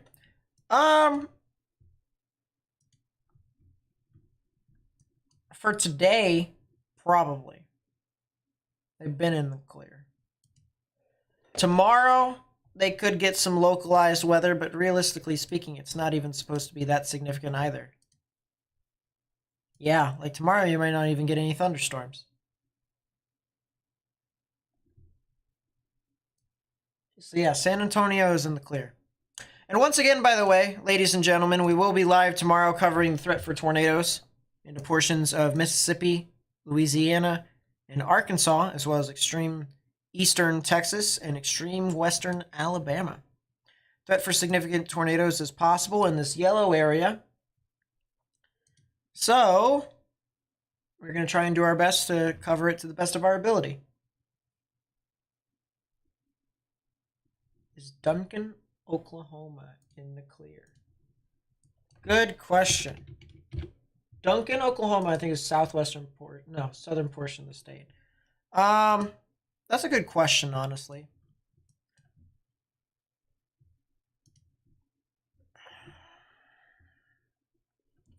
I think it is possible for you to get 1 or 2 more thunderstorms. Whether or not they actually will be significant or not is the question. I don't think it'll be really that bad. Honestly.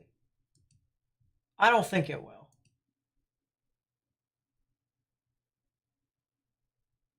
I don't think it has any real reason to be.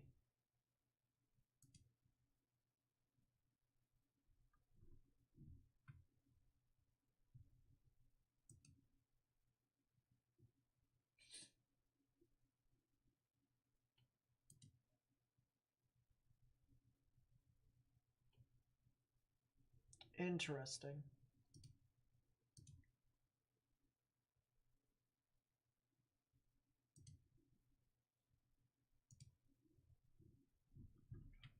Yeah.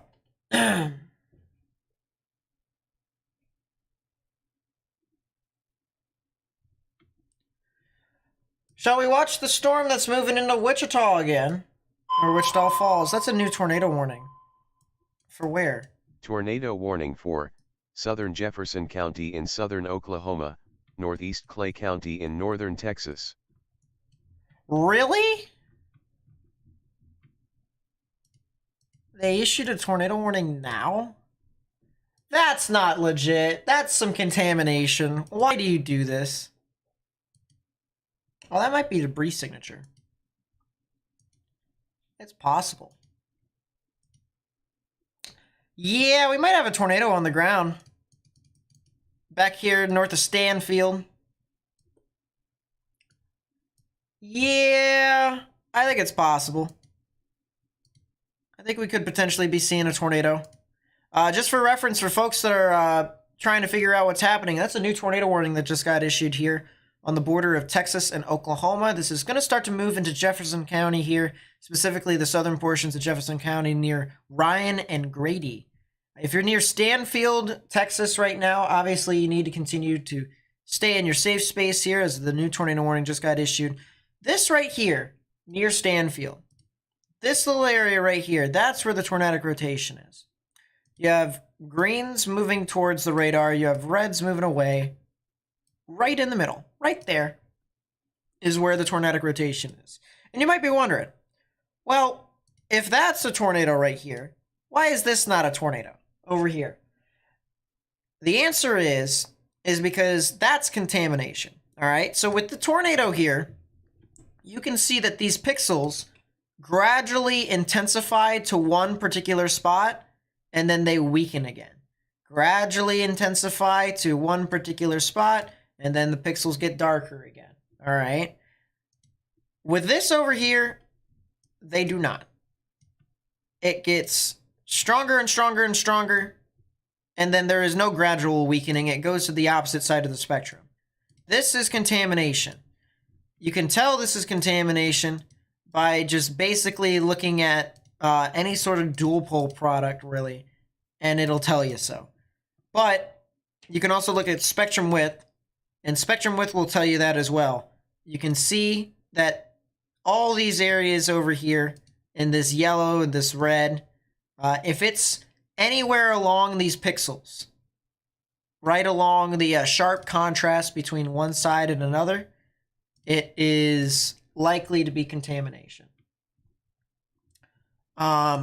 This storm here near Stanfield likely is going to try to be,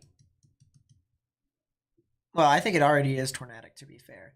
But it is going to try and move off near the Ryan area. It is moving off into a northeast component, northeast direction. This is its outflow boundary right here. So it's got a lot of strong winds surging in behind it.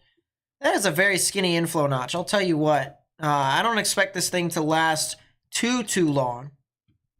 Maybe about 10 minutes, 15 minutes, something of the sort.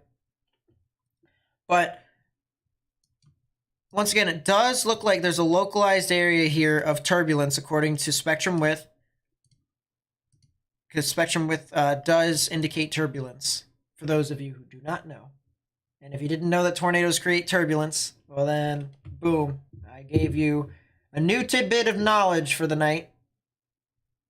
But,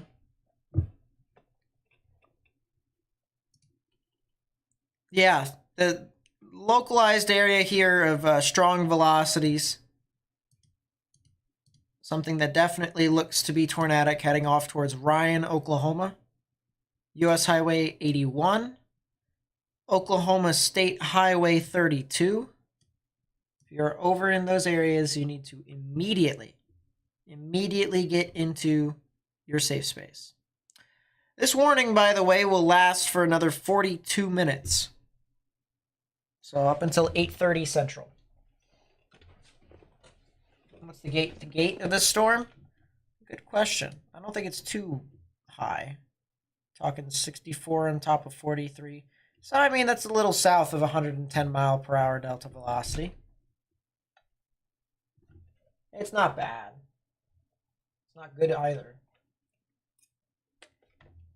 It's a tornado.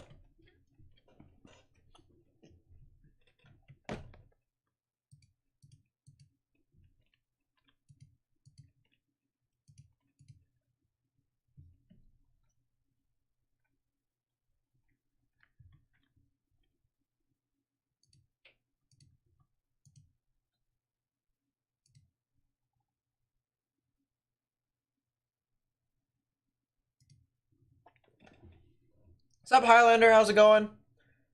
How's Wichita area looking? Wichita should be fine overnight. There's not really a whole lot that is anticipated for them.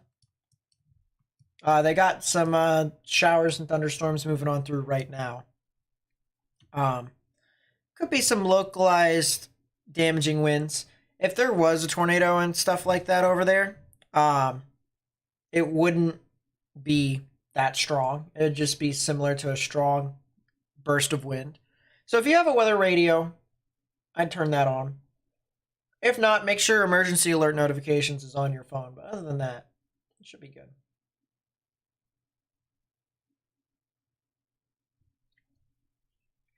What about Ardmore, Oklahoma?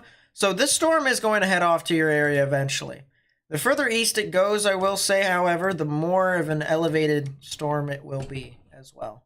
Or at least it likely will be. Because then an inversion will start to take place. And then you'll start to get a lot more difficulty in general sustaining this storm. So, but yeah, Ardmore, Oklahoma. I would watch out for this storm. It'll be about an hour and 15 minutes before things get near your area. How's northern Mississippi area looking soon? Oxford University and surrounding areas. Tomorrow, you guys have the potential for some severe weather, but it won't be as bad as southwestern portions of the state. So that's the good news. Side lobe contam? Yes. This is side lobe down here. Good call, boss. Now, I will say it is trying to develop a mid-level mesocyclone as a potential for maybe some form of recycle, but what's happening at the surface is definitely side lobe with this radar.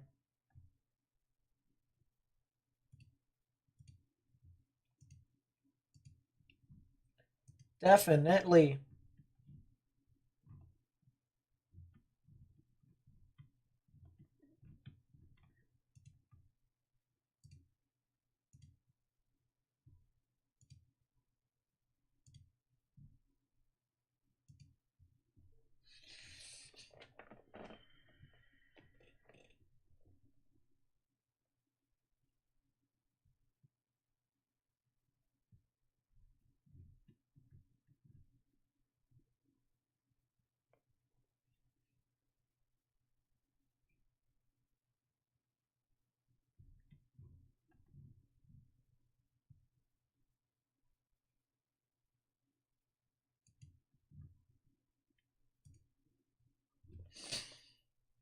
Appreciate it, Vernell. Appreciate it. Rotation near Ryan might be true. Yeah, that one's the one that's tornadic. The one near Ryan is tornadic. The one that is east of it is not. It is this one that was over here near Stanfield. Actually, they're both technically near Stanfield. It's this one. This one right here is the one that's tornadic. That one. SBCOU. Something tells me I'm not going to like it.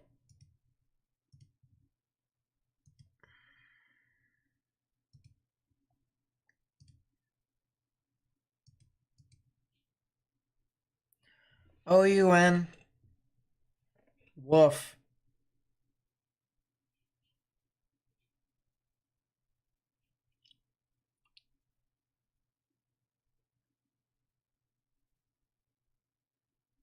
You know, I've seen worse, but this is still pretty bad. It's like really bad. This is like throw up style bad. Like, bleh. Bleh.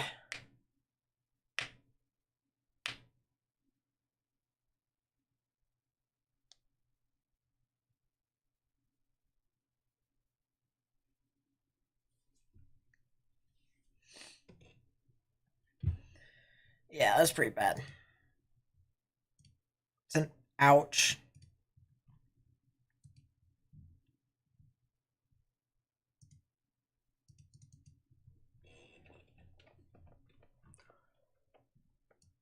Wichita Falls. How you guys feeling? You got a severe thunderstorm warning once again for your area. We're talking ping pong ball sized tail and 60-mile-per-hour wind gusts. So watch out for that. If you're also in Archer City here in Texas, I would watch out for the potential of severe weather.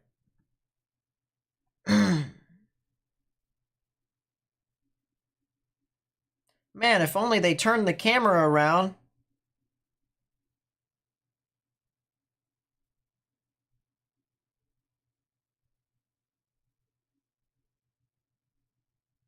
Wonderful.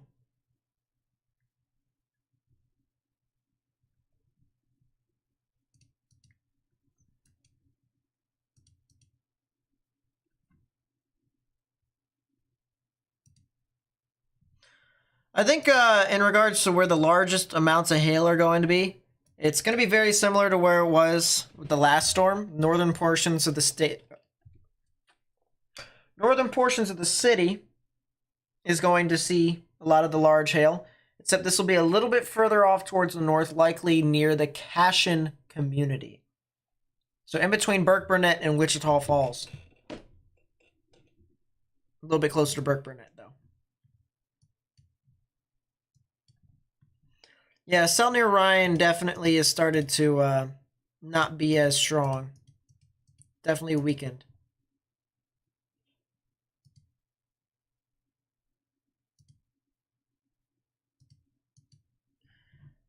What? Why did they take it off of sales? What happened? Avset sales 2. Why did they take it off? Is that camera in Wichita Falls? Can't tell. Yes, it is currently looking off to the east. It was looking off to the west when the first storm came by. And then it just turned around. Look the other way.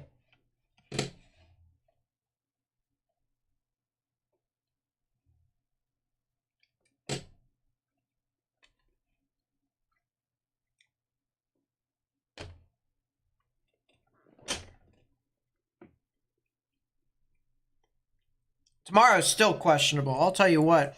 Low be nothing but wind.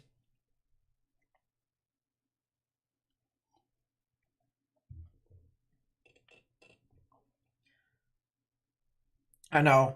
I know. It would have been perfect. But it's not.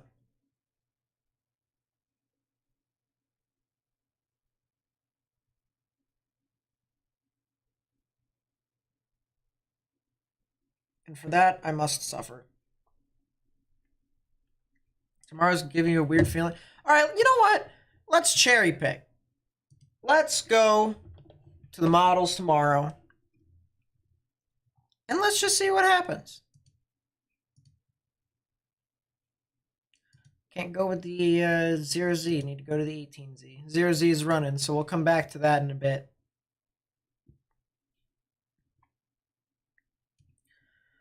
Are they expecting storms along the squall to do it?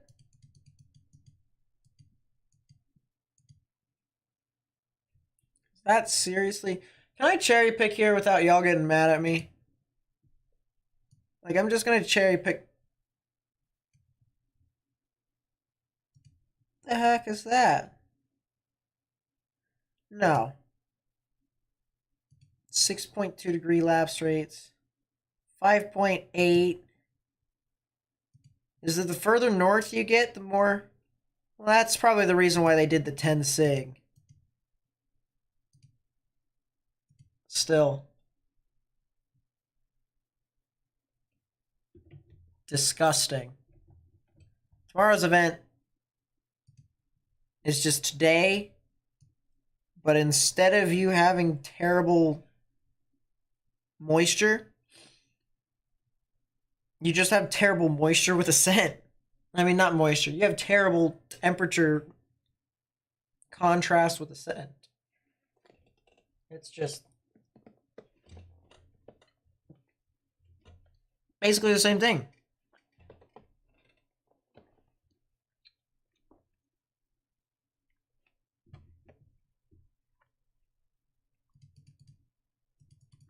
Wait a second.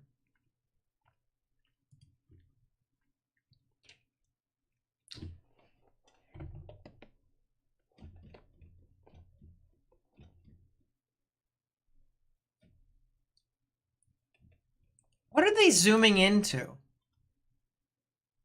Were they just zooming into a thing of rain? A drip that was on their screen? You kidding me?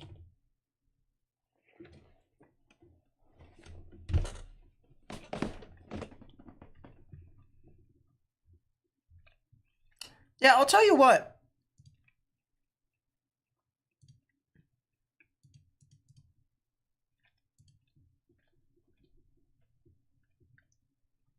Cold core in southwestern Missouri. Might be pretty interesting. Is Iowa supposed to do anything at all? No. Iowa can go away. Gonna be a lot of spin ups. Maybe.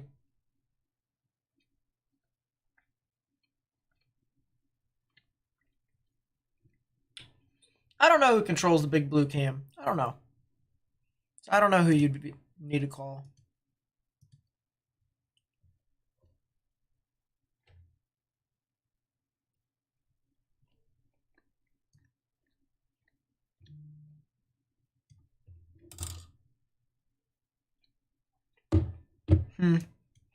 Time to go on the wrap.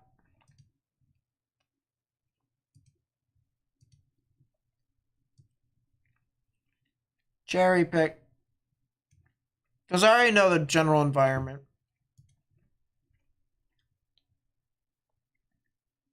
Oh yeah, that's terrible. That is hot garbage.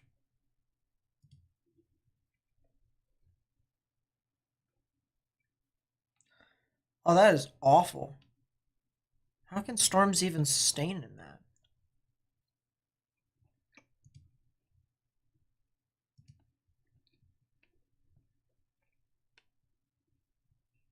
Oh yeah, it's over, ladies and gentlemen. There's no chance.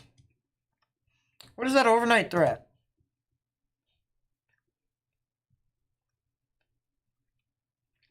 Oh yeah, it's over. Nope. Nope. You'll get spit ups. That's it. You won't get anything sustained over 5, 10 minutes.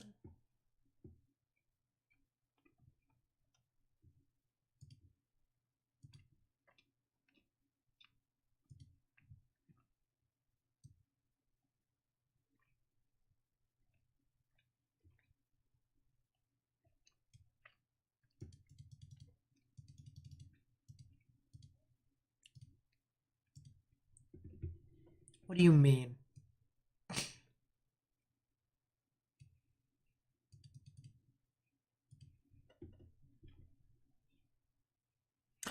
Are you serious? That's a cold core event. Yep. On Tuesday, might be little thunderstorms. Not even thunderstorms. Little storms that could probably produce tornadoes. From Michigan down to Indiana. Yep. Ouch. That's what I gotta say.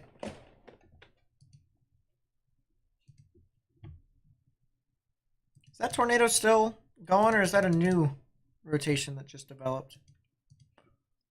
It's a new rotation that developed on the backside.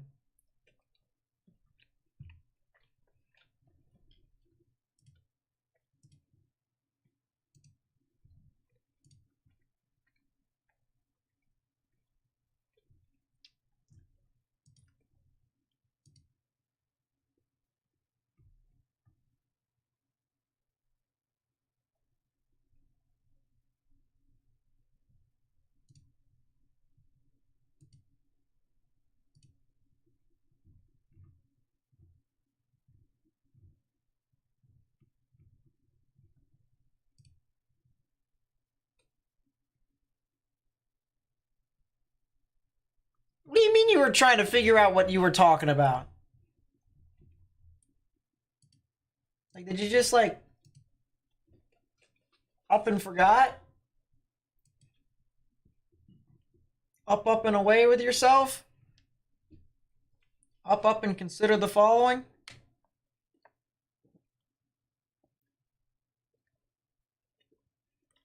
A lot of lightning. Quite a bit of lightning.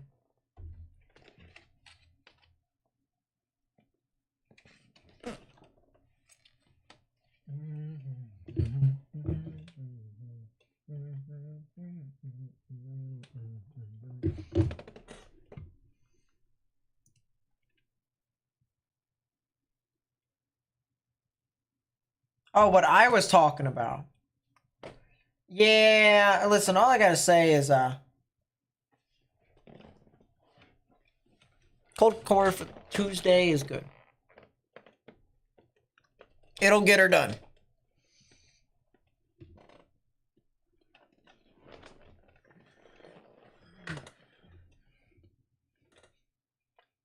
Sounds good, Highlander. Sounds good.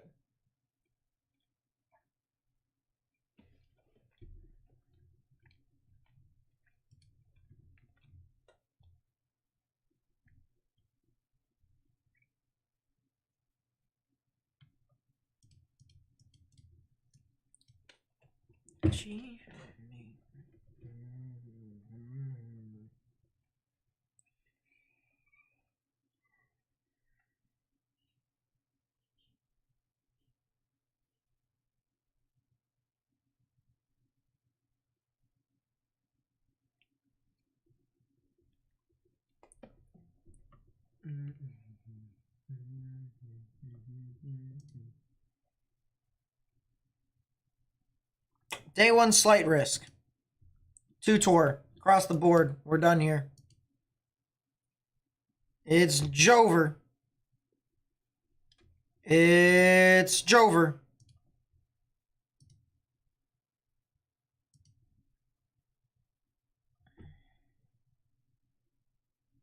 Will you see any storms tomorrow?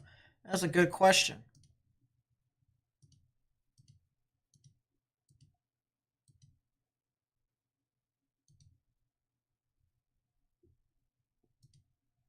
Please?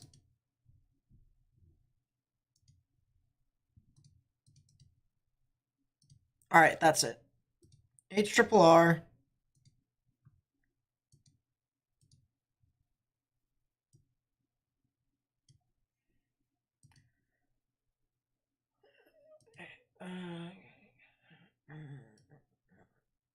Yes.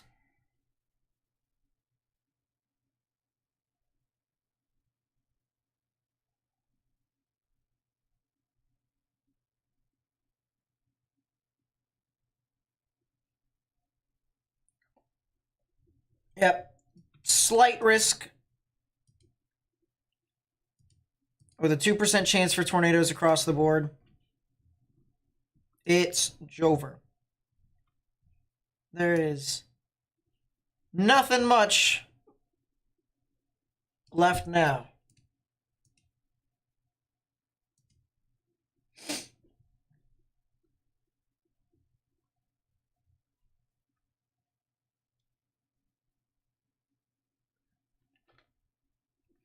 So I think after this tornado warning, I think I might head off. There's not really a whole lot. And I need to kind of get a little bit of rest for tomorrow, because obviously tomorrow is going to be a little crazy.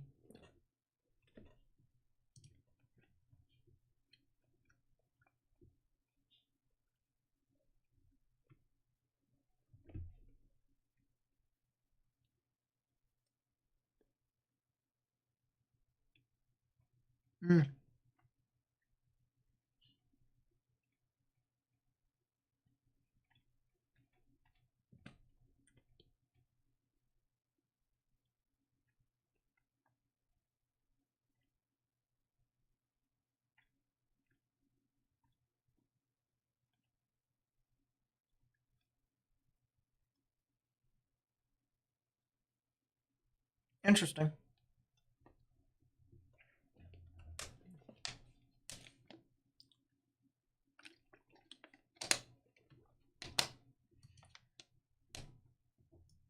Man, so much stuff.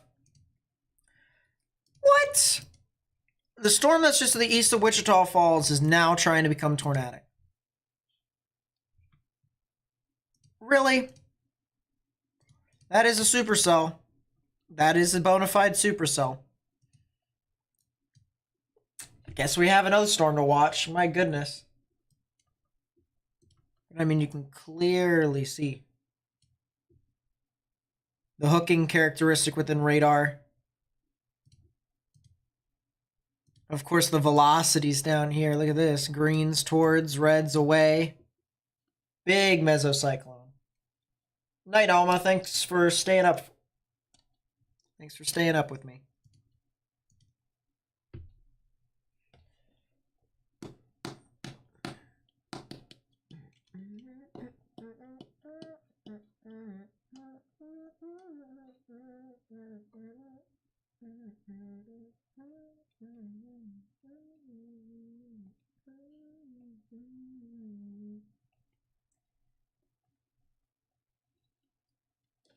You're in Wichita Falls and it's looking really eerie right now? I agree with you.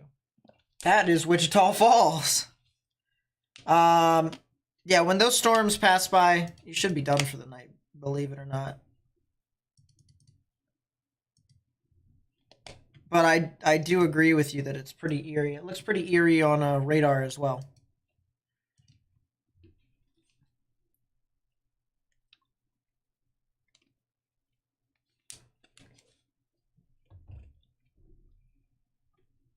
Yeah, Mother Nature doesn't want me to go yet. Apparently not.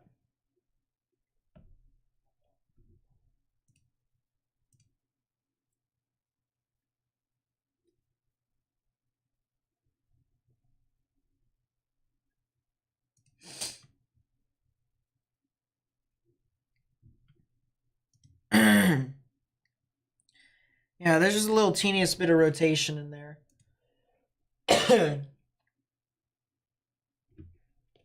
Little teeniest bit of rotation within our tornado warning.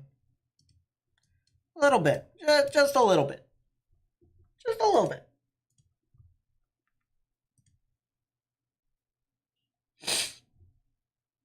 Thank you. I guess.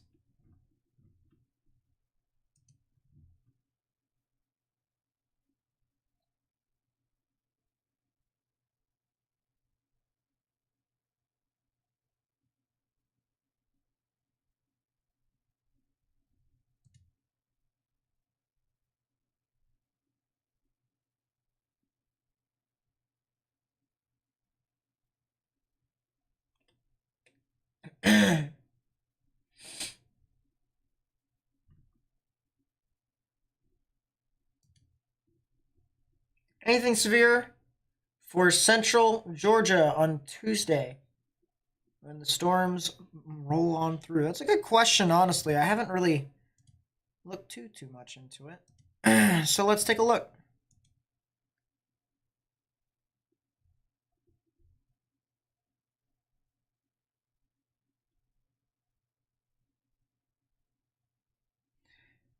I mean, you can if you want, Sheila, but they're not really. They're not very strong. That's a lot of popcorn cells in Georgia, which tells me that yeah, it's not. Oh yeah, I got a lot of inversion there. Yeah, Georgia should be fine. Yeah, you should be good. I don't expect to see too much. When are we gonna start? I don't know. Let's find out.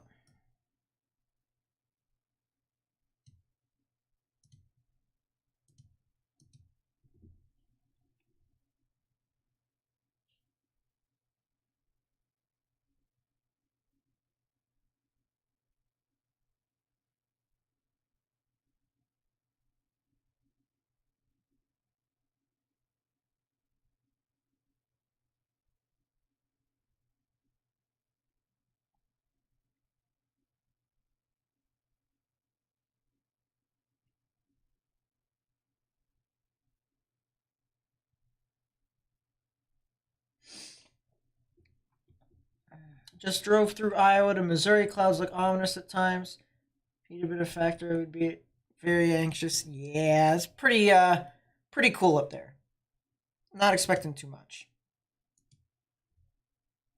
It's really not a whole lot.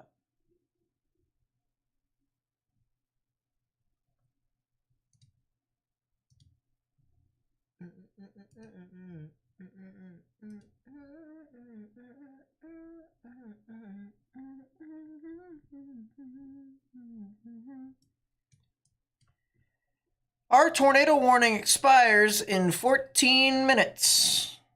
In 14 minutes. Do have little teeny bits of rotation, but that's pretty much it. It's not really doing a whole lot.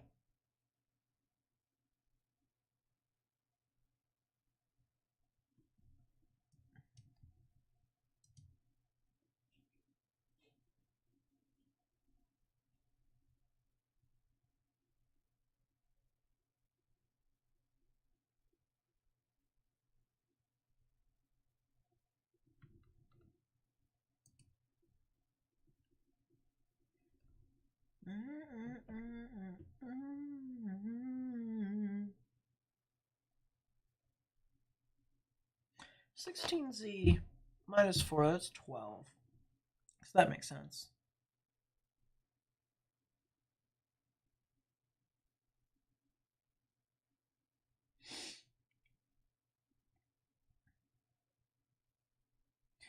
Yeah, this song is just freaking stuck in my head. I gotta thank Becca for that. Becca's got me into like these two country songs. I never really cared for country all too much in the past, but then she got me into it. Now there's just two country songs that are stuck in my head over and over and over again.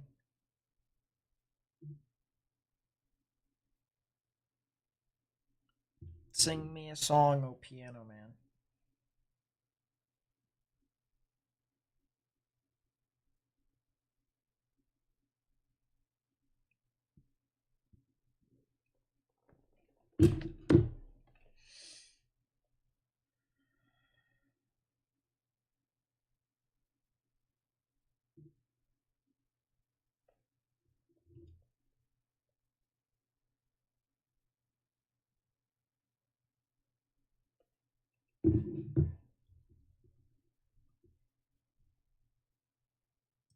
Why is the storm not moving? The winds are so strong.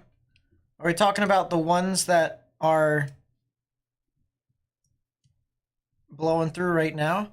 They are technically moving. It's just the radar updates every minute and a half. It's not like it's moving immediately. And each pixel covers about a tenth of a mile, maybe a quarter of a mile. Probably not a quarter of a mile, probably 2/10. 2/10 at most. So if you think of how all those pixels are a thing, you know, you have a stretch of a mile in regards to. Actually, you have more than a mile for how broad that rotation is near Dean. So it's moving. It's just the radar scaling is probably something you'd have to take into consideration. Path east to Ardmore.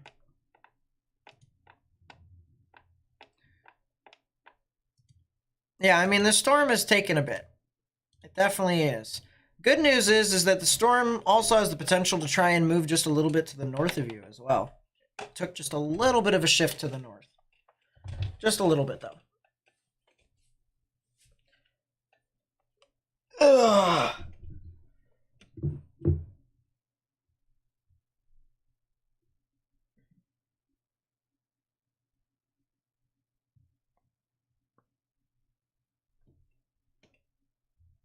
Was gone for 2 hours. Did anything serious happen? Were you here when the storm hit Wichita Falls? It wasn't really that serious, to be fair. It's just a pretty strong storm. Other than that, not really. Nothing happened.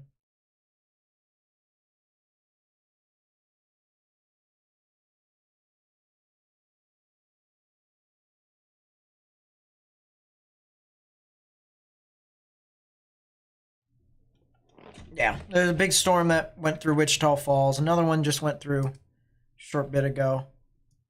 But there's not really tornadoes. I mean, there was one tornado right before Wichita Falls, but it was like this rope tornado. It was on the ground for only a little bit of time. There's another tornado that was over in central Oklahoma. It didn't do a whole lot. This one's again on the ground for like a minute, 5 seconds. Yes, very specific. I know. Got 20 inches of snow where you're at in Maine. Did you get a lot of freezing rain as well, or are you a little north of that interstate corridor? Well, actually, to be fair, the interstate goes further into Augusta and then to Bangor. And then it goes up into Canada near Halton. So my question is that are you on the coast or not? Because if you're on the coast, Oh, fluffy. Okay, that makes sense. Yeah, you're good. Freezing rain is a pain in the rear. Even me driving through it was stupid. Yeah, there's only one severe thunderstorm warning and one tornado warning. Funny enough. And the tornado warning expires in 8 minutes. So that's pretty funny.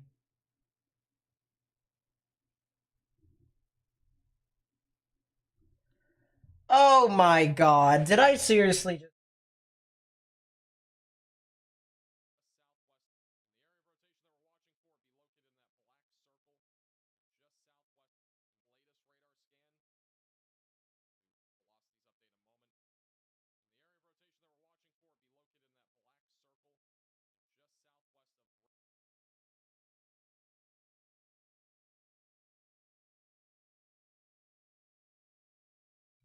I just watched something on my side screen and I cringed.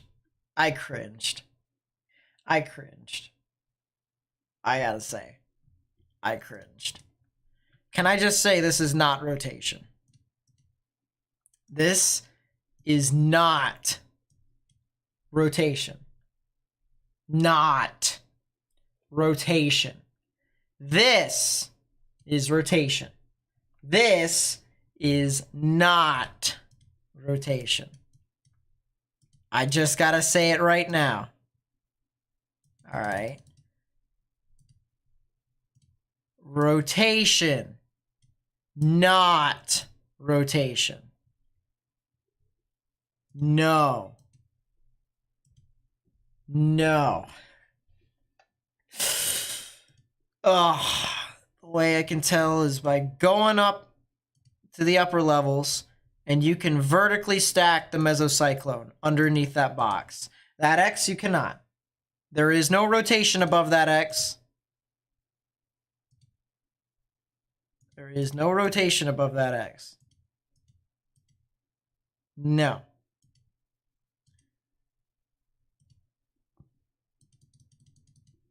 That is side lobe. Yeah, killing me, Smalls. Let's not. We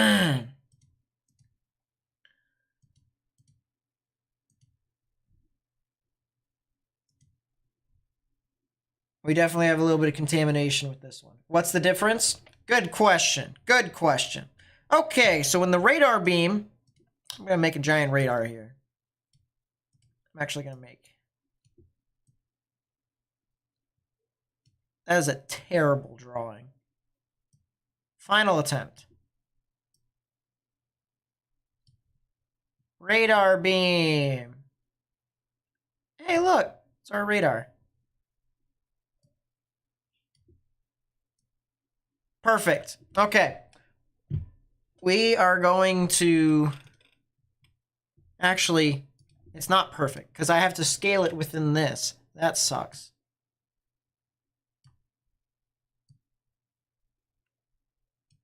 Okay. Let's try this again. Radar, right?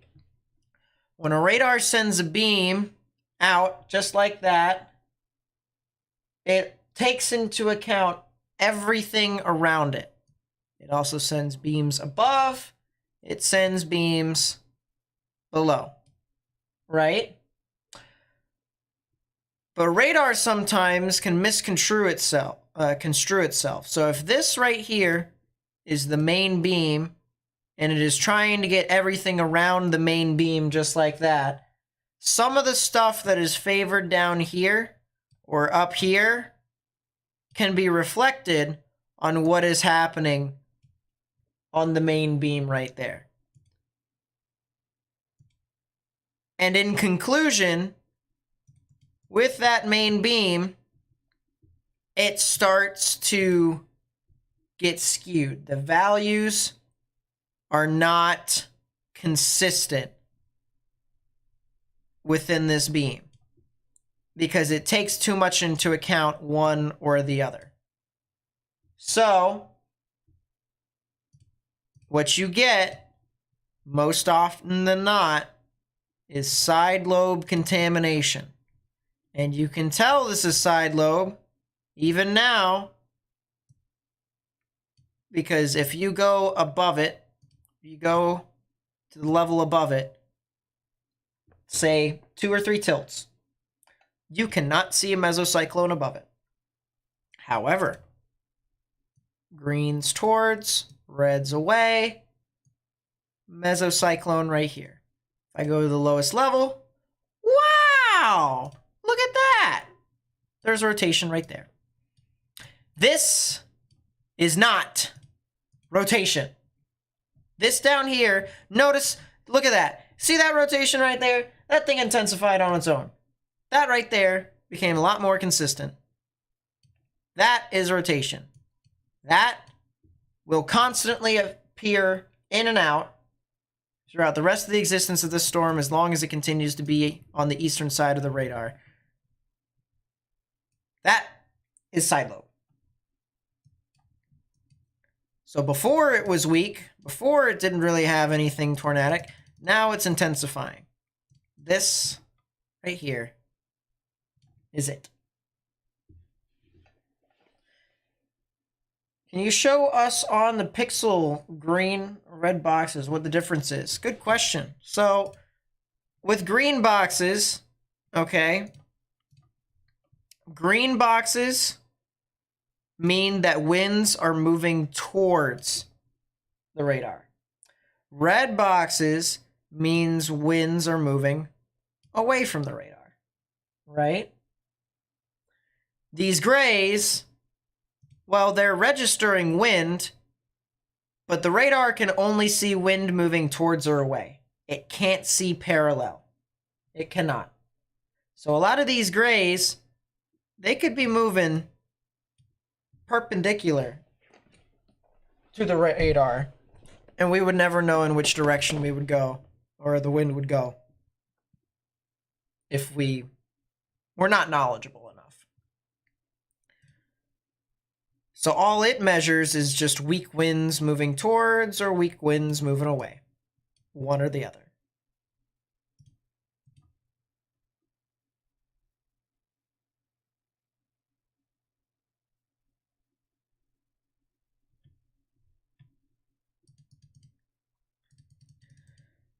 And notice here with this rotation, these greens go from dark to bright and then to dark. Reds go from bright to red to dark. Kind of hurts my judgment here on this little bit of a side, but it's pretty consistent overall that this is something tornadic. You go into the upper levels of the mesocyclone, you can definitely see that is indeed still the case. You have a vertically stacked mesocyclone here.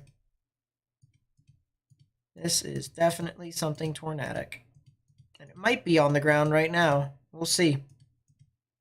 We've got some very strong turbulence underneath where that rotation is. Velocities did decrease, though, quite significantly. Are you good? You're in Elizabethtown. Elizabethtown where? If you're talking about Kentucky, we're not even in Kentucky. How's Dallas doing for storms? Dallas should be fine. There's just some overnight thunderstorms, but really it's nothing more. Alistair with the 10, thank you so much. Says Nate taking the last bits in the checking account tonight. Deserve it, bro. Keep the Lord's word. Well, thank you very much. That's a new tornado warning. Tornado warning for northeastern Jefferson County in southern Oklahoma, southwestern Carter County in southern Oklahoma. That makes sense. Based off of how much this thing has been recycling, that makes sense. The reason why they issued the tornado warning again. That will be in effect until 9:15. So that's another consider the following moment.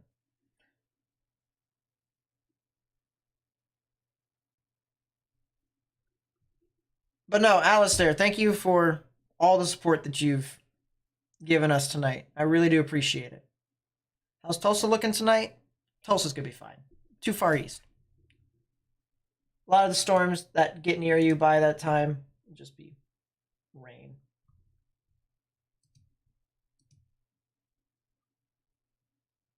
We are 1 subscriber away from 48,800. That's pretty cool.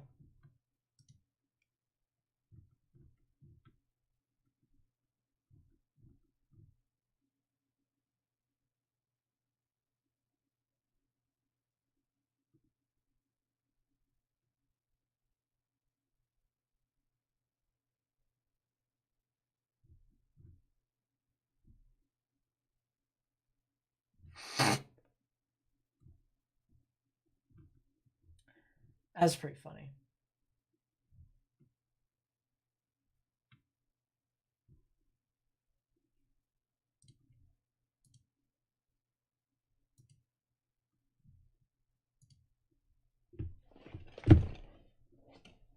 $50K when I eventually be consistent about me uploading content. Wondering if any possible tornadoes will be in Sedgwick County. Also, Wichita, Kansas. Your house just said. A lot of the storms that are going to be moving off into your area are just going to be a lot of strong, damaging wind makers. Although there was a report. Whoever Keegan Efland is needs to consider the following. You can't do that. He's going to get his Spotter Network Spotter Network account taken off. You can't issue tornado warnings. Only the National Weather Service can.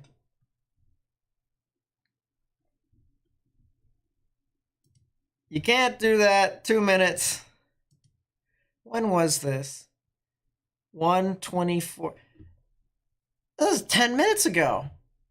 Oh, now I'm super curious as to whether or not a tornado actually happened. Yeah, a lot of this stuff that's over here in Wichita and the surrounding areas, even if there was a tornado, it would be like a strong downburst of wind.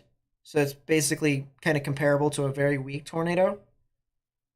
So I would just stay in a sturdy structure, realistically speaking.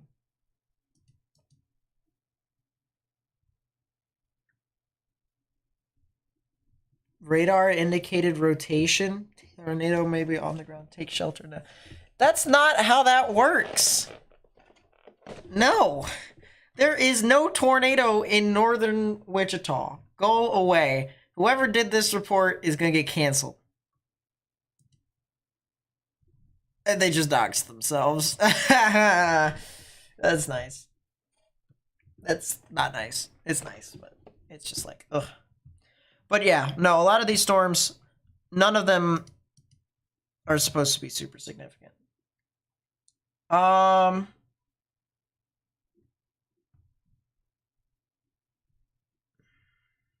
Is it headed towards Arkansas?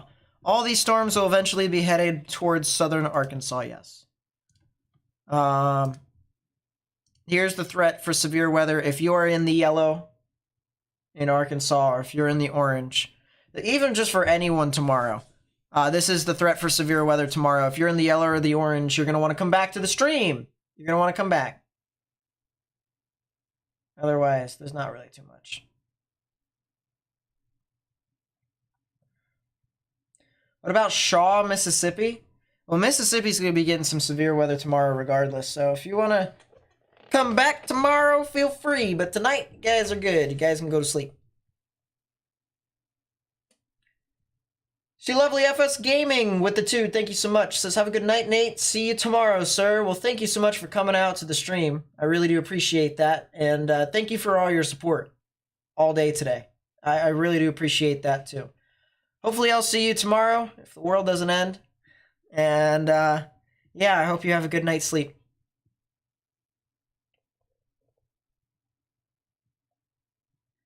What's my favorite cryptocurrency? The only thing I'm invested in right now is Spell Token.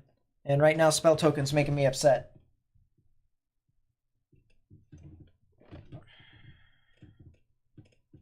It's the only thing I'm invested in right now, though. Yes, I know full well that Spell Token could easily just, like, not do anything. But I don't know. The thought of having, without taxes, almost $900,000 sounds pretty good.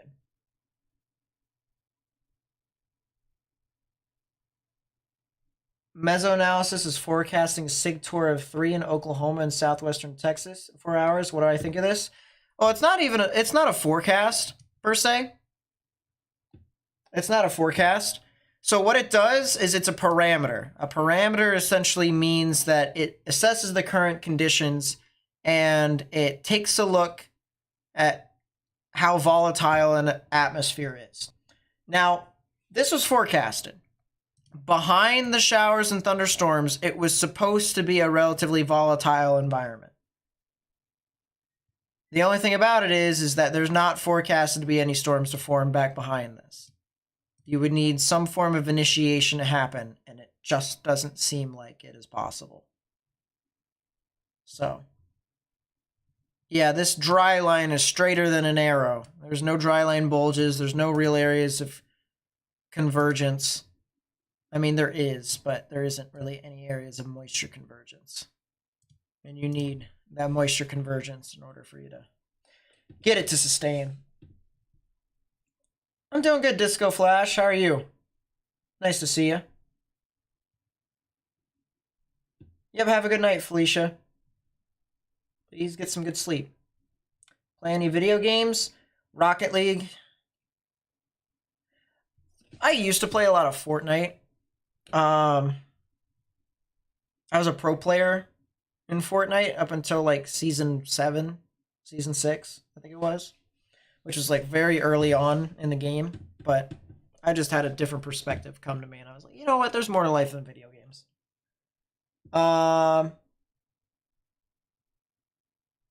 Played a little bit of Minecraft. I haven't played Minecraft in a while. There's this phone game that I'm playing a lot of recently called Archer Forest. It's like this weird time-consuming game that I just really enjoy. I'm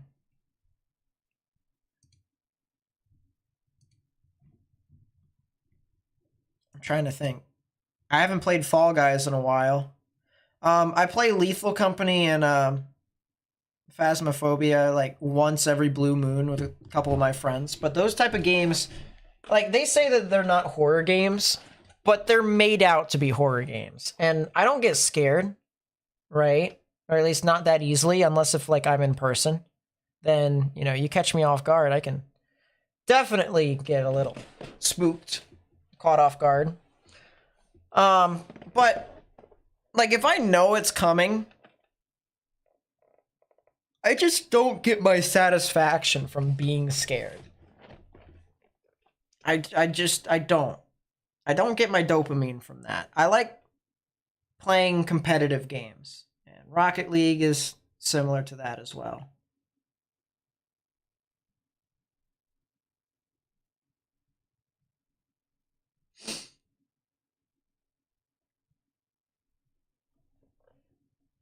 Plus, my internet is terrible.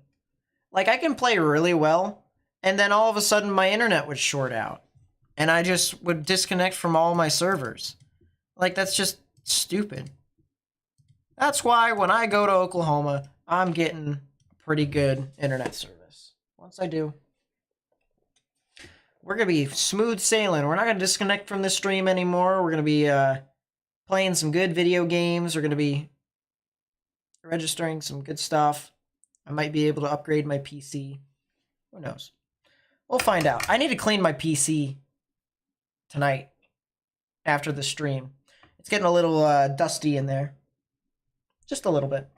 Is there a tornado prediction outlook for the season like what they do with hurricanes above or below average seasons? Kind of.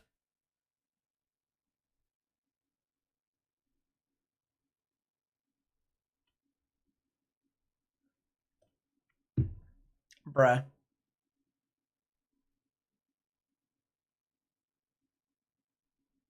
She didn't say goodnight to me. Well, I mean, she did say goodnight. She didn't say I love you.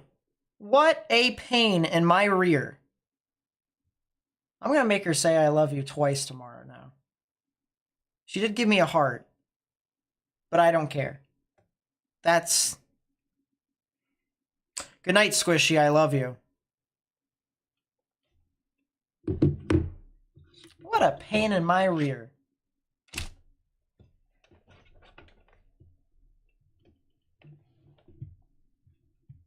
She's listening.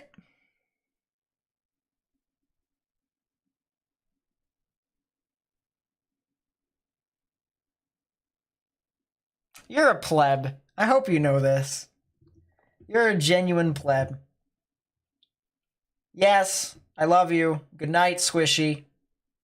Talk to you tomorrow. Hope you get some good sleep. Even if I don't talk to you a whole lot tomorrow, it's just... Yeah. I'll see you around. I'll be live streaming tomorrow, so it'll be pretty crazy too. You're usually busy on Mondays anyways, though, so we'll see.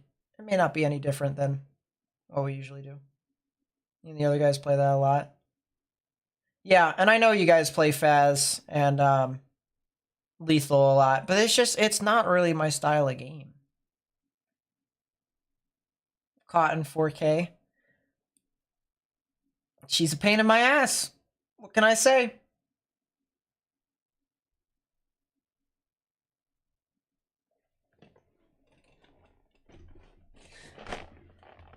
Yes, I just said some cursed words. I feel like I have the right to do so at 9:42 at night Eastern.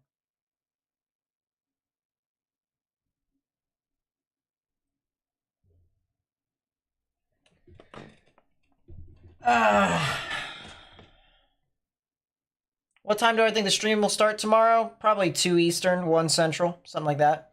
That's what I'm thinking. Something along those lines.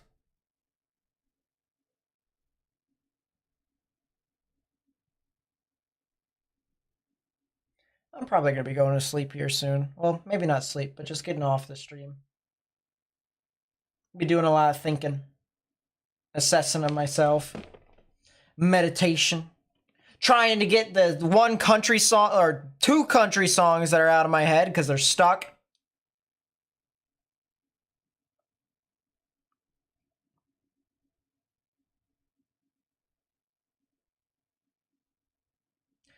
I can't tell you how many times I've hummed the tune of Heads Carolina. The which part of that is?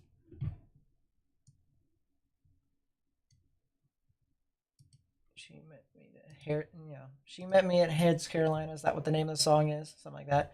Help me with GR2 after. Right. I might be able to do that right now. Download.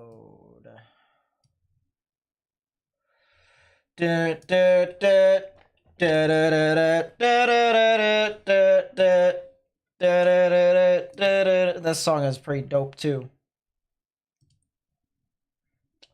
Man, I just got a bunch of songs stuck in my head. Can I just save myself?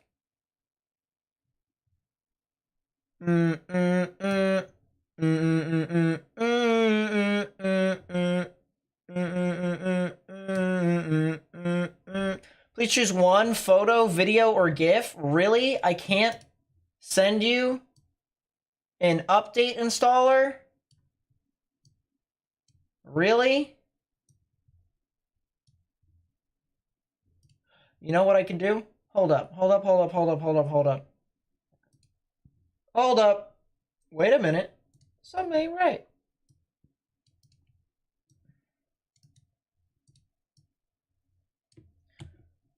Okay. Caleb.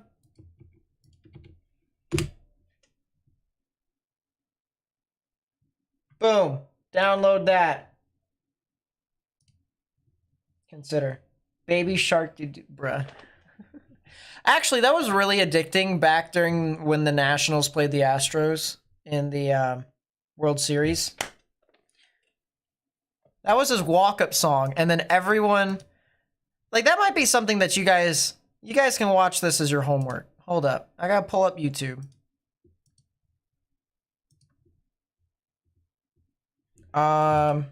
Nationals Baby Shark. Thanks, ASMR, for appearing as my recommended. All right. I need to turn that off, turn that on. Okay. So I turn the audio off. I turn the audio off so no one has to listen to it and I don't get copyrighted. All right. Look at them all. So if you can imagine Baby Shark, everyone did this as they walked up to the...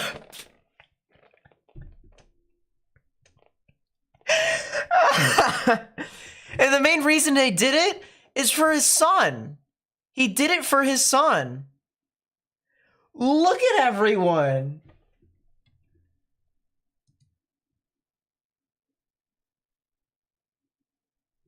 Hold up. They got a World Series.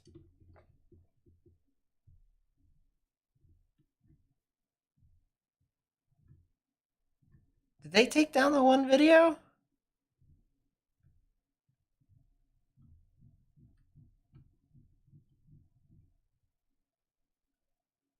That would be so stupid.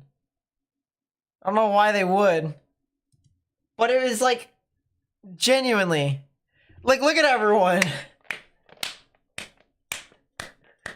Look at it.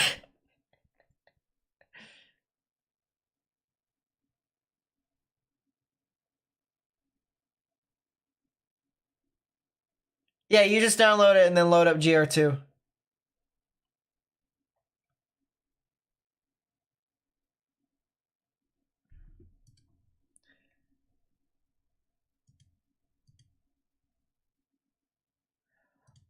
Oh yeah, look at that. They did it for the other ones too.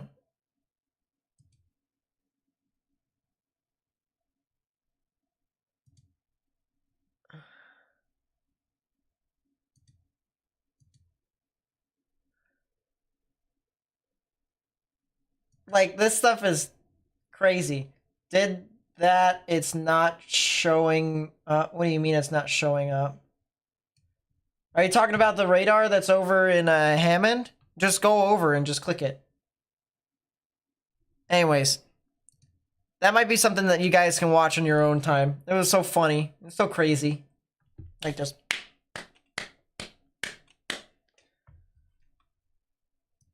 Can you imagine being a part of that environment? Like, sports environments are genuinely crazy.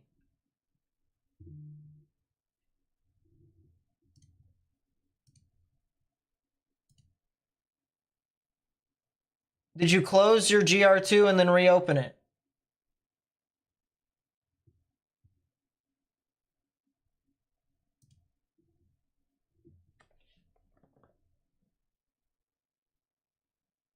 Sup, Marilyn Shell? Shell Renee? Nice to see ya. Do it again. And then if not, then download the link. Download the link again. Actually love tornadoes. They destroy things, but watching them form is sort of like a scary movie, a documentary at the same time. And honestly, if they form out in the middle of a field, they're actually really beautiful. It's just the problem is that sometimes they don't. And they are very destructive. All right. I don't really think this storm is going to do a whole lot. Got 24 minutes left on the warning, but I just... doesn't seem to be too much.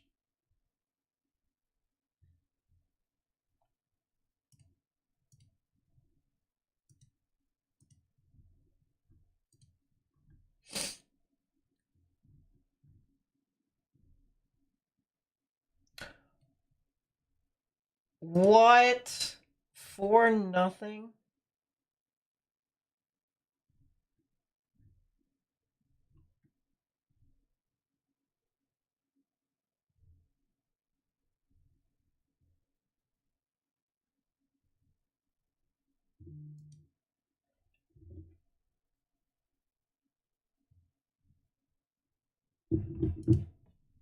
I just... What?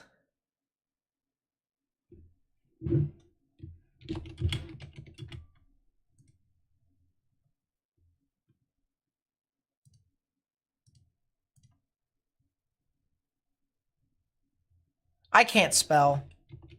I can't even get that right. I am terrible today.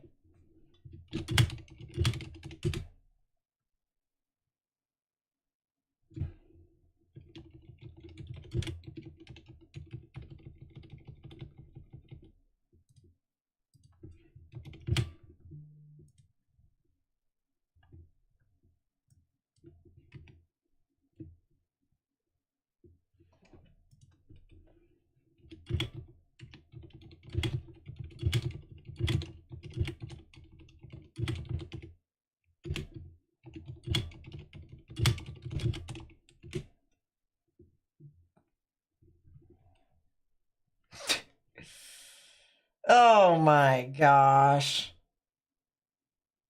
Wilson, Oklahoma.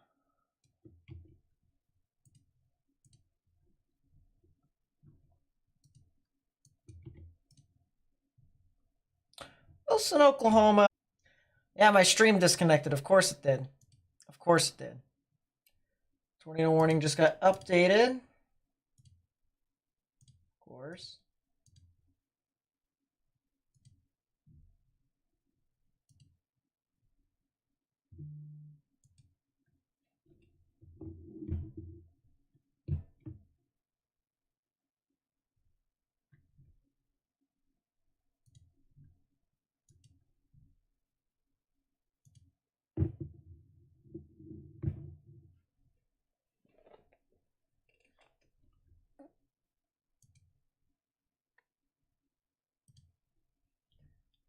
Try it again, it's not working. That sucks. I don't exactly know how to get you your update then. I could try and email it, but not sure if that'll exactly.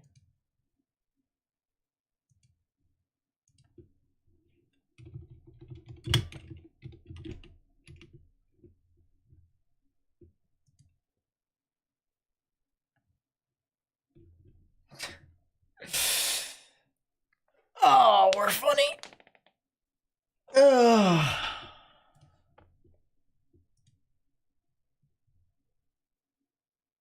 Made a lot of memories this spring. Good. I think I might go to bed. Well, not go to bed, but turn the stream off. There's not really much going on, and honestly, I don't really see these storms doing more than what they are doing right now. A lot of clusters, a lot of hail. Not really a whole lot of anything tornadic.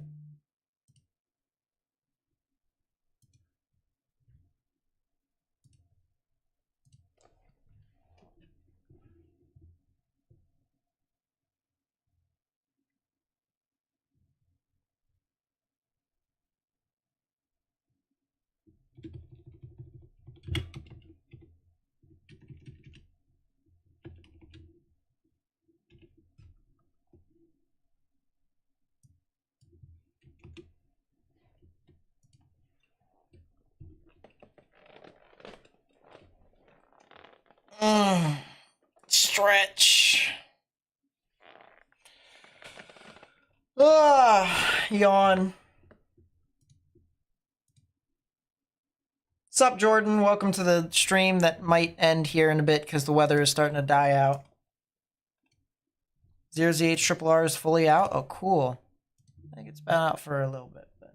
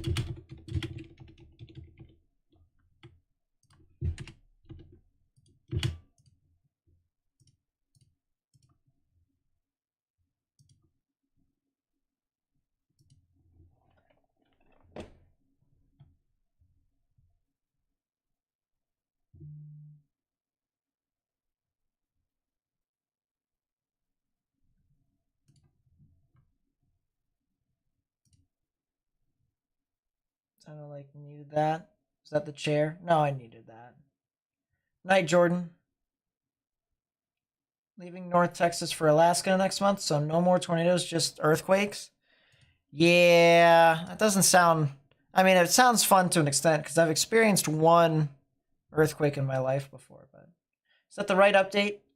Because it's in GR2? I mean, I'm assuming it's the right update. I can't exactly turn the actual program into a hyperlink. Someone else gave me the link to the update. But, oh well. I'll figure it out.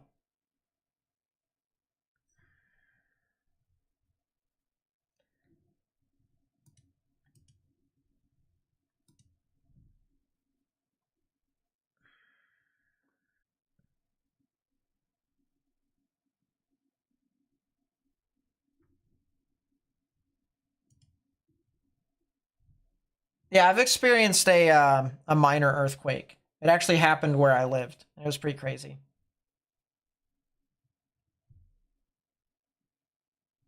All right, guys. I think I am going to head off.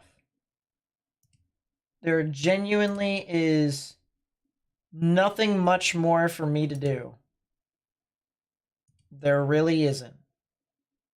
So I'm going to talk a little bit about tomorrow.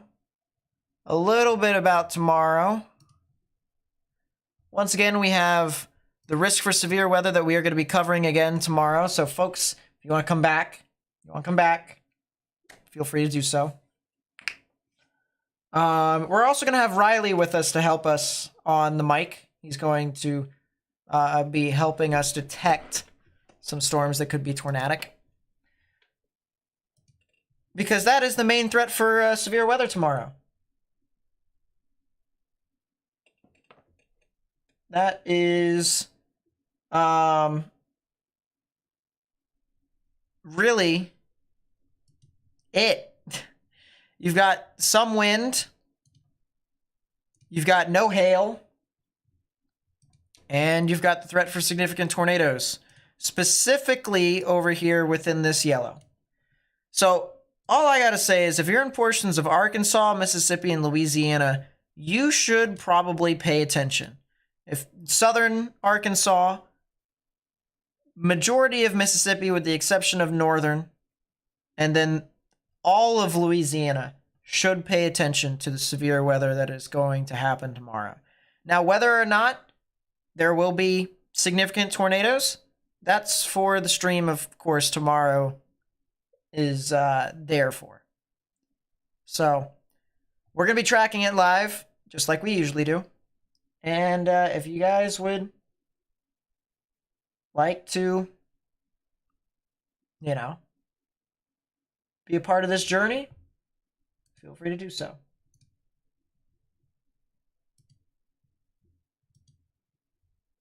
All right. That's going to be it for me, guys. If you did enjoy the live stream, hit the thumbs up button down below. Subscribe if you are new. Help me spread this information with as many people as possible.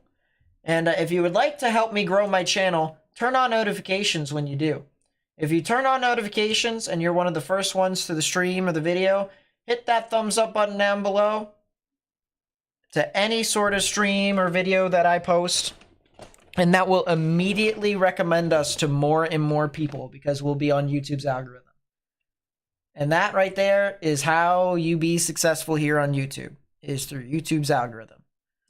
So if you guys do that, that would be greatly appreciated. If you haven't done that already, please be sure to do that now. And whenever you get on the stream tomorrow, please do not forget to do that as well. The plan is to live stream sometime around 2 Eastern, 1 Central, maybe 2 Central, depending upon how storms look. It could even be earlier, depending upon how storms look. I will be engaging with chat as much as I possibly can, similar to how I was tonight. So if you have any questions, please feel free to reach out. One thing that I do want to say though is that if you're going to ask about a certain region of or a certain town or city and stuff like that, it actually takes longer for me to get to everyone if you give me a certain city. Instead, just try and give me like a region of your state. Like southern Mississippi or a nearby major city. Like New Orleans or Shreveport or Jackson, Mississippi, you know? So like southwestern Mississippi, northeastern Louisiana, eastern Louisiana. Stuff like that. You know, little things like that help out a lot. That way I can just be able to just immediately say, all right, well, if you're in this particular portion, you might get some stuff. But if you're not, maybe not. Wow, my stream disconnected again. There's something really going on with my Wi-Fi. I don't know what it is. But anyways, good night, everyone. Stay safe out there. I'll catch you guys next time. Peace out. Now we just wait a couple of seconds so that I can end the stream.